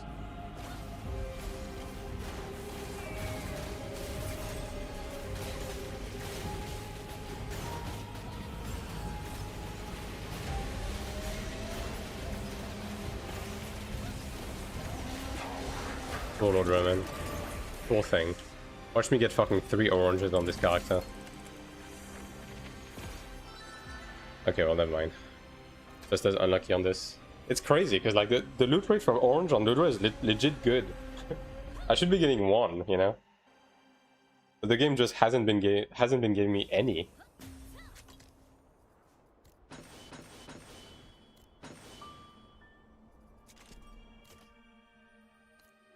Today's supply data array is so dog shit, my god.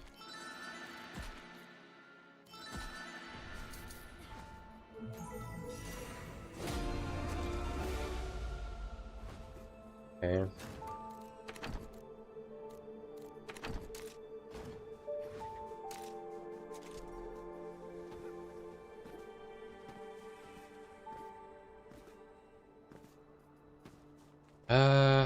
Okay, let me just take a quick gander.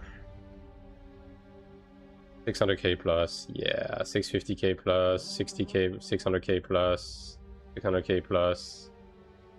Yeah, I don't think this is happening. Like, these guys all want voice chat as well. This one voice chat, this one's voice chat.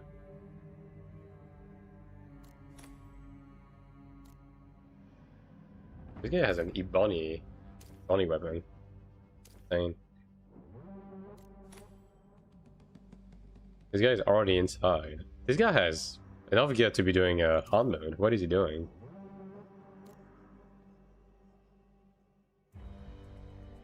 Okay, plus. Yeah.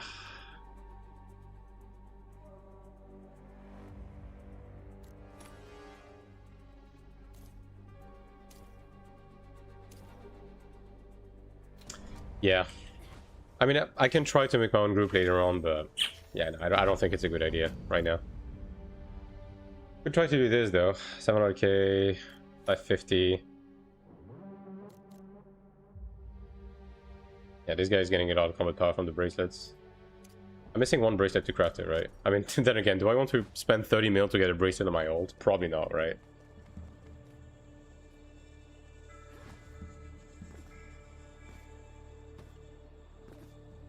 Yeah, I'm just going to do my sanctuaries on my other characters and go back to farming on my main for now.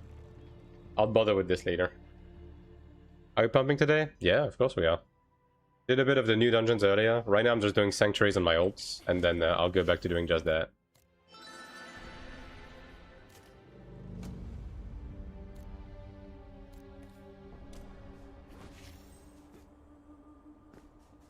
Like, the new conquest is nothing special. The new transcendence is pretty good though.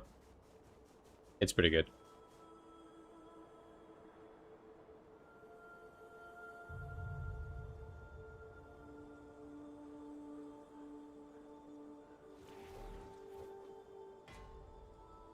What's now with wiping out a flank make up the second main boss? I mean, it's not very complicated, but if someone gets a mark that doesn't know what to do, like, they can very easily just wipe the group, yeah.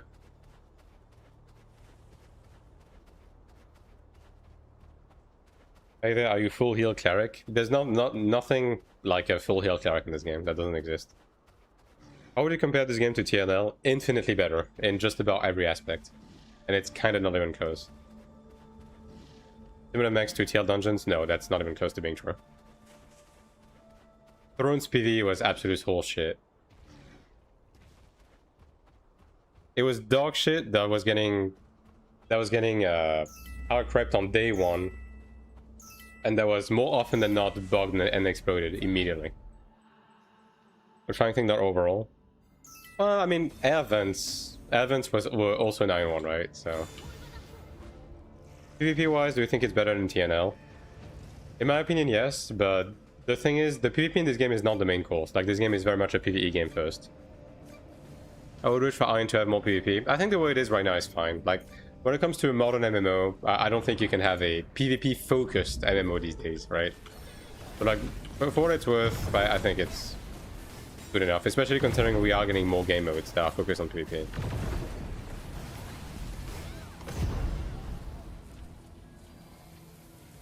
Fully committed to it, yeah. PvE game first is better for the player base. Overall, yeah, it's just better for the game's health long term, pretty much.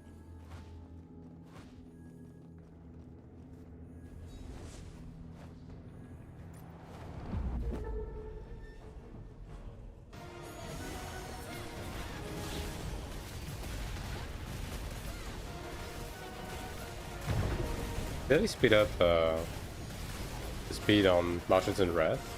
Felt a bit faster. Imagine Guild Wars and AION? Yeah, it would be dog shit. Because anything that is guild focused is just dog shit, to be quite frankly. It's fun on, like, on paper it sounds good, but then you actually execute on it and it just doesn't work.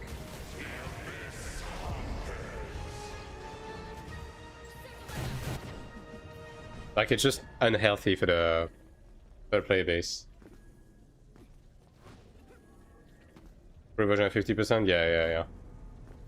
Are they going to add a Castle Siege equivalent to AION2? They have talked about including Castle Sieges, yeah. Although, I'm assuming if they do, it's not going to be, like, for a decent amount of time. Because they have other things on that plate right now.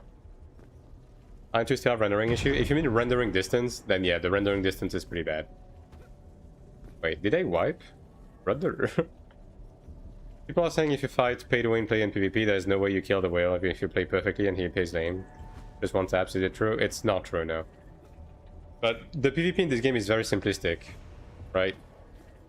So there's not a ton when it comes to gameplay, like skill expression in PvP in this game. Because it's just meant to be fast food, but on the flip side, again, the game is not PvP focused. There's no player progression that's tied to it. It's just a thing that you do on the side after you're done with your PvE stuff.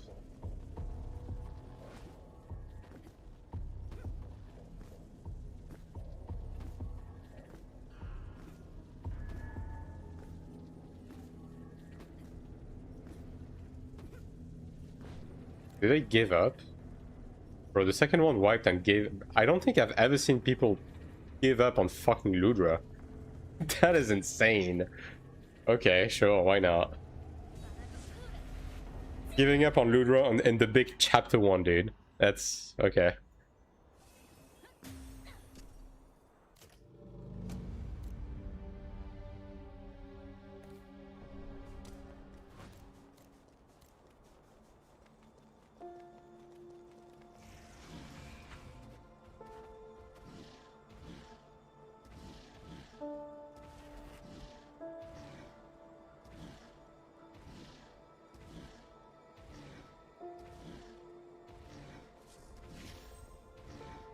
Consider how new people to give so easy. Oh, people will 100% give up easily on EU too. No doubt about it. That's not exclusive to any given player base. But I mean, with this amount of power creep, giving up on the first mini boss is kind of crazy.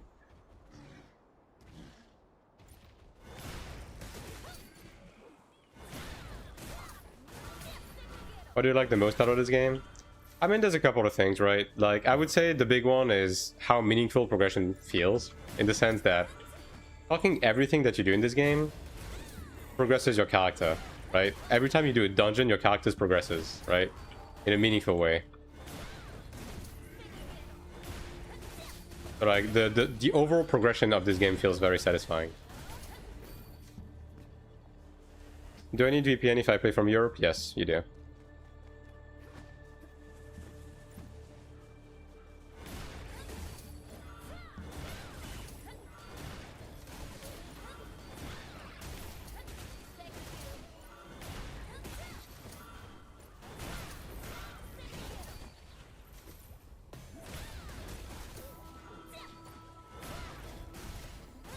On their wings that give stats, so getting the ultimate founder pack wings will be useless in the future. The founder packs are only for the only cosmetics. Like you only get them if you give a shit about the cosmetics. That's it. You still enjoy the game like that, like it's day one, or it's like 200 hours? Is that repetitive? I mean, it, you know, there is some repetitiveness, but it's an MMO, right? The end game is gonna have some repetitiveness, but for what it's worth, the content release pace of this game has been really fast, especially compared to other games I've played. So it hasn't felt too stale for too long. And overall, like again, because like player progression is so forward and everything that you do is so meaningful, then you get enticed by the fact that every time you run shit, you get some good stuff, right? So yeah, I mean, honestly, I enjoyed this game even more than when I played it at first, because the game has been getting... The game has only been getting better with time, is the big thing. So like, whereas there was some hesitation at the beginning, because the game was honestly not in the very good state early on. Like, nowadays, I'm a lot more confident about the game, so it's a lot more enjoyable.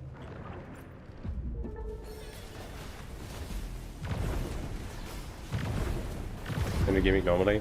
I mean, you don't even need a cleric to cheese it nowadays. Like, even if you do the crystal mechanic, because of the life thing where everyone can self-res, you just need one guy to survive regardless of the class, right? So it kind of doesn't matter. Like on global, it's going to be very simple, even if we have to do crystal cheese. Do you think the dev team is doing a good job? Yeah, overall, I would say so. I would say they've been doing a good job on this game.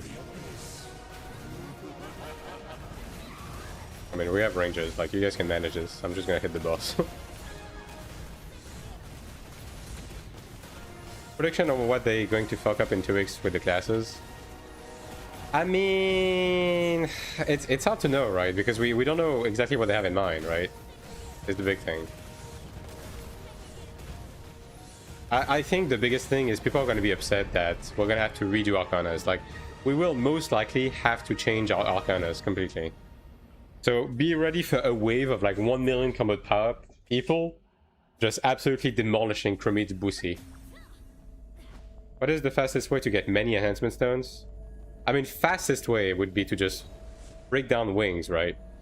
But in terms of like, you know, getting a sufficient sustain of enhancement stone over time without being reliant on, you know, breaking shit down, it's having ults that run Ascension Trial every week. Cleric Chandra still have res. Cleric does, yeah. The team-wide raise, it's not useless in the sense that it saves having to burn a stone, right? So people do like that. Must be paid actor, yeah, surely.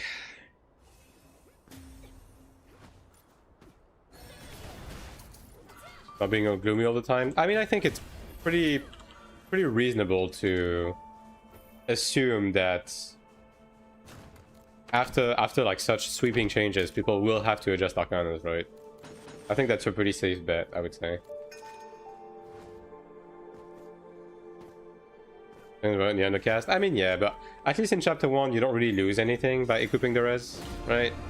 Like 6 Stigma starts is more than enough. On global, it's gonna be, you know, a bit different, but yeah. Where are you from? You speak fast, but I can't understand. You UK or USA? I'm French. I'm sorry to disappoint, I am French. 40 plus. Surely, right? Surely. Please take me. I'm not saying invent spam with whales destroying their gear after patch. Korean dev did not enough, in my opinion, yeah, I guess. Did you try the new dungeon? Yes. I did. I did both the conquest and the whatchamacallit. The car dungeon. Always so desperate to shit on new MMOs. Yeah. It is what it is.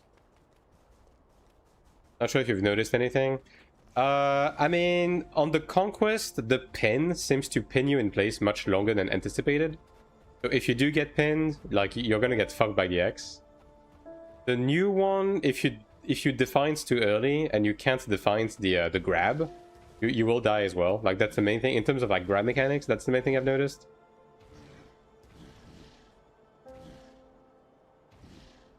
Don't tell me someone that you told you that to speak fast. How can this be? I mean, I know I speak fast. I'm aware. It is what it is. French? Unsubscribing. Yeah, that's fair.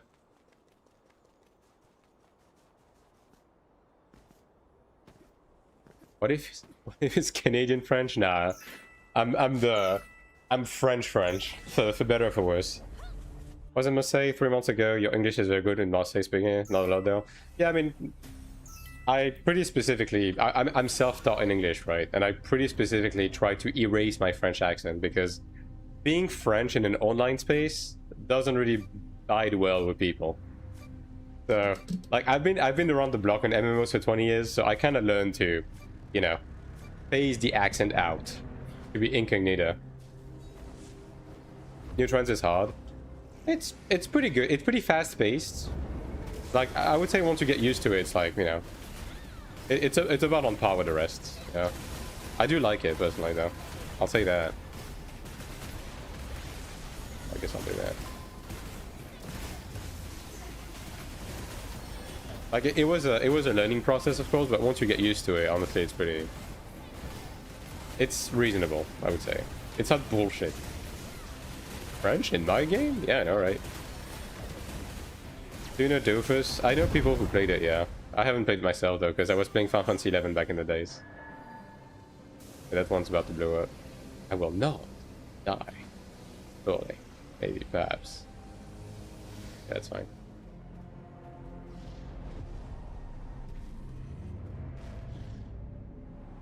It's Germans that are hated in games. I think there's still a pretty strong stigma against French, I would say. I rewatched an old YouTube video of you 2 days ago. You have AI auto-translate English the pro has made. Damn. I went through all my research stones, trying to learn it. What games did you play before AION2, Throne and Liberty? I played Throne, yeah. I played Throne, I played AION1, I played Final Fantasy 14, I played Final Fantasy 11. I dabbled in some, like, a couple of other games, briefly.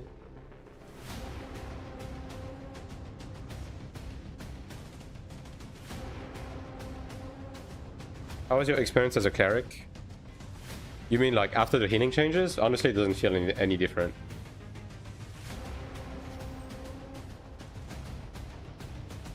Like, with reasonably endgame gear, it doesn't feel any different. I would say lower end characters, you can definitely feel that the healing is inferior now. Also, I'm the only healer in this group, which I don't know how I feel about this one, Chief. I'm gonna be honest. That's probably not a good thing.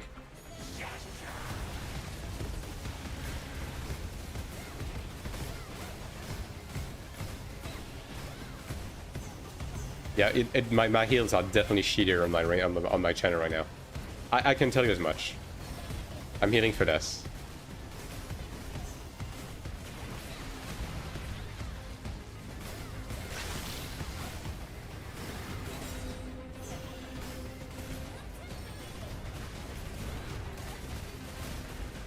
So yeah, lower end characters definitely a bit more struggle. High end characters mostly unchanged, pretty much. Is my current evaluation. Also, yikes, dude, the DPS is really bad and these people are just fucking dying to everything. Oh, this is a wipe angle.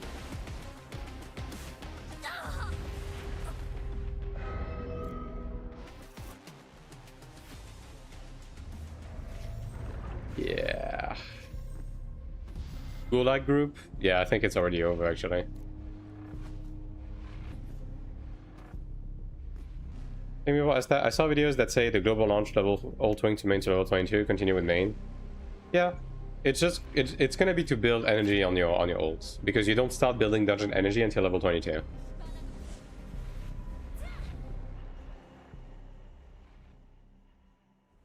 Not doing artifact wars? Oh yeah, right, siege. Forgot about that. I guess I'll do that. Cool. Alright. I mean, it's in 10 minutes, right? So I have time.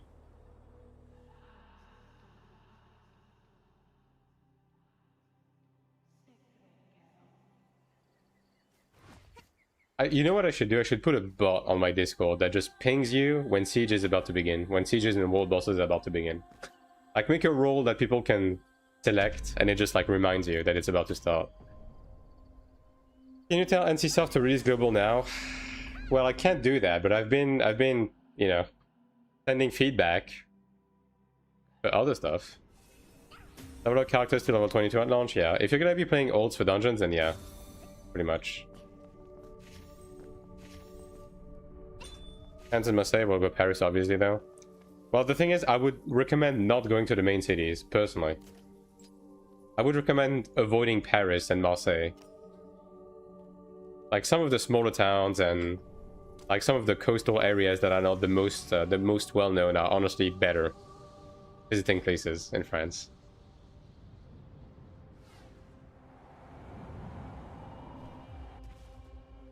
Is Paris so bad? It's pretty bad. Oh, let me do this. It's really, really dirty, really polluted. There's like construction work everywhere. There's fucking riots every other day. Like, whatever, man. I personally don't like Paris. Also, I have respiratory issues personally, and the amount of pollution in Paris actually just makes me uncomfortable, almost to the point of fainting. So, you know.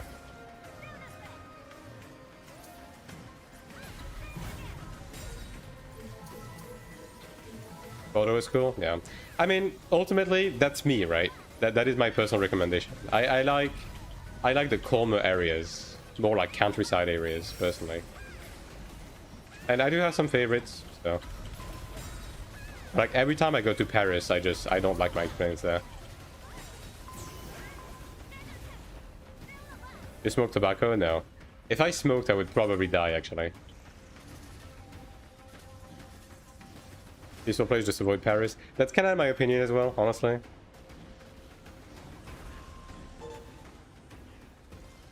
Saw a video saying if you want to maximize all holds, yeah. If you're gonna be running dungeons on ults, you do want to get them to level 22 to build energy. You will need to get your main to level 45 ASAP to start building nightmare tickets as well. But yeah, the dungeon energy stuff is true.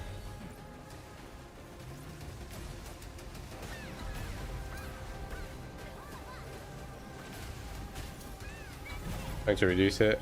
If I did that, I would definitely just die. I need to try to find a group. See where people are going. All of these are full. Is Paris that bad? I mean, for me, yeah, but like in my experience, my personal experience, I hate Paris. I legit cannot be in Paris. Like the pollution alone is just, it just fucks me. You have to finish the MSQ to get nightmare tickets. Just hit level 45 to unlock the content. You can get made to 45 first before going to ults. If you're only going to be playing 3 ults for dungeons, which I think most people will, you can just get them to 22 and then get your main to 45 like within the day pretty easily. Like reaching level 22 takes about an hour and a half, 2 hours, right? And reaching level 45 is like around 6 to 8 hours depending on how efficient you are. So if you just go hard on the first day, you're going to be able to set up fully on every characters, pretty much. Like, that's what I'm gonna be doing. I'll do the ults first, because dungeon energy refreshes every couple of hours. And then I'll do my main. 245 before reset.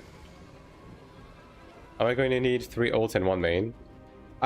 Early on, it's gonna be the most beneficial. It depends. I mean, obviously it depends, right? Like, do you need it? Probably not, but if you actually want to, you know, go in properly and set up, then yeah. I do have a video that talks about the topic of ults, if you're wondering what ults get you.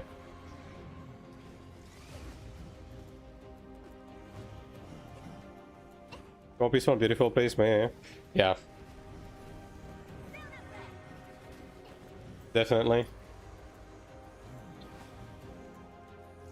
No problem, hold. I need 2 hours to create characters, like 8 hours in character creator.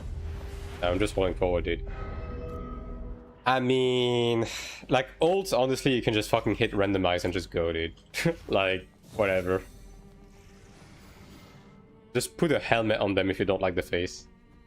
10k hours in the throne making the switch. Yeah, I do have a bunch of videos that covers like a wide variety of content. Not all of it is completely up to date because this game is getting updated like constantly, but I'm trying to keep up with updates.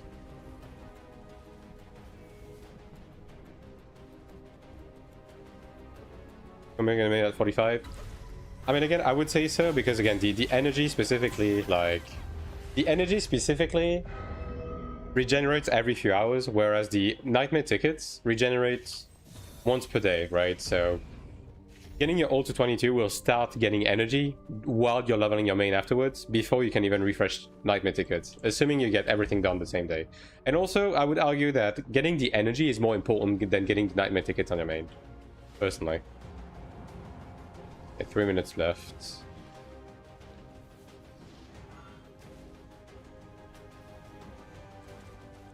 Yeah, I mean, I don't know, man. We're kind of looking to get fucked right now. Doesn't feel like we have a good matchup right now.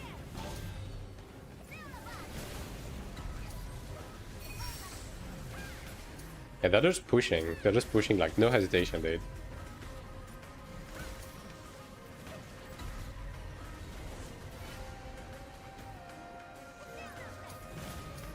Yeah, rip Nemon, dude. Nemon fell off hard. That new matchup is not helping.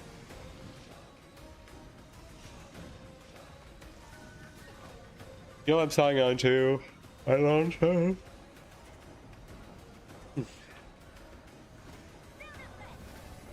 I mean, you can just wait. I don't think there's gonna be any FOMO from playing on the launch servers. If you want to play earlier, then that's a different thing, right? But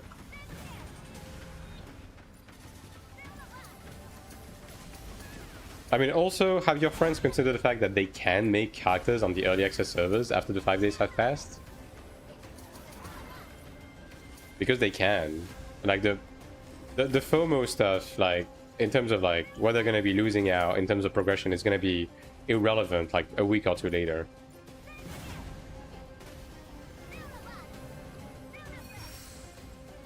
$49 days to early access? Hell yeah.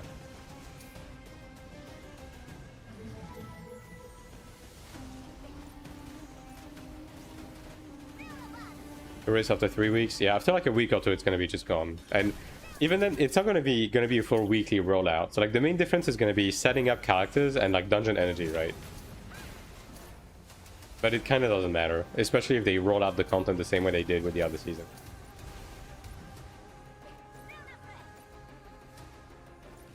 I don't want to use buffs right now.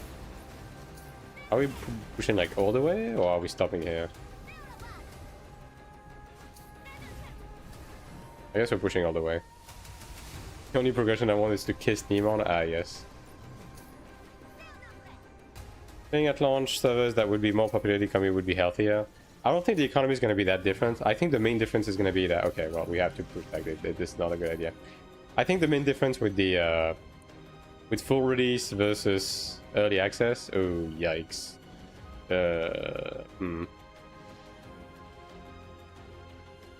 Bro, I think we're getting fucked everywhere. Yeah. Yeah, I'll wait on this one. Whatever. We are definitely not winning this. Okay, maybe if we get lucky. But honestly, the main difference is gonna be the fact that early access is gonna have more tryhards, right? More tryhards, more people willing to spend money, more Korean and Taiwan veterans, right? That's the main difference there.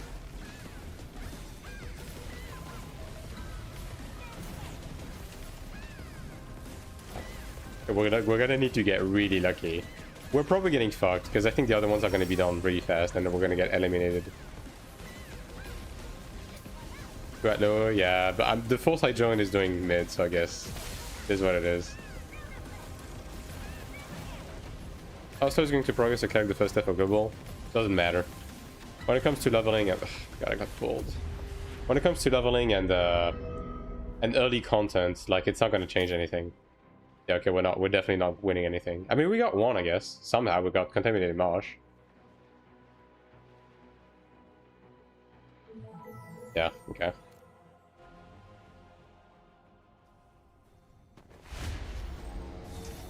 Well, did we get anything in Noah?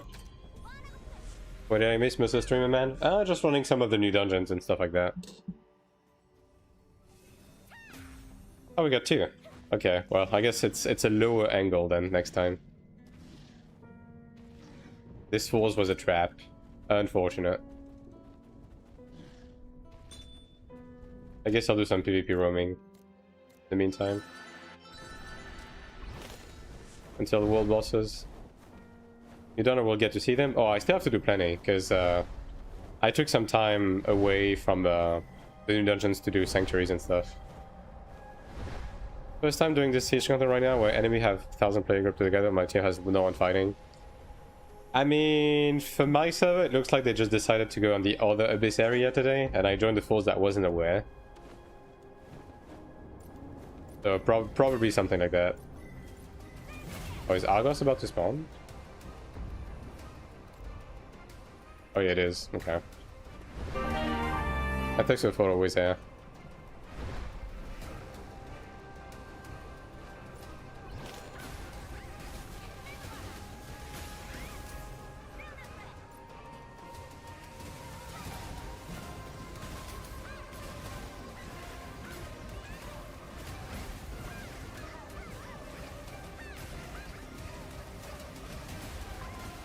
Bruh. Oh, this guy actually has gear, huh?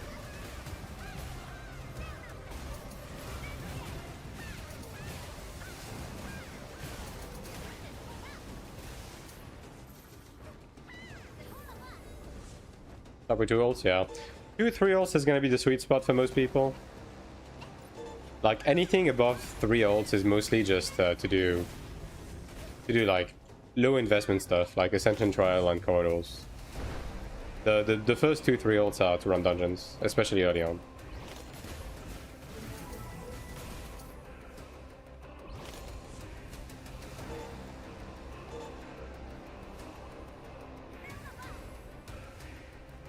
$16 ults on 2 accounts, that's the only way. True. Why stop at that? You know? Make it 32. Or bust.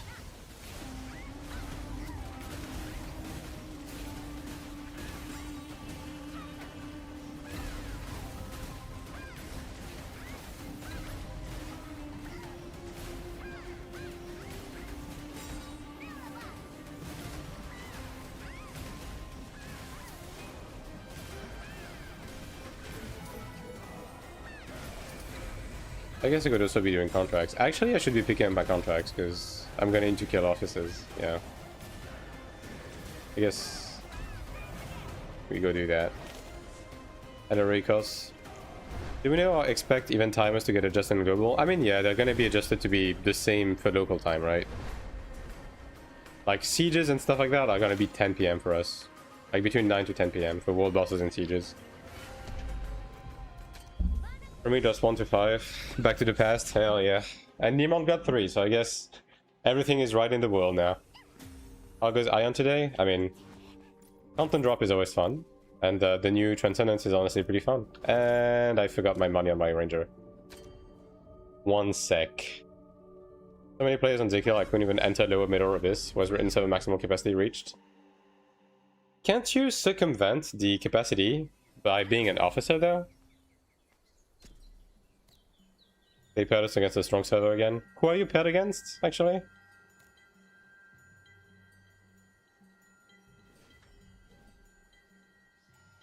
Semi-new? Ah, I see.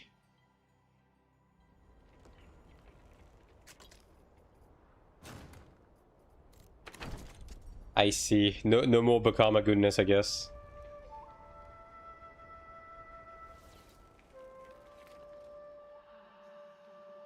Unfortunate.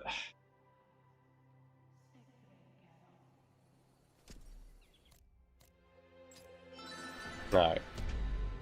Let's grab them contracts.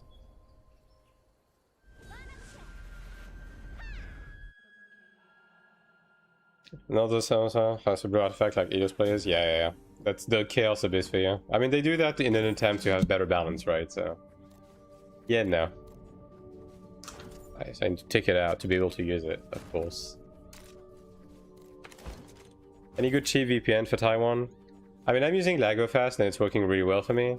It's not the cheapest though. It's like middle of the road. Although I do have a partnership, so if you want to use that, you can use my code to get a bit of a better price on it. But I would say just go around and try free trials and see what works the best for you. Oh, here's a platinum. I'm not gonna greed like last week, and I'll just take a platinum box if I see it. And just pray to fucking RNG Jesus. Come on. Okay, well, I'll take that. I will be taking that. Yeah, most of them have free trial. Like, different VPNs work well for different people, right? So, just try a couple and pick whatever works the best for you.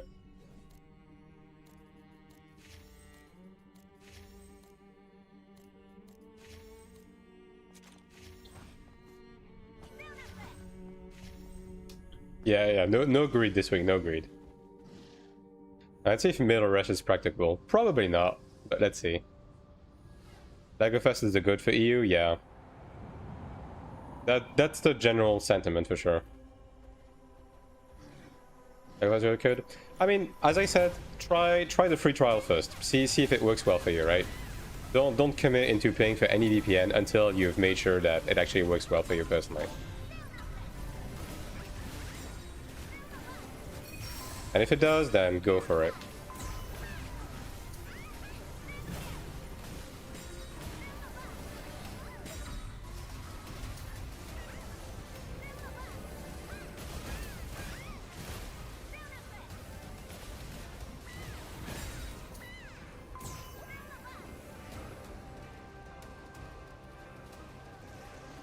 That's how I like throw and ping, yeah. Careful with the gear up free trial. If you try it, they're quite scummy with the auto renewal. Yeah, a lot of VPNs do that, unfortunately.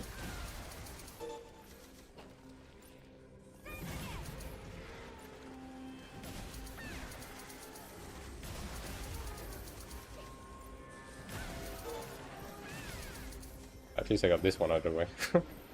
I'll take that. Alright, let's see if I can find some officers. How much memory do you use? Because I did notice you don't really like during Siege. I have 32, oh my god, I'm tired. I have 32 gigs of DDR5 RAM. I mean, honestly, like, Siege lagging, I feel, is more tied to, like, your CPU, in my experience, in my personal experience. Because, like, prior to replacing my CPU, it was a lot worse, for sure. And I do have a fairly beefy CPU, so that helps.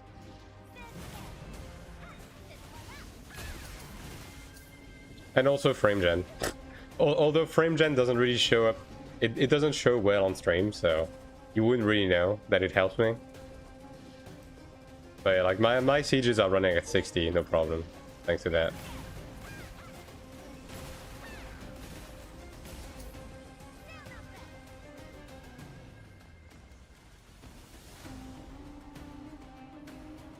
PvP ults are not a thing, they're just PvP to shuffle resources.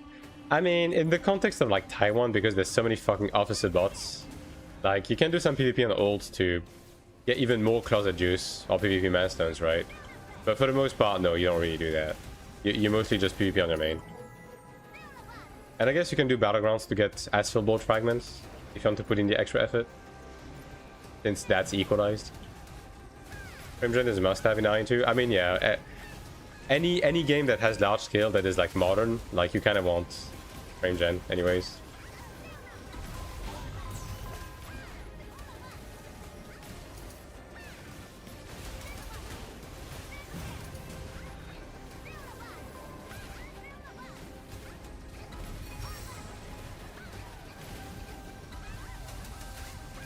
Rift.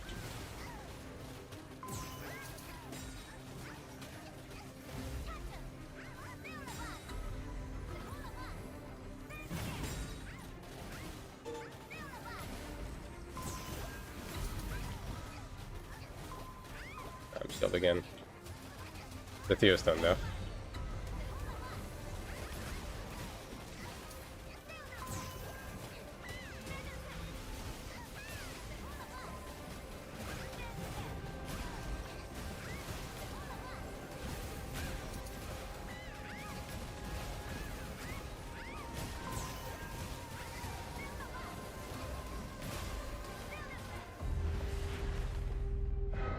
Yeah, I committed too hard. I thought I could kill him. Unfortunate.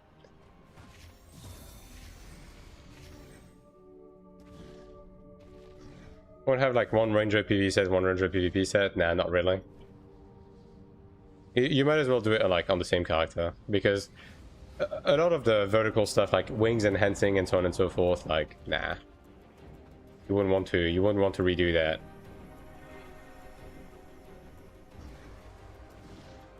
Without for less input latency?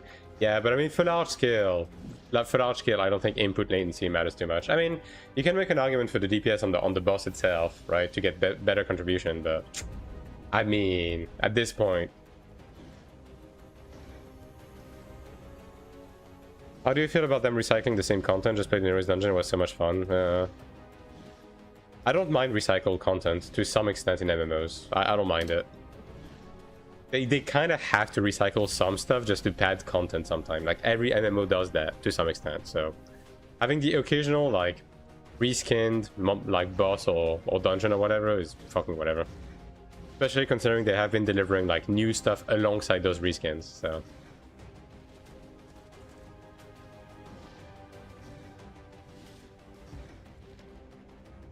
yeah, building a PC this day and age is fucking cooked. It's insane. Like, I'm glad that I upgraded my PC before the AI slop stuff. I'm really glad I did that, because it was expensive, but it would have been like 5 times as expensive if I waited. Which is crazy to think about.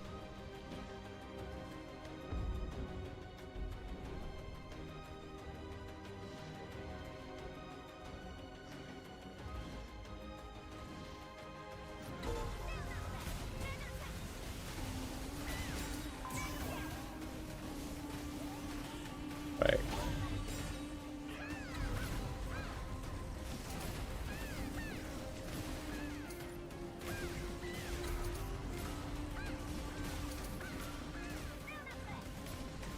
Need to pray for not getting any hardware malfunction. Knock on wood.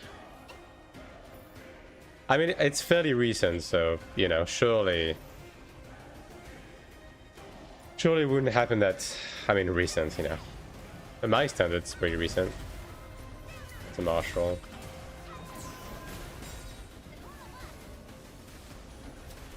Oh, a stun Theostone, really? In this economy?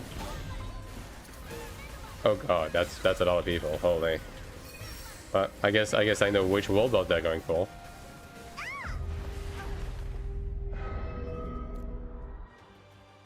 Okay, we're definitely not doing the south one. I can tell you that much. Yeah, stop already peeking. Yeah, that's yeah. Let me check the middle one. Input lag is not a big deal, yeah. It's more so for like contribution on bosses, but even then, like, it's fine. Very small difference, yeah. I mean, in PvE, the frame gen should not be kicking in, right? Okay, well, middle is also not an option, I guess. If both are too cringe, I'll just go straight to lower. Like, I'm not getting God this time.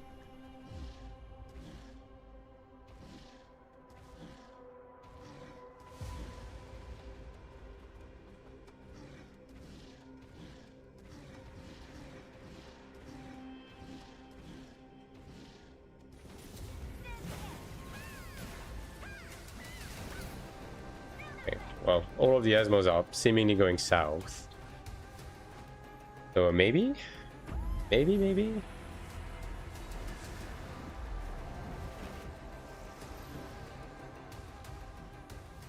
The amplification isn't taking into account for healing boost. Really? It used to, I'm pretty sure.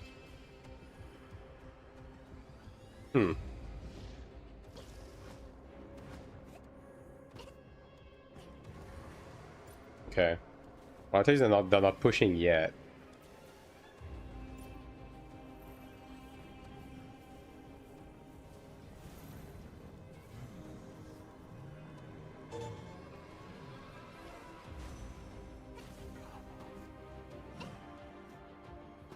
Everyone's playing on me, but it feels to me like it's not impacting. I see. Well. Is it like under? Where's this guy? Ah. Oh, he returned.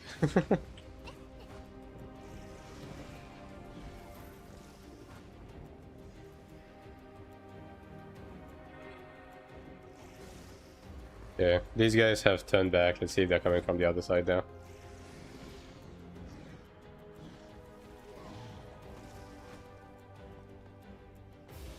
Yeah, I guess this one is in the clear for us.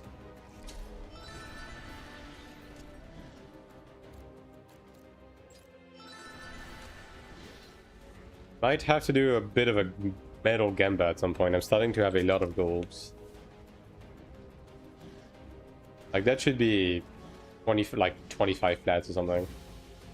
Which is nowhere near what I need, but you know.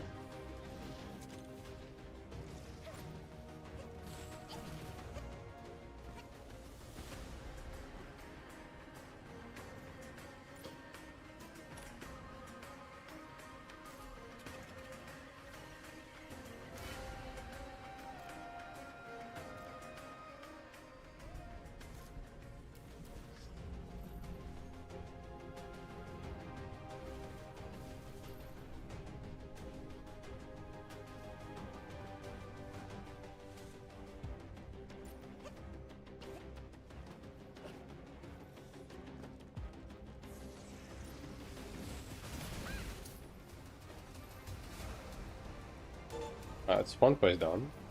Am I done with both actually? Okay, no, that's just the PvE one. The other one is just, yeah, I need to kill 35 more people for the platinum metal gamba. You know what? Actually, I mean the boss is in 2 minutes, and then I'm going to complete this quest. So let me run the gamba right now. It is time for the gamba chat. Will I get a platinum metal box this week? Yes. No. Keep in mind, I have never gotten one, even when I had like a 50-50 chance to get it. So, yeah, no. I'll keep it running for 2 minutes.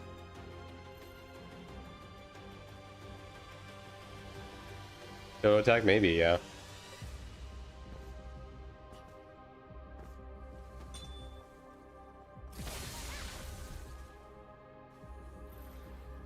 And if you're wondering what you can use your points on, you can use them to interact with the avatar, or by changing the banner above the chat, as well as making your name visible. Just in time for point farming. Yeah, that's a bit of an easy pick, I feel like. If you've been here for a while, you should know. Time to go broke, yeah. All in on no, honestly. Angle.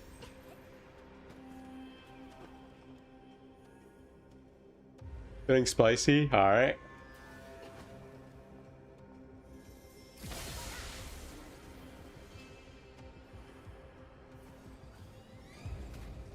So all in and no? I mean, if I was me, you know, if I was the one betting, I would probably do that. Seeing my result in the previous weeks, TBH.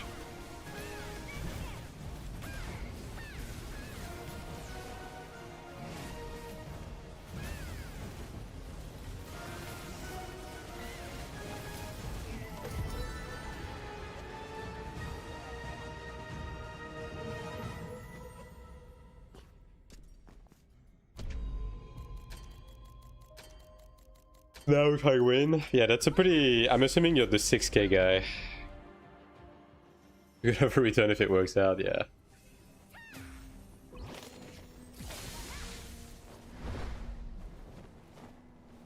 I should have left the gamba open for longer. Ah, whatever. Because it's gonna take me a little bit to complete the quests.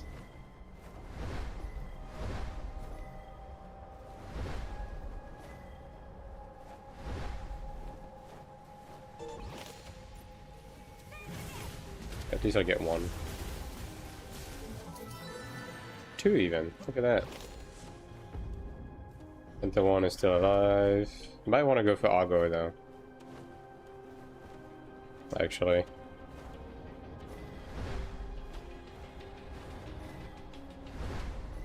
He usually lives a little bit longer.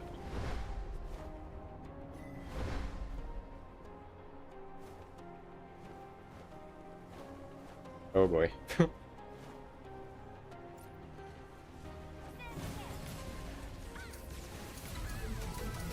Nope.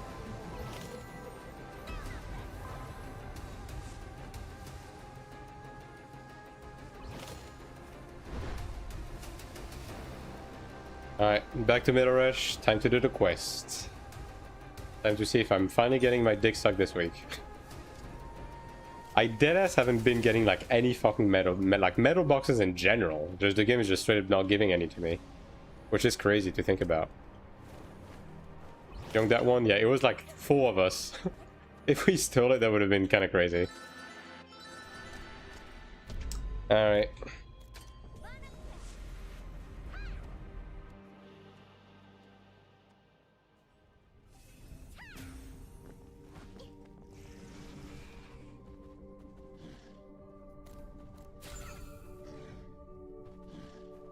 First time reading. Oh, we had a new raid lead today. Nice. I mean, hey, the result wasn't so bad, honestly. We got 3 artifacts, so you know.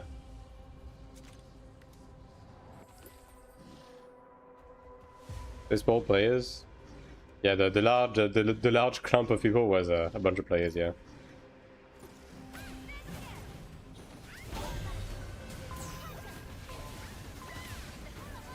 These guys are doing a little bit of damage.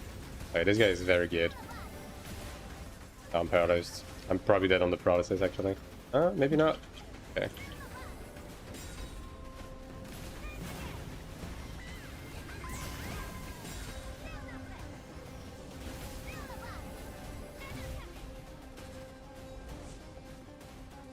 I got pulled.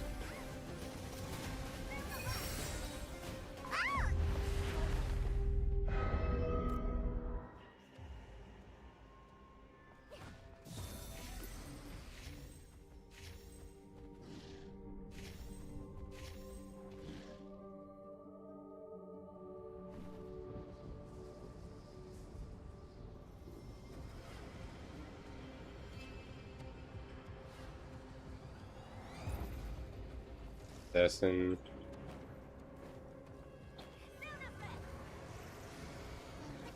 My god, bro. Stop.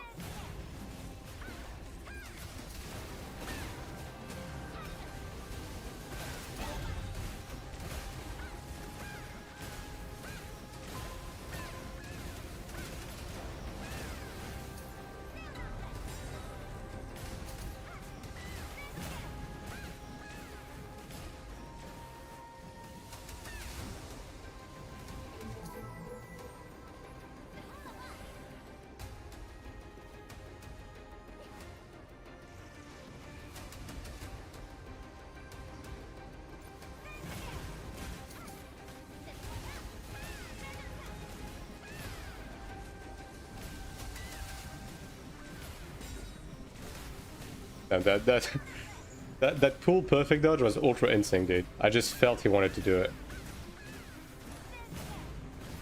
Mostly PE player.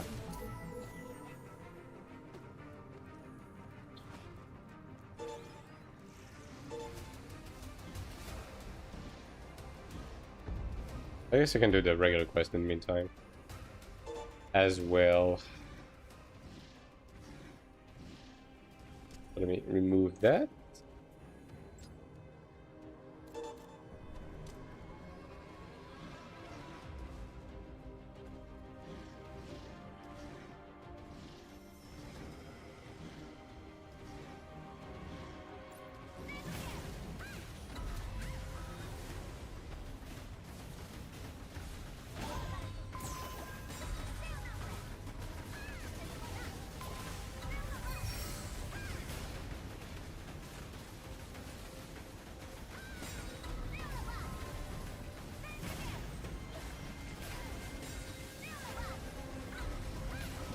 there's a bunch of people coming now. Yeah.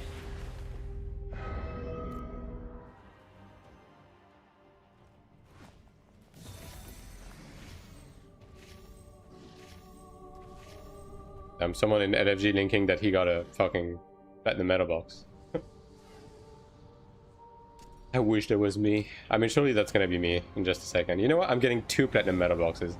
I should have added the option in the Gamba for me to be getting 2, because that's definitely. Oh my god.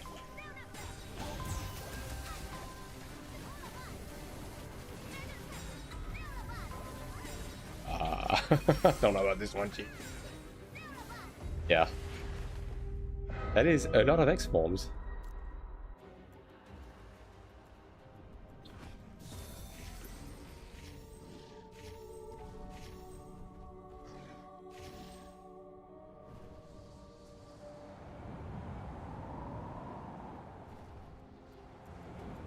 Stay behind me. And I'm paralyzed. Alright, well, that's great. That's also an X form, actually. And there's a Zerg again. Yeah, I feel like it's gonna be a repeat of last week. I think we're just getting Zerged this week again, dude.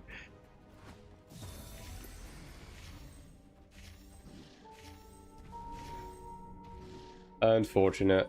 Okay, well, this left side is camped by X forms. I think I just need to take the windstream to the backside at this point. Man, Niemon fell off, man. That's what feels bad. That's what feels bad. I think all of our PvP players just fucking left.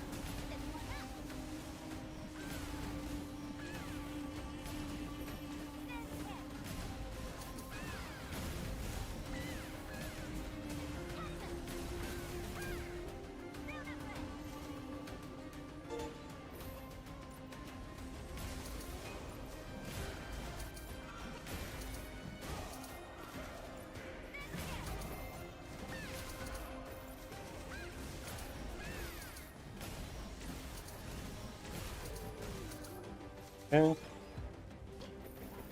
Got return behind me. What is that?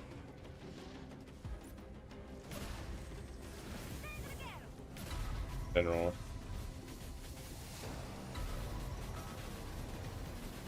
That's Assassin X form again. XD. Love that for me, honestly.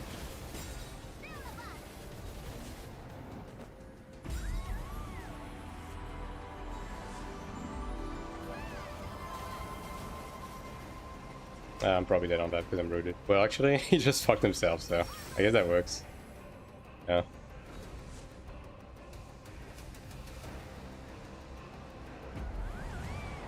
He gave up. Good.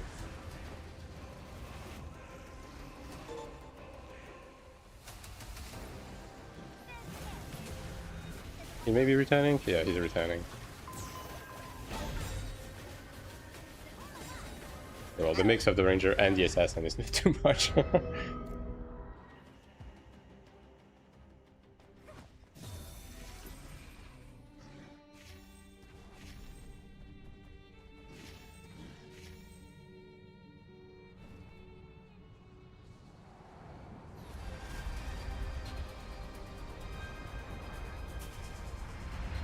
There's a full group camping right below the spawn, so we are definitely not going here. Although this guy seems to be alone, maybe, perhaps? Yes, looks like it. Yeah. That's a juice glad right there. 100% it is. 5-second processes. Yeah, okay.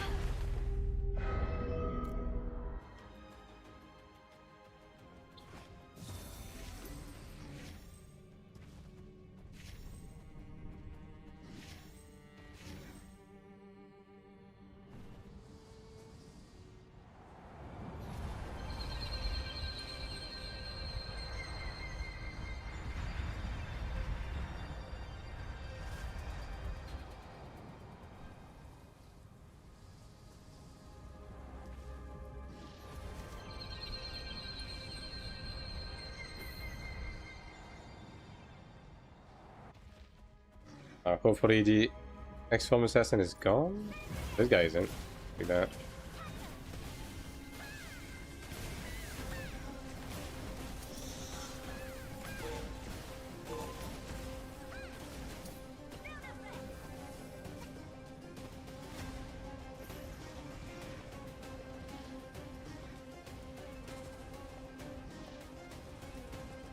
The X-Form is right there, but he's running away, so we're good.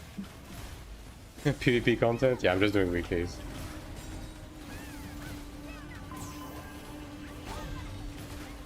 If we can even call that PvP content. Also, Jesus Christ, dude. I'm just this is just getting zerged type shit. Over and over. Just quickly trying to get my metal boxes, because I have a Gamba running for that. And then after that, it's gonna be back to Transcendence, probably. Yeah. I do still have some old sanctuaries to do, but yeah, I'll just go back to do some Transcendence. How's the new update? The new Conquest is nothing too special. The new Transcendence is pretty good, though, I will say.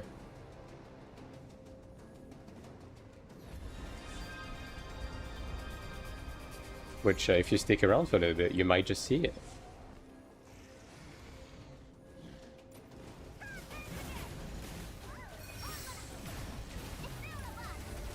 Oh yeah, this guy is very good, actually. Hold on. I just realized, wait.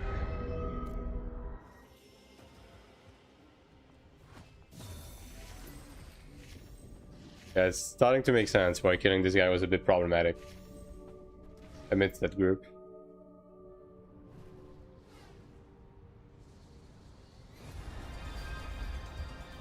Yeah, it feels like fucking everyone has a high commander plus like weapon plus guard at this point with full potential. Like my PvP gear has fallen off pretty hard. Can I see your Arcana set? Sure. That's what I have right now. I still need to farm like proper dice and lantern. I need a Transcendence guide. Well, give me. I'm probably gonna be making it like Friday. Yeah.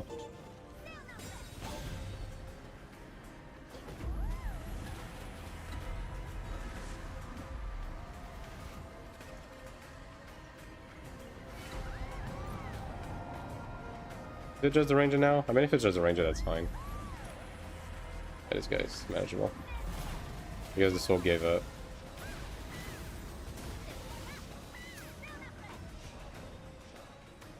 But the new Transcendence, like, once you get it, it's honestly not too bad. There is definitely some like, understanding to be done, though. For sure.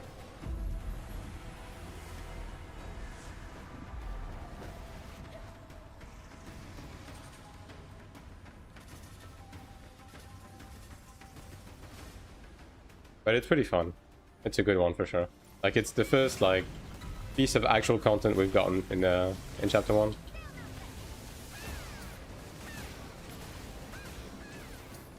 Which is good to see. I'm excited to get Thankful, honestly. Can't wait for that to get there. And I'm happy that they confirmed that we're gonna be getting it before Global. Although I don't know about being able to clear it and also make a guide on it. That might be a bit of a tall order, honestly. Dude, what the fuck?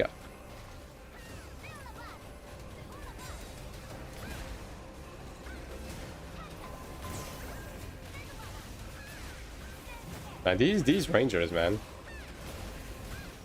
Up healing, please. I'm begging, dude.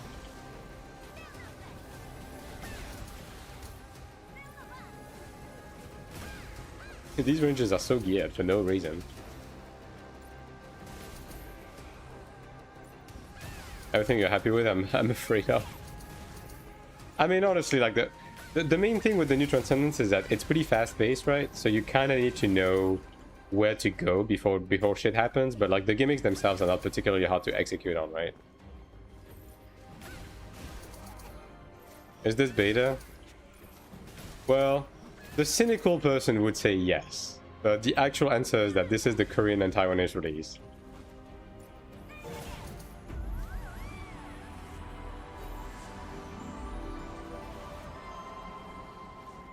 Numbers on the second boss doing?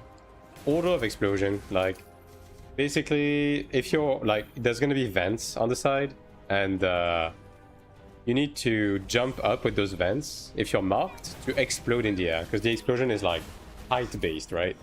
So if you're number one, you go in first and then you explode in the air, and after that number two goes after you.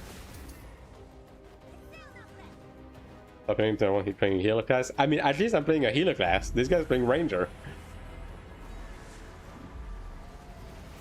I don't know, you will be a joy. Yeah, I mean, we're not going to be getting it for a while there. That's the thing.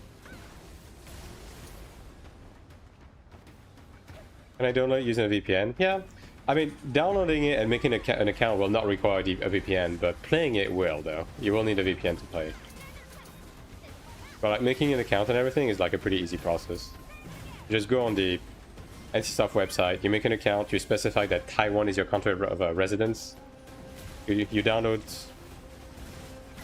Purple, you log in with your Taiwanese account, and then bam, that's it.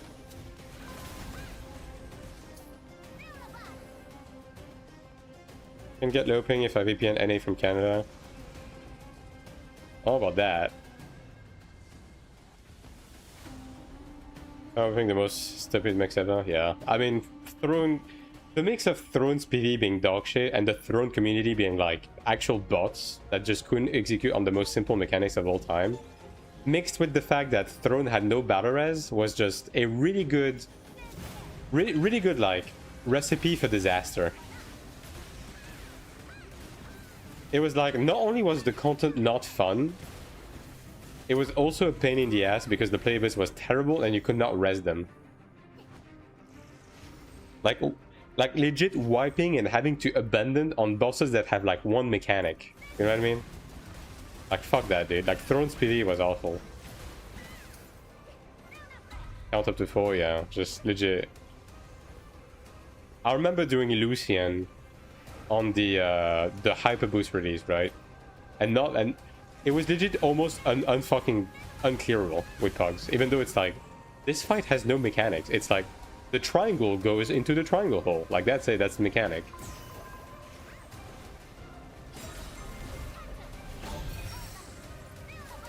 Okay, well, I'm definitely dead. I am not making it out of this. With 2 gladiators and a Shenron, nah. It would work like a fast from Canada to the NA servers. You mean for the NA release? I don't know why you would do that though. Goes into the square hole? Yeah, exactly. Every shape goes into the square. Yeah, that is the logic the Pogs were operating upon, yeah.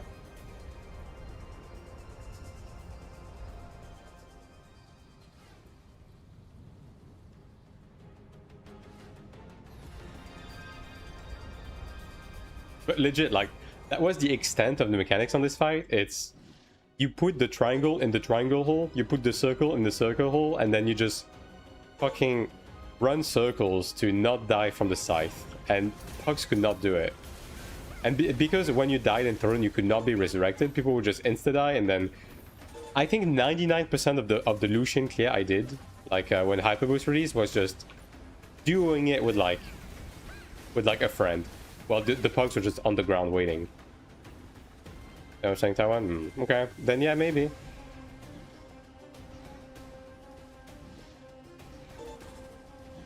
was so bad, dude.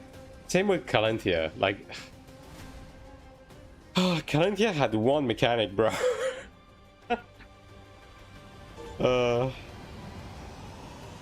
Would Throne be any better with the combat res? Okay, I don't know. It would not have made the game better. It would have made it more bearable, though. You know what I mean? Because having to endure hogs on the really simple content was just a waste of time. Also, I guess I'm done. Okay, I'm done. Okay, no, I need 8 more people. 8 more people. 8 more kills, chat. And then we pay out for the Gamba. Crucifix DPS ending the fight in 30 seconds, yeah. I had to do, like, actually do mechanics every now and again. But, I mean, I guess you had to do P1, right? And just the fucking... The spinning chakram mechanic on P1 was literally just... The boss does a voice line, you disconnect, and you run in circle. And you just heal the tank. Hogs could not do that. That was the first stop, right? The second stop was the tower mechanic. Where you had to, you know... You needed 3 people in the 3-man tower, 2 people in the 2-man tower. Pox could not do that either. Infinite reses would make any difference. I mean, it would, because Throne legit had, like... You had to do 1 mechanic for the entire fight. So being able to just rest people after that 1 mechanic would, you know... It would have been a... It would have allowed for you to at least continue, right? Again, it would not make the PvE better. It would have made it more bearable. Because that's another thing, right? Like, Throne was so... You needed a pre-made and a guild for everything to begin with. But even to run dungeons, just because you didn't want to deal with fucking pugs, like, the content was so... Even the daily, like, the day-to-day dungeons were not plug and play. Because of that shit. Because if you had, like, 1 or 2 dog shit players in your group, they could just, like, wipe you. Even though the fights were simple, they were just really punishing. Like... The way Thrones PvE was designed was the absolute worst fucking design I've seen in any MMO. The mechanics were not fun, not interactive. The fights looped after 3 mechanics. They were just HP sponges, and if anyone fucked up, they died forever and you had to fucking reset. It was just the perfect storm. It was just... It's like how not to design PvE 101. I know it very well, yeah. It was just bad. it was just terrible.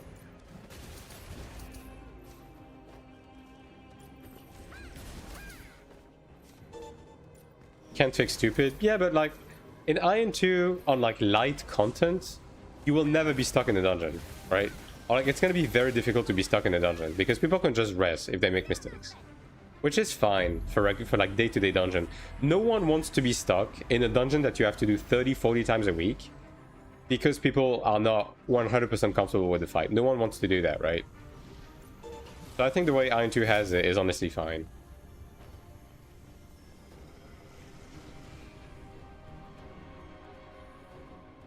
And like the fights are the perfect mix of like mechanically intensive enough, but also easy enough, right? To be entertaining, but not brain dead, while also being clearable. Okay, I'm done. Nice. Alright, time for payout, chat. I hope you didn't believe in me because that would have been a mistake. Based on the previous week's track record, I hope most of you voted no.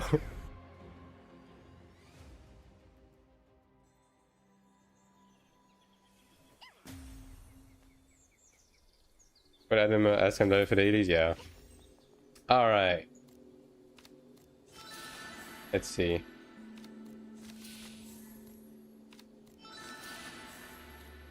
This one is at 10%. Yeah, 10% of platinum. Let's see. Nope. I got a silver one at least.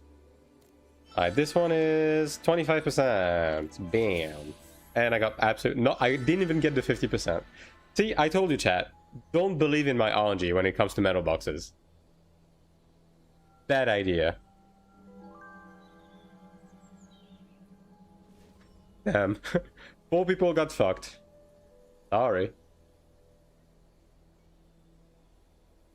Got scammed. You scammed yourself. This is penance for all the Clerics drop. Yeah, fair enough. Although, that's a lot of money, man. I don't know. That sucks.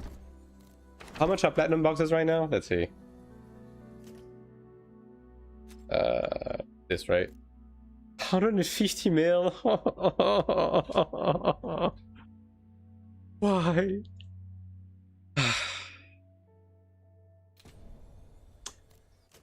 God damn.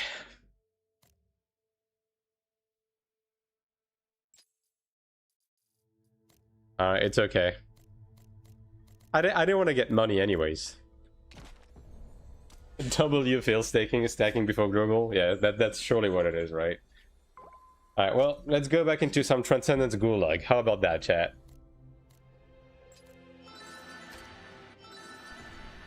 How about we drown our sorrow into some PvE slop? Let's see. I'm still wondering who buys this shit. I mean, at this point, I think players on Taiwan pay other people to play the game for them more than they actually play the game, you know? So, I think a surprising amount of people probably do on Taiwan, yeah. 38 away from God before global. Oh, I have plenty of time. I'm like 100 away, brother.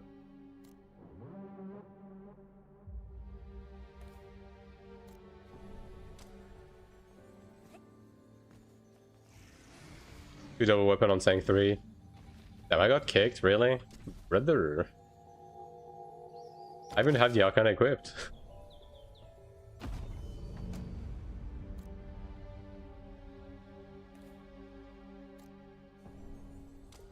There you go.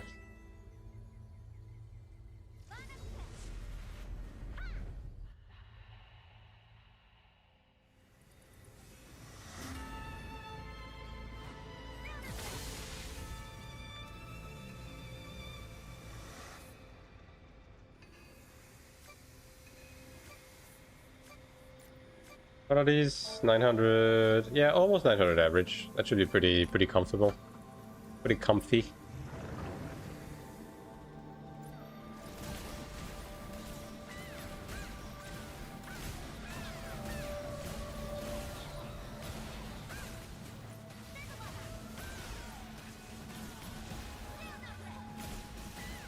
I also need to keep in mind that you don't need to be healing people from close anymore. Like the range on healing is crazy now. Template this dungeon would be easier. I mean, yeah, template is always welcome in every piece of content. You don't lose DPS and it just makes content easier, so.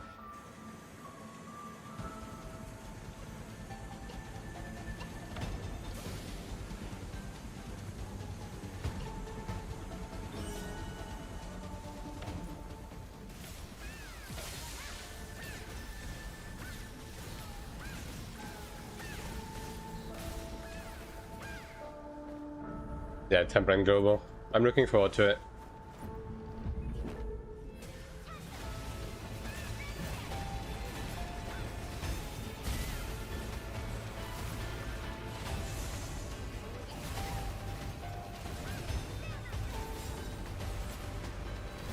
Being a laggy lad. I mean, Gladiator is like really good. And the class, you know, the class feels good and everything, but yeah, it's gonna be a Temple and Gold for me. For sure.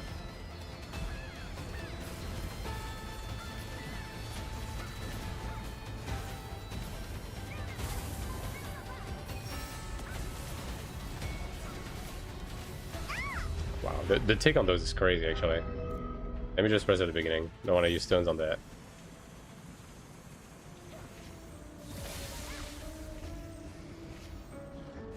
Like you can't really dodge through like 2 puddles. That's actually gonna kill you. Not around 15, 90. I mean, to be fair, every class feels like shit like that. in fairness. You Templar. Okay, I get that you're traumatized about Sword and Shield classes as a Throne player, but come on.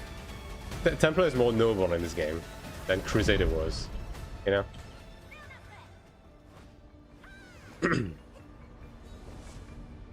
Rock 20-25%, yeah. I mean, both tanks do, but Templar has the stronger one. And Templar also has a mitigation for the group. Like, that's the main difference between Glad and Templar. Music good as always? Yeah.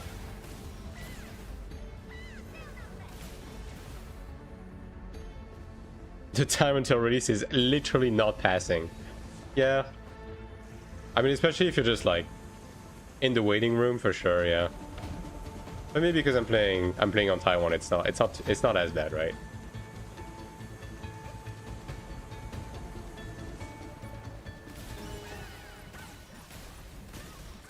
Mid is back to normal. Yeah. Also I've heard, yeah. It is what it is. You win some, you lose some. In Chromid's case, you mostly lose them, but you know, just ignore that.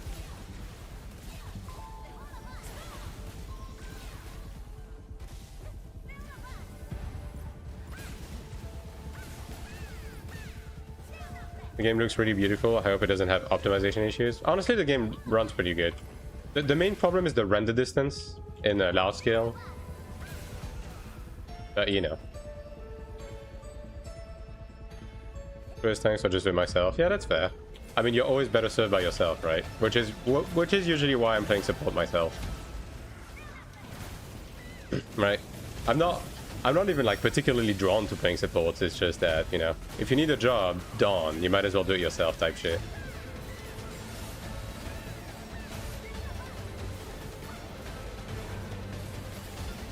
Alright, well, this guy's doing it properly. Nice. Oh, this guy did not do it properly. Bit too early, brother.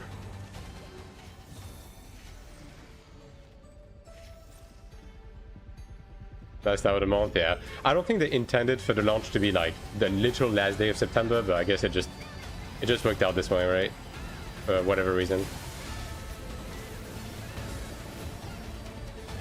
This guy is a Chromid hater.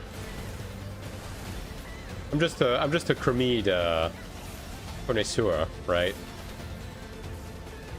I just know where the expectations are, you know. Oh wait. Okay, it's a lot faster than I thought. That was my first time getting this mechanic. Now I know.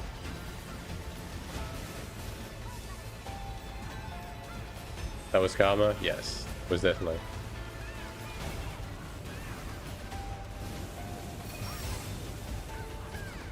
Chromid is watching you. Oh, I'm sure she is.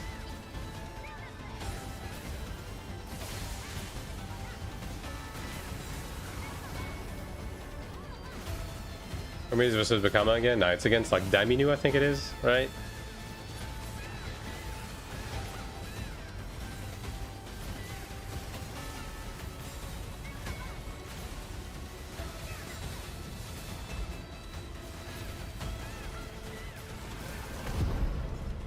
Does it have a typical trio like tank DPS healer? Yeah, yeah. This game is Trinity based, but it's set up in such a way where for light content you don't necessarily need to fit the Trinity. The Trinity is more so for comfort and for like more higher end raids, right?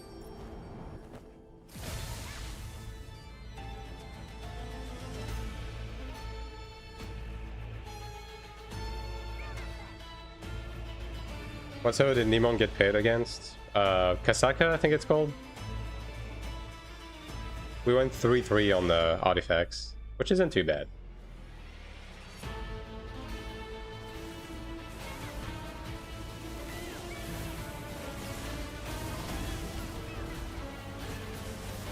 I don't like this one being so close to the boss, to be honest. That's green. The stack angle. Okay, nice. Not getting hit by that.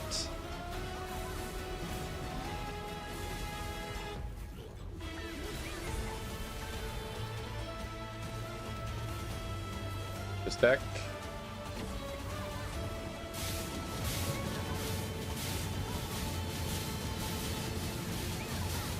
Yeah, that's why I don't like it being so close. I mean, nobody hit it though. That's pretty good.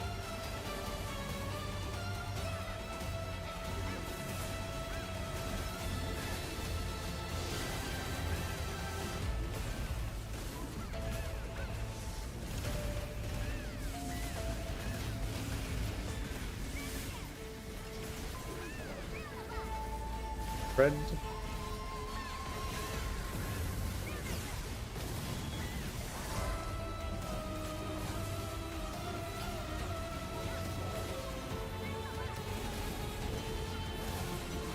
Oh god.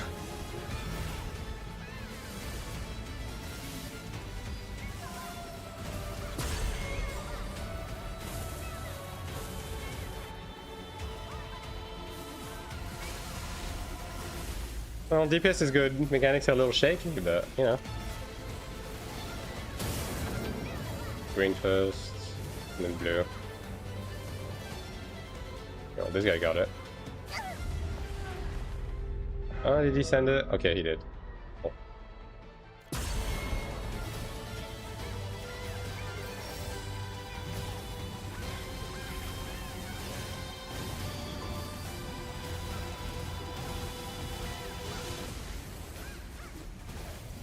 On me.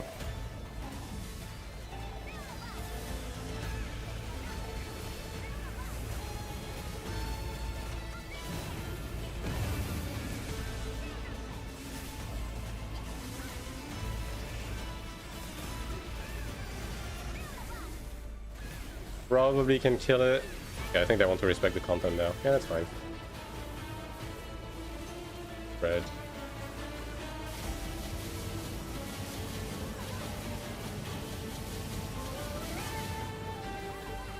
I wonder if it always alternate between those two, actually.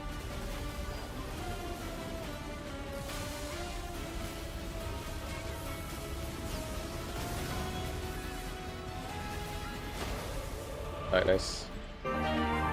Thanks for the follow, Maker.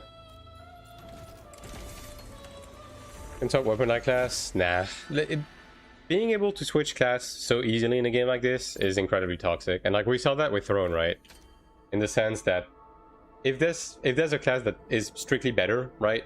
You will only be allowed to play that class. So like the way Throne had it set up was wrong. Now that being said, being able to maybe have a class change ticket like once every 6 months or something, if you really want to change class, I think there's an argument that can be made for that. But like being able to free change class like that would kind of suck, because then any small amount of difference between classes people will see as mandatory to do content. And like, let's say if your class is like slightly inferior to the next one over, you're gonna get kicked out of groups because of your class. Whereas in the current way AION2 is set up, where most classes are pretty close to each other in performance and you can't switch class, no class is getting gate capped, which is much better. How are the dungeon bosses right now? Good inferior dungeons. I mean, you always do the latest one if you can afford to do it, right? Like you always do the highest grade of dungeon that you can do. Pretty cool boss. Yeah, this boss is cool. Any quality period, kill everyone that get bored. I mean, you do have to do some mechanics even on some of the entry level stuff, right? Like as a new player right now, you get dumped into Chromede, into Corroded, into Caldrix, and even though the content is like a bit power crept, you still have to do some mechanics and it's still fun, right? So I wouldn't say it's too bad.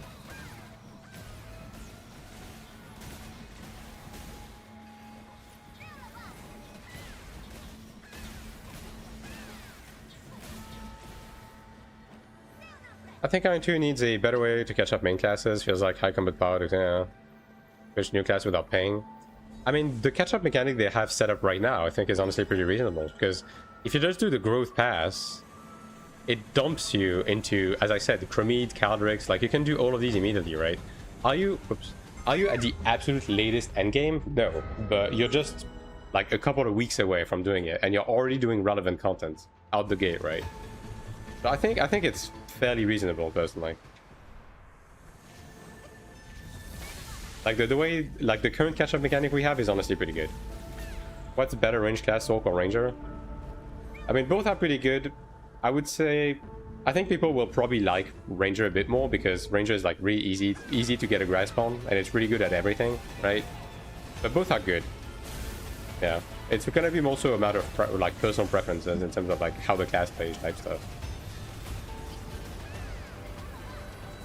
Growth class is going to be a regular catch-up mechanic in future major patches. I mean, they have been introducing catch-up mechanics every season, right? So far. Now, the one that we just got is honestly like, you know, the best one we've had so far. But they have been introducing them, yeah.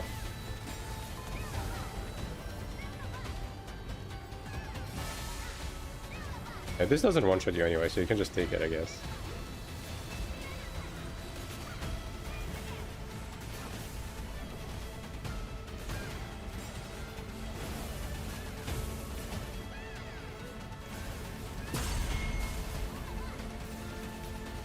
And at least healers do damage. Yeah, every class, as of right now, is built upon the same blueprint. Like, every class is like the same blueprint of like a DPS rotation. And then on top of that is added like that class's quirk, right? And healers are no different. Healers have the same DPS rotation as like any regular DPS or tank class. But they also have healing buttons, right? In terms of the amount of damage they do less damage than other classes. And a bulk of their RDPS is centered towards buffing the rest of the group, but they have enough damage to be doing farming content and solo content and so on and so forth. It's not a problem. Add more world PvP content like Forward Territorial Control. They're gonna be adding rifting objectives to like capture camps and stuff like that, yeah. Like that has been announced, we don't know when that's coming though.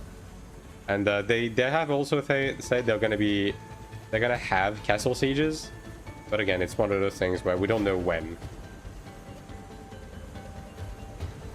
We just know that that is something that they want to do in the future. And on the PvP side, like the thing that's up next on PvP is going to be the Battle Royale, like PvP mode. Like that is what is going to be coming up next. Will you make gear progress? Yes, I will. I'm gonna be making an early progression guide, yes. Like, I'm just... For those types of guides, I'm waiting until the last possible moment for me to make them. Because the game keeps evolving and NCA is not really... NCA is not really, like, telling us exactly how our servers are gonna be set up, right? So, I'm just kind of waiting on that. Like, right now, my next video planned are mostly dungeon guides for the dungeons I haven't covered yet. Because those are going to be evergreen. Those are gonna not going to move, right? Like system stuff and progression stuff, I'm going to wait closer to the global release. M2. Can we use the same band?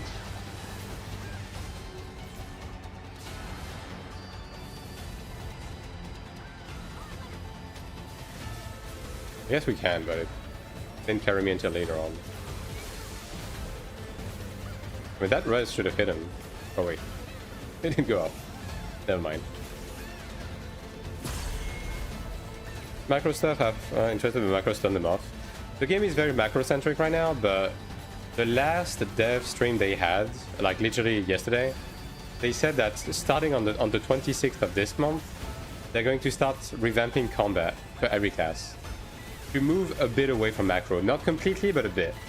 To have like more player agency in terms of like how you use your buttons and stuff like that. So we'll have to see exactly what they mean by that, but that is something that is coming. 69 daily sub. I don't think you're gonna get more sub. I think it's gonna be 30. Although you can get the lowest package. Like considering the month of sub, it's not that bad if you want early access.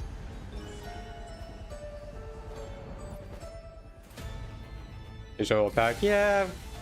I'm the same, but we just gotta take what we're gonna take, right?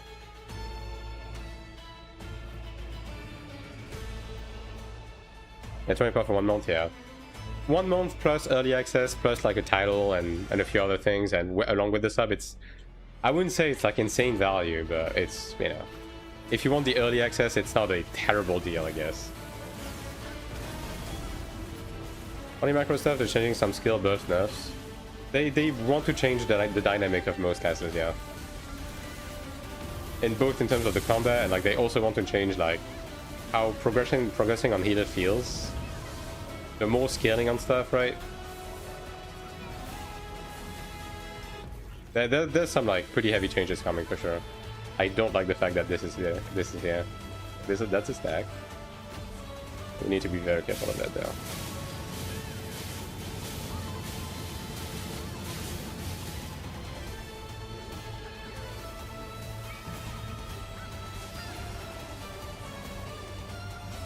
Pick an outfit, yeah. Giving like skin vouchers probably would honestly would have been better, but yeah. Again, could have been a lot worse too, so can't complain. At least we got the month of sub, right? I love this boss battle theme. Yeah, they did a pretty good job. With like this dungeon as a whole, I think they did a pretty good job. Like mechanically, presentation, like it's pretty good.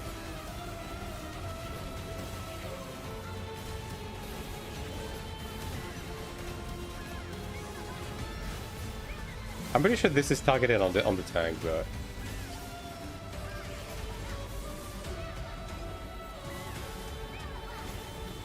usually very okay, yeah.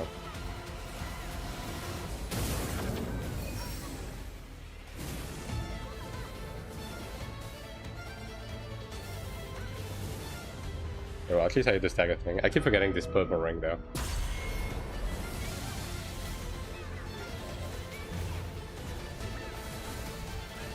Yeah.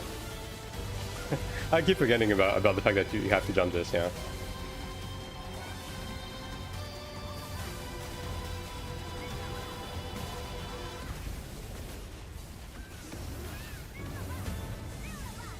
I can't raise you yet, brother.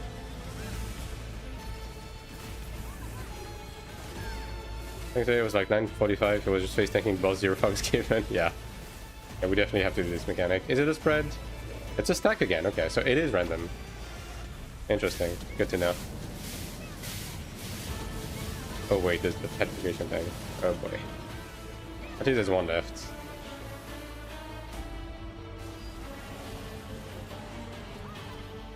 Yeah, Meaty's gotta be diligent, man, with the way they drop this, I think. Like, at least dropping it on like the second or third ring.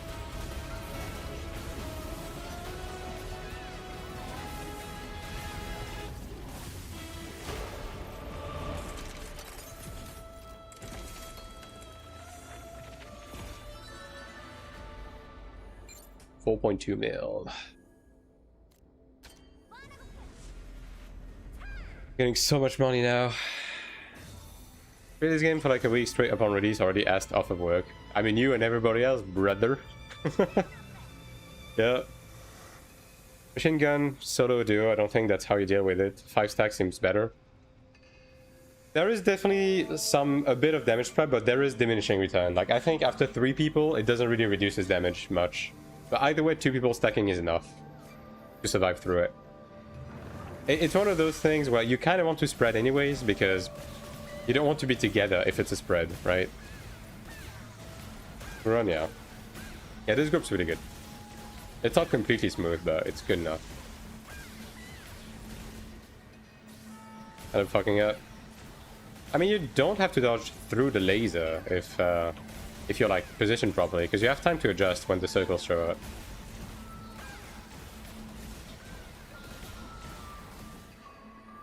You know, shell between the alt accounts. I mean, the yellow Kina is tradable and usable on the market board. The gray one is bound to the character.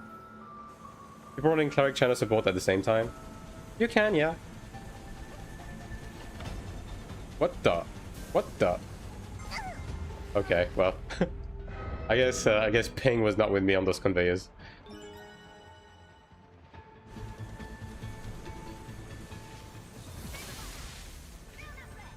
I think so, photo folks, yeah.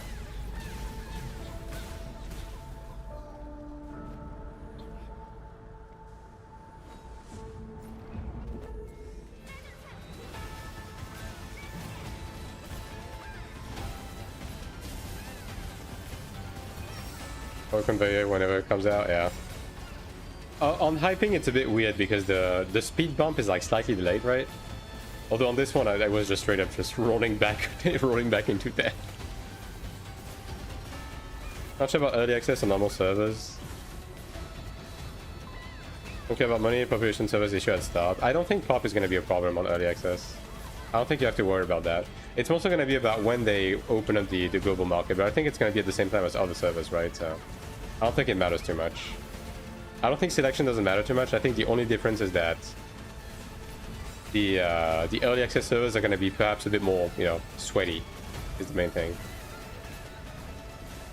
Which ultimately doesn't matter too much because what you do on your own server mostly has to do with PvP, right? Like Abyss and stuff, so if you don't care about that, you don't have to care about any of it. Maybe the economy is going to be a bit more expensive though. At least until the world market comes in. As soon as world market comes in, like the economy is going to stabilize across all servers because it's going to be the ceiling for prices. Free-to-play servers will die very quickly. I mean, no, I wouldn't say so.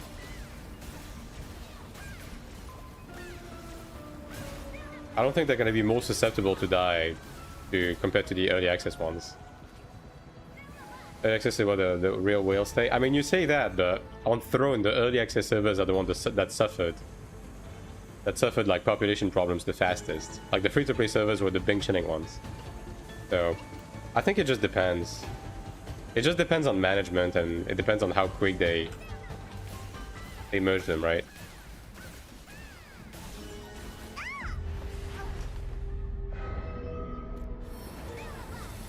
I guess these shoot projectiles, huh? I guess these are like handled the same way as yeah, okay. It's like the water spirits, I guess. Fair enough.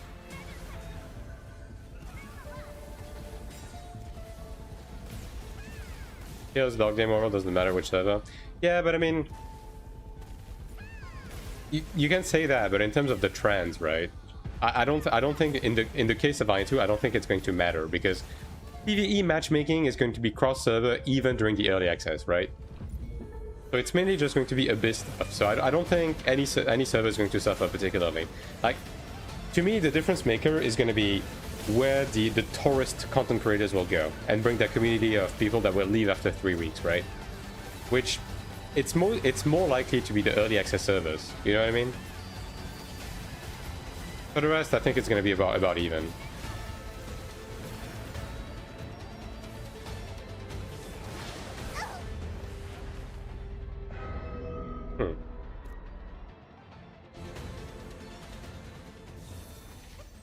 I guess you can go too early. I mean, I was still in the air, but I guess there is like a threshold. Oh, I guess you can just glide. Yeah, probably just glide. Just wait for the timer and then glide. These first few months.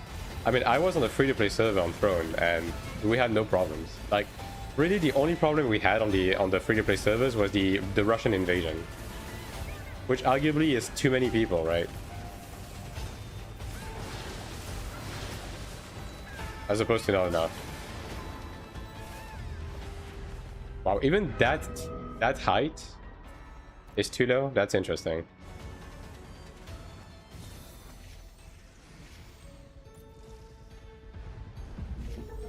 So that guy was pretty high. Yeah, you really need to be at the peak of your jump. I guess you just jump at like 2 seconds left and that should line up. I mean, I kind of want to get the mechanic again so I can just get the timer right.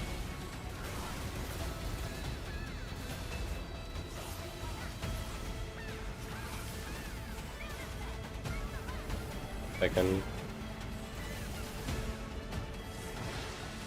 Yeah, I'll go on 2. Okay, 2 looks right. 2 looks right.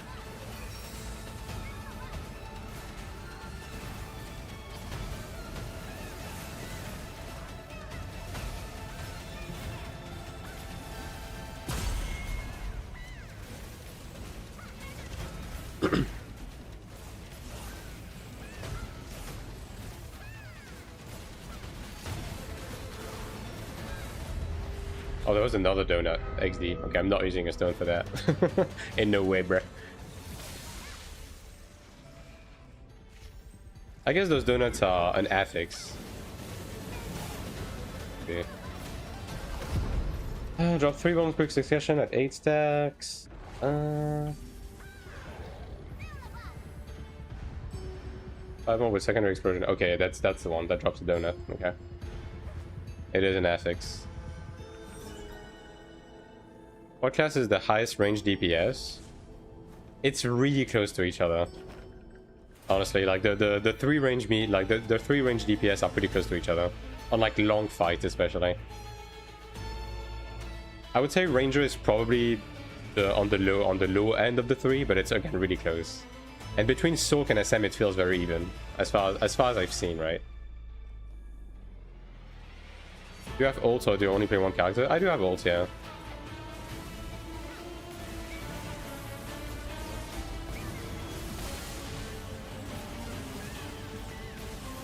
Now you can just respawn. Yeah. Right.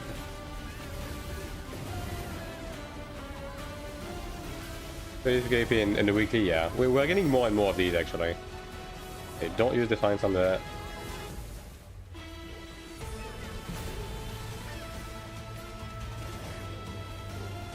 That's a stack.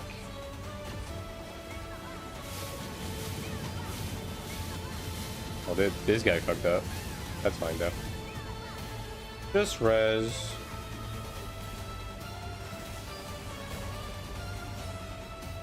Those ults help a lot with progression. Drunix, long story short, there's some horizontal progression stuff that does benefit a lot from ults. And early into the game's lifespan, like, you're gonna be getting a lot more out of them. With that said, I have a video on my YouTube channel that covers everything about ults. Like everything that it gets you, how much time investment it requires, like how much you're going to play them compared to your main if you want to be optimal, etc, right? So if that's something that you sound interested in, you can check out on my YouTube.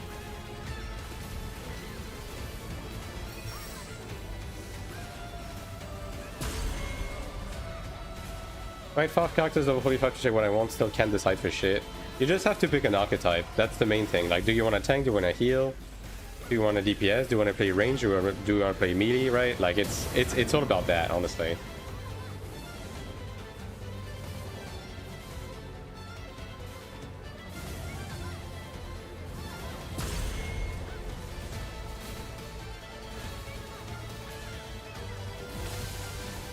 I think it would be better to have people like assigned to certain colors.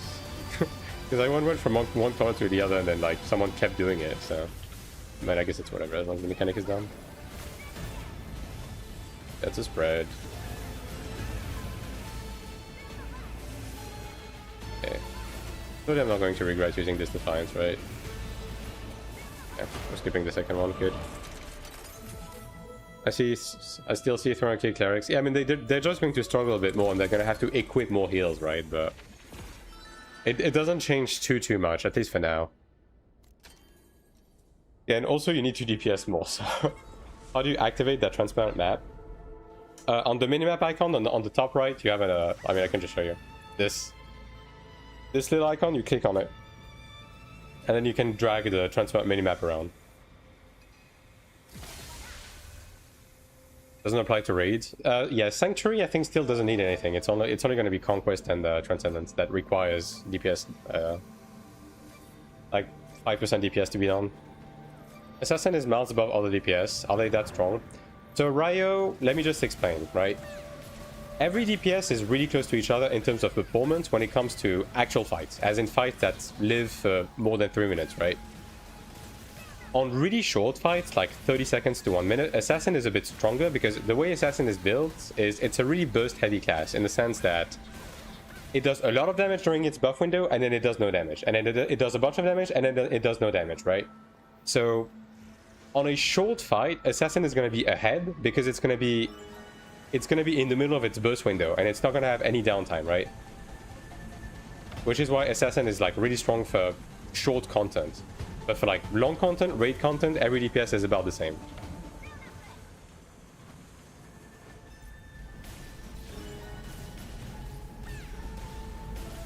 Yes, 4.2 million per level 4, yeah, that's correct. Well, SM sucks in short fights. Well... I would say it's kind of close to some other classes. I would say the biggest difference in terms of the DPS is definitely like short fights with assassins. Like the rest it's kind of whatever. And totally boss Sanctuary. I mean, people just do piloting for Sanctuary anyways. How did Kermit did against Daminu? They got fucked in the ass.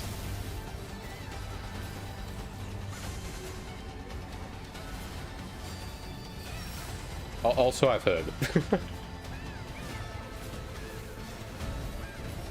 People coordinated burst during raids, or is that another thing? Not really, no. No way. Yeah, apparently they lost 5-1, I think it was. Right.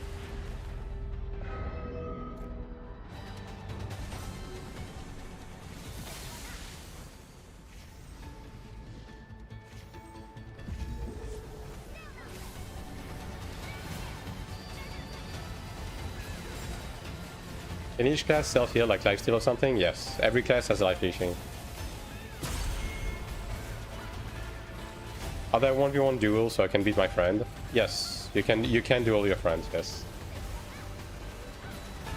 Although you can't duel cross server right now. There's no way to do that.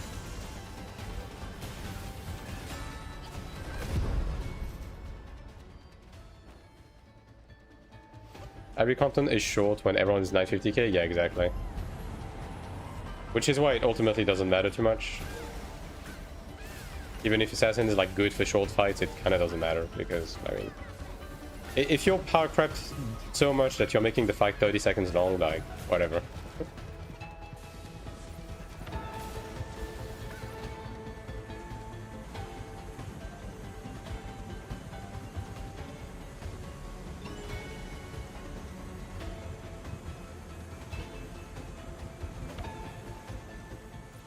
I see why healer is not really mandatory in here for endgame or something. It's... Healers in light content are more so for comfort, right? For comfort, to save stones, so on and so forth. And then on raid content, they actually shine a bit more. Because there's a lot more healing involved, right? And also, it's not just about the healing, it's also about the dispelling. Like, because most of the content typically have like dots that stack, and after a while, the dots do way too much fucking damage, right? To be bearable. You can also self-dispels, you have potions to do that, but yeah. Having a healer is just more convenient, right? Which is why I'm saying that no class is mandatory, but support classes out there are honestly really good to grab for comfort, which is why people typically just do run the Trinity, even for more light content, because it's just more convenient. And then for raids, you actually kind of need to have like at least one tank and one healer per group. I mean, one tank across the entire force. You don't necessarily need to. Fuck, that's stupid. Bring a healer in this. Yeah. That is true.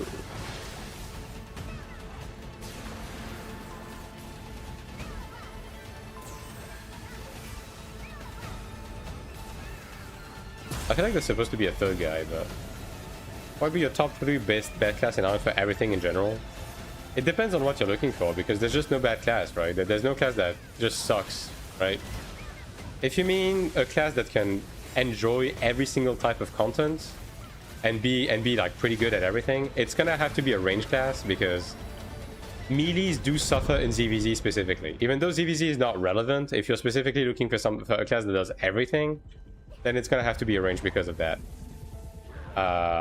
Ranger is probably up there because the class is really easy to play and it's honestly solid at everything. SM is really good. Cleric has the problem of like being pretty dog shit in 1v1 specifically, but for everything else it's excellent. But it just depends on what you're looking at.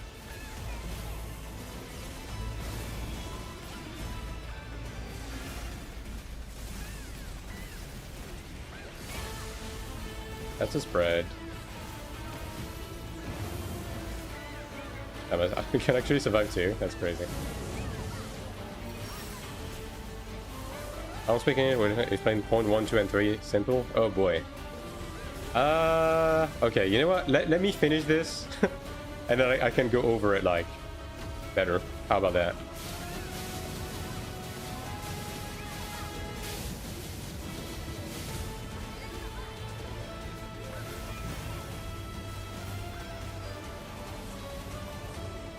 But the long story short, right, is it depends on exactly what you want to get done. Because every class is good. Hey, you can perfect dodge that. Very cool. I had a hunch you could, because like typically those grapple mechanics you can perfect dodge them.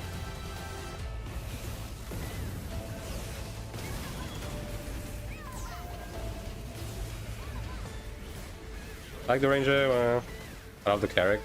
I mean, Cleric is excellent. It's just 1v1 PvP where Cleric doesn't shine. But if you don't give a shit about 1v1 PvP, then Cleric is for you. Genuinely.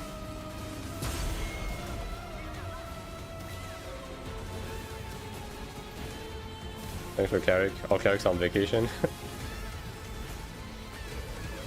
I mean, to be fair, yeah, I usually struggle more to find group that actually needs me. There's usually more Clerics around. Wow. Throwing the bomb sticks in place, so I guess, okay, I guess you have to wait.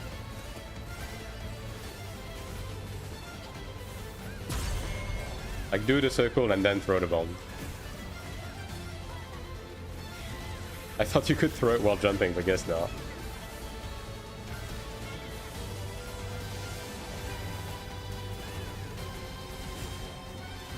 Yeah, just cheese the grapple, dude. Fuck it. Okay, that's a spread. Oh boy.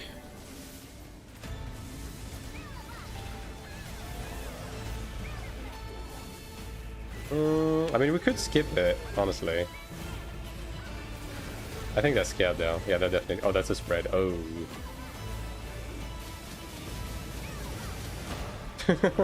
Should have just committed, guys. Come on.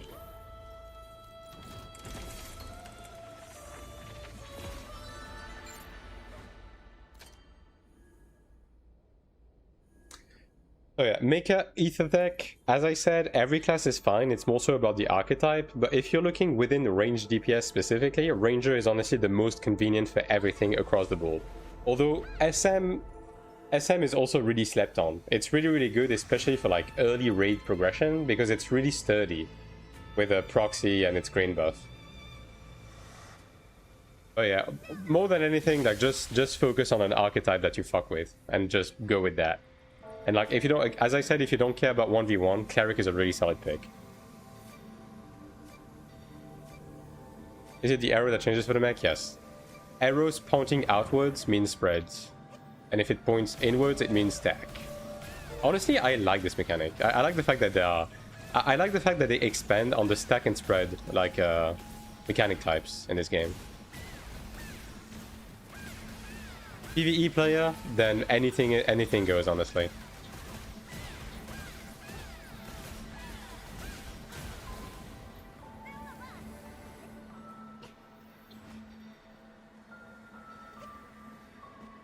Like, if you don't care about ZVZ, like every class is gonna be, yeah, a great pick for PvE.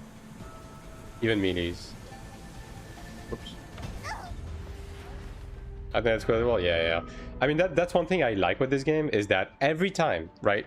Every time they release a fight, even if it's a dungeon fight, they keep implementing new mechanics. They keep doing new shit. I like that about this game. It's not stale, right? Because like, and whoop, I just hit the microphone really hard, so surely that wasn't too bad. That, I don't mean to rag on Final Fantasy XIV too much, but that is one thing that I got really tied with in Final Fantasy XIV. It's like every single piece of content in the game just keeps utilizing the exact same 10 mechanics over and over and over with no variation, no fun, no nothing, right? It just gets stale when you know exactly what you're in for. I really like that this game just keeps innovating with the shit they put in. Even if the fights are not like incredibly difficult, at least it's fresh every time, right? I like that.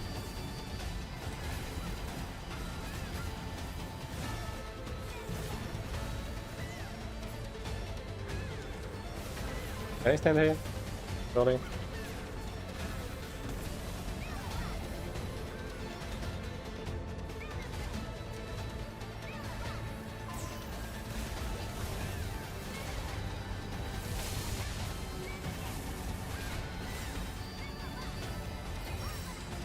Second spread mech and BNS also on top of difficulty, yeah. Tons of damage. Yeah, I mean, this game also does stuff like that, right? It keeps... Okay. The one thing I would say is maybe... I would maybe improve some of the visuals of some of the more basic mechanics, right? Just so you have an easier understanding. And also, I think... When it comes to like stack mechanics and spread mechanics, I think it would be nice if it indicated the threshold of survival, because the way stack mechanics and spread mechanics work in this game is that the amount of damage you take is not linear with the amount you stack with for those, right? They have thresholds of damage where if you don't have at least this amount of people in the stack, you can't survive, right? And same with the spreads. Like if you have this amount of people in the stack in the spread, you just die, right? But it would be nice if those mechanics, like those stack and spread mechanics, had an indicator of, you know, those thresholds. That would be, I guess, the main nitpick I have. But for the rest, I really like the variety for sure. Does the game have some sort of stamina bullshit that prevents spam? Dungeon does have energy, but you have a lot. Like you have a lot. It's not like Throne where you're doing like two dungeons a day. Like in AION2, just your main alone does like 30, 40, 50 dungeons a week. And then you also have raids and so on and so forth, right? And you don't have like weekly limitation. It's just like linear regeneration rate on the energy, and you get a bump of energy as well every beginning of the week, right? And then after that you can spend that energy whenever.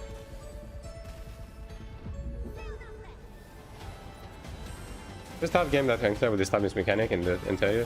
What do you mean? Like stack and spread? No. Stack and spread are pretty common in MMOs. It's just that the way they do it in this game is like they don't just stick to like, if it's a stack mechanic, all of the group has to stack together. If it's a spread mechanic, everyone has to spread, right? Like for this, for example, it's like you have a stack indicator, but the way you handle it is by pairing people with the same stack indicator. You know what I mean? Oh boy. And like again, it works with thresholds, which is it's different, right? It's the same but different. Oh man.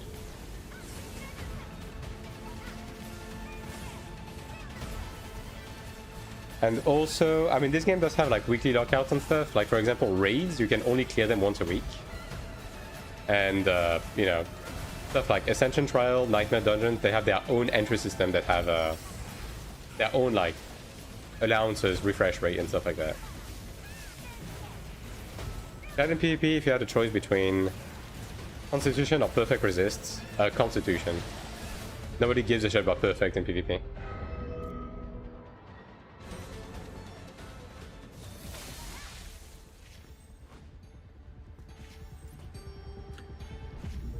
Whereas Constitution increases your HP, and most healing is HP % based. So if you have more HP, you heal more when you heal, right? Or even Life Leech. Life Leech is also HP % based.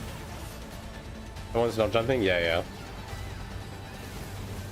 Like the good part of Lost Ark without the bad ones. I mean, people who play Lost Ark and also play this game, the way they refer to Ion, and I can't confirm or deny because I haven't played Lost Ark, right? So take that with a grain of salt. But people who play Lost Ark says that this game is Lost Ark. It's a streamlined Lost Ark that is a lot more approachable, right?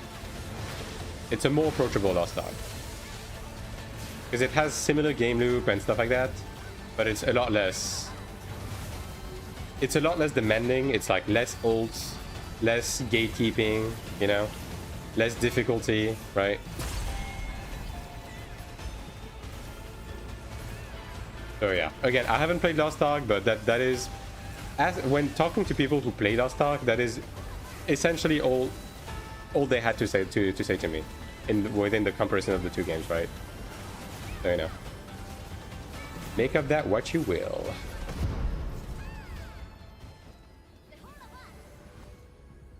That's right, 100%. Well, there you go.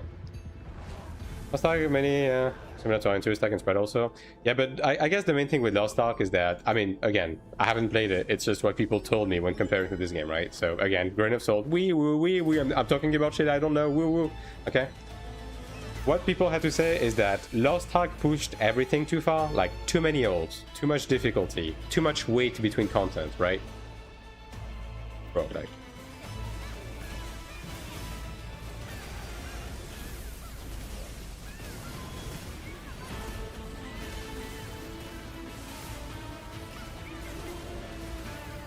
Right. In the sense that Lost Ark had a very high quality raids, but overall, again and again, I'm gonna have to repeat this. I haven't played Lost Ark. I don't know if that's true, but the feedback I've gotten is that AION2 feels more comfy to play the game. Because of all of these reasons, right? It's a better like day-to-day MMO type shit. Less frustrating, right? Yep. Also top down, yeah, I mean there's that, yeah. I mean, to be fair, that is one of the main reasons why I didn't play Lost Ark. Because like the top down stuff didn't really vibe with me. I prefer my MMOs more traditional, you know what I mean?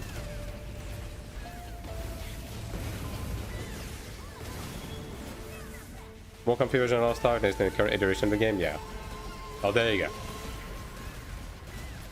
And again, don't take what I said for granted, right? I don't know what I'm talking about. I haven't played Lost Ark. Maybe you're gonna play the game and you're gonna have a completely different experience, alright?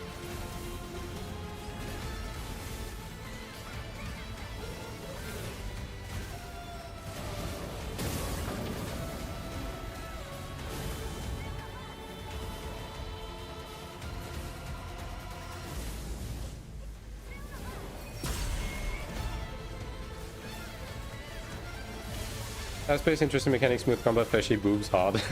Alright, well, that's one way to look at it. Oops, I forgot to dodge. By the way, can you... Okay, the melees that have done this fight, which I don't know if anyone has. Have you, are you able to block that mechanic? Like melee block that mechanic? Like the grapple? Because you're able to perfect dodge it, so I'm assuming that you can. I don't think they want to commit. Okay, it's a stack though, so that's fine.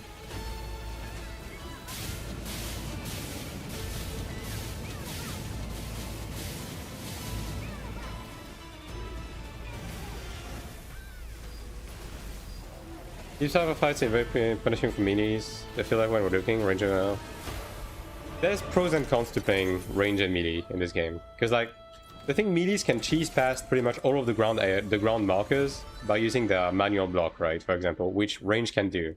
But on the flip side, melee do have to drop uptime every now and again. But also melee have like infinite gap closes. So it's a balancing act. Overall, it's pretty even, I would say.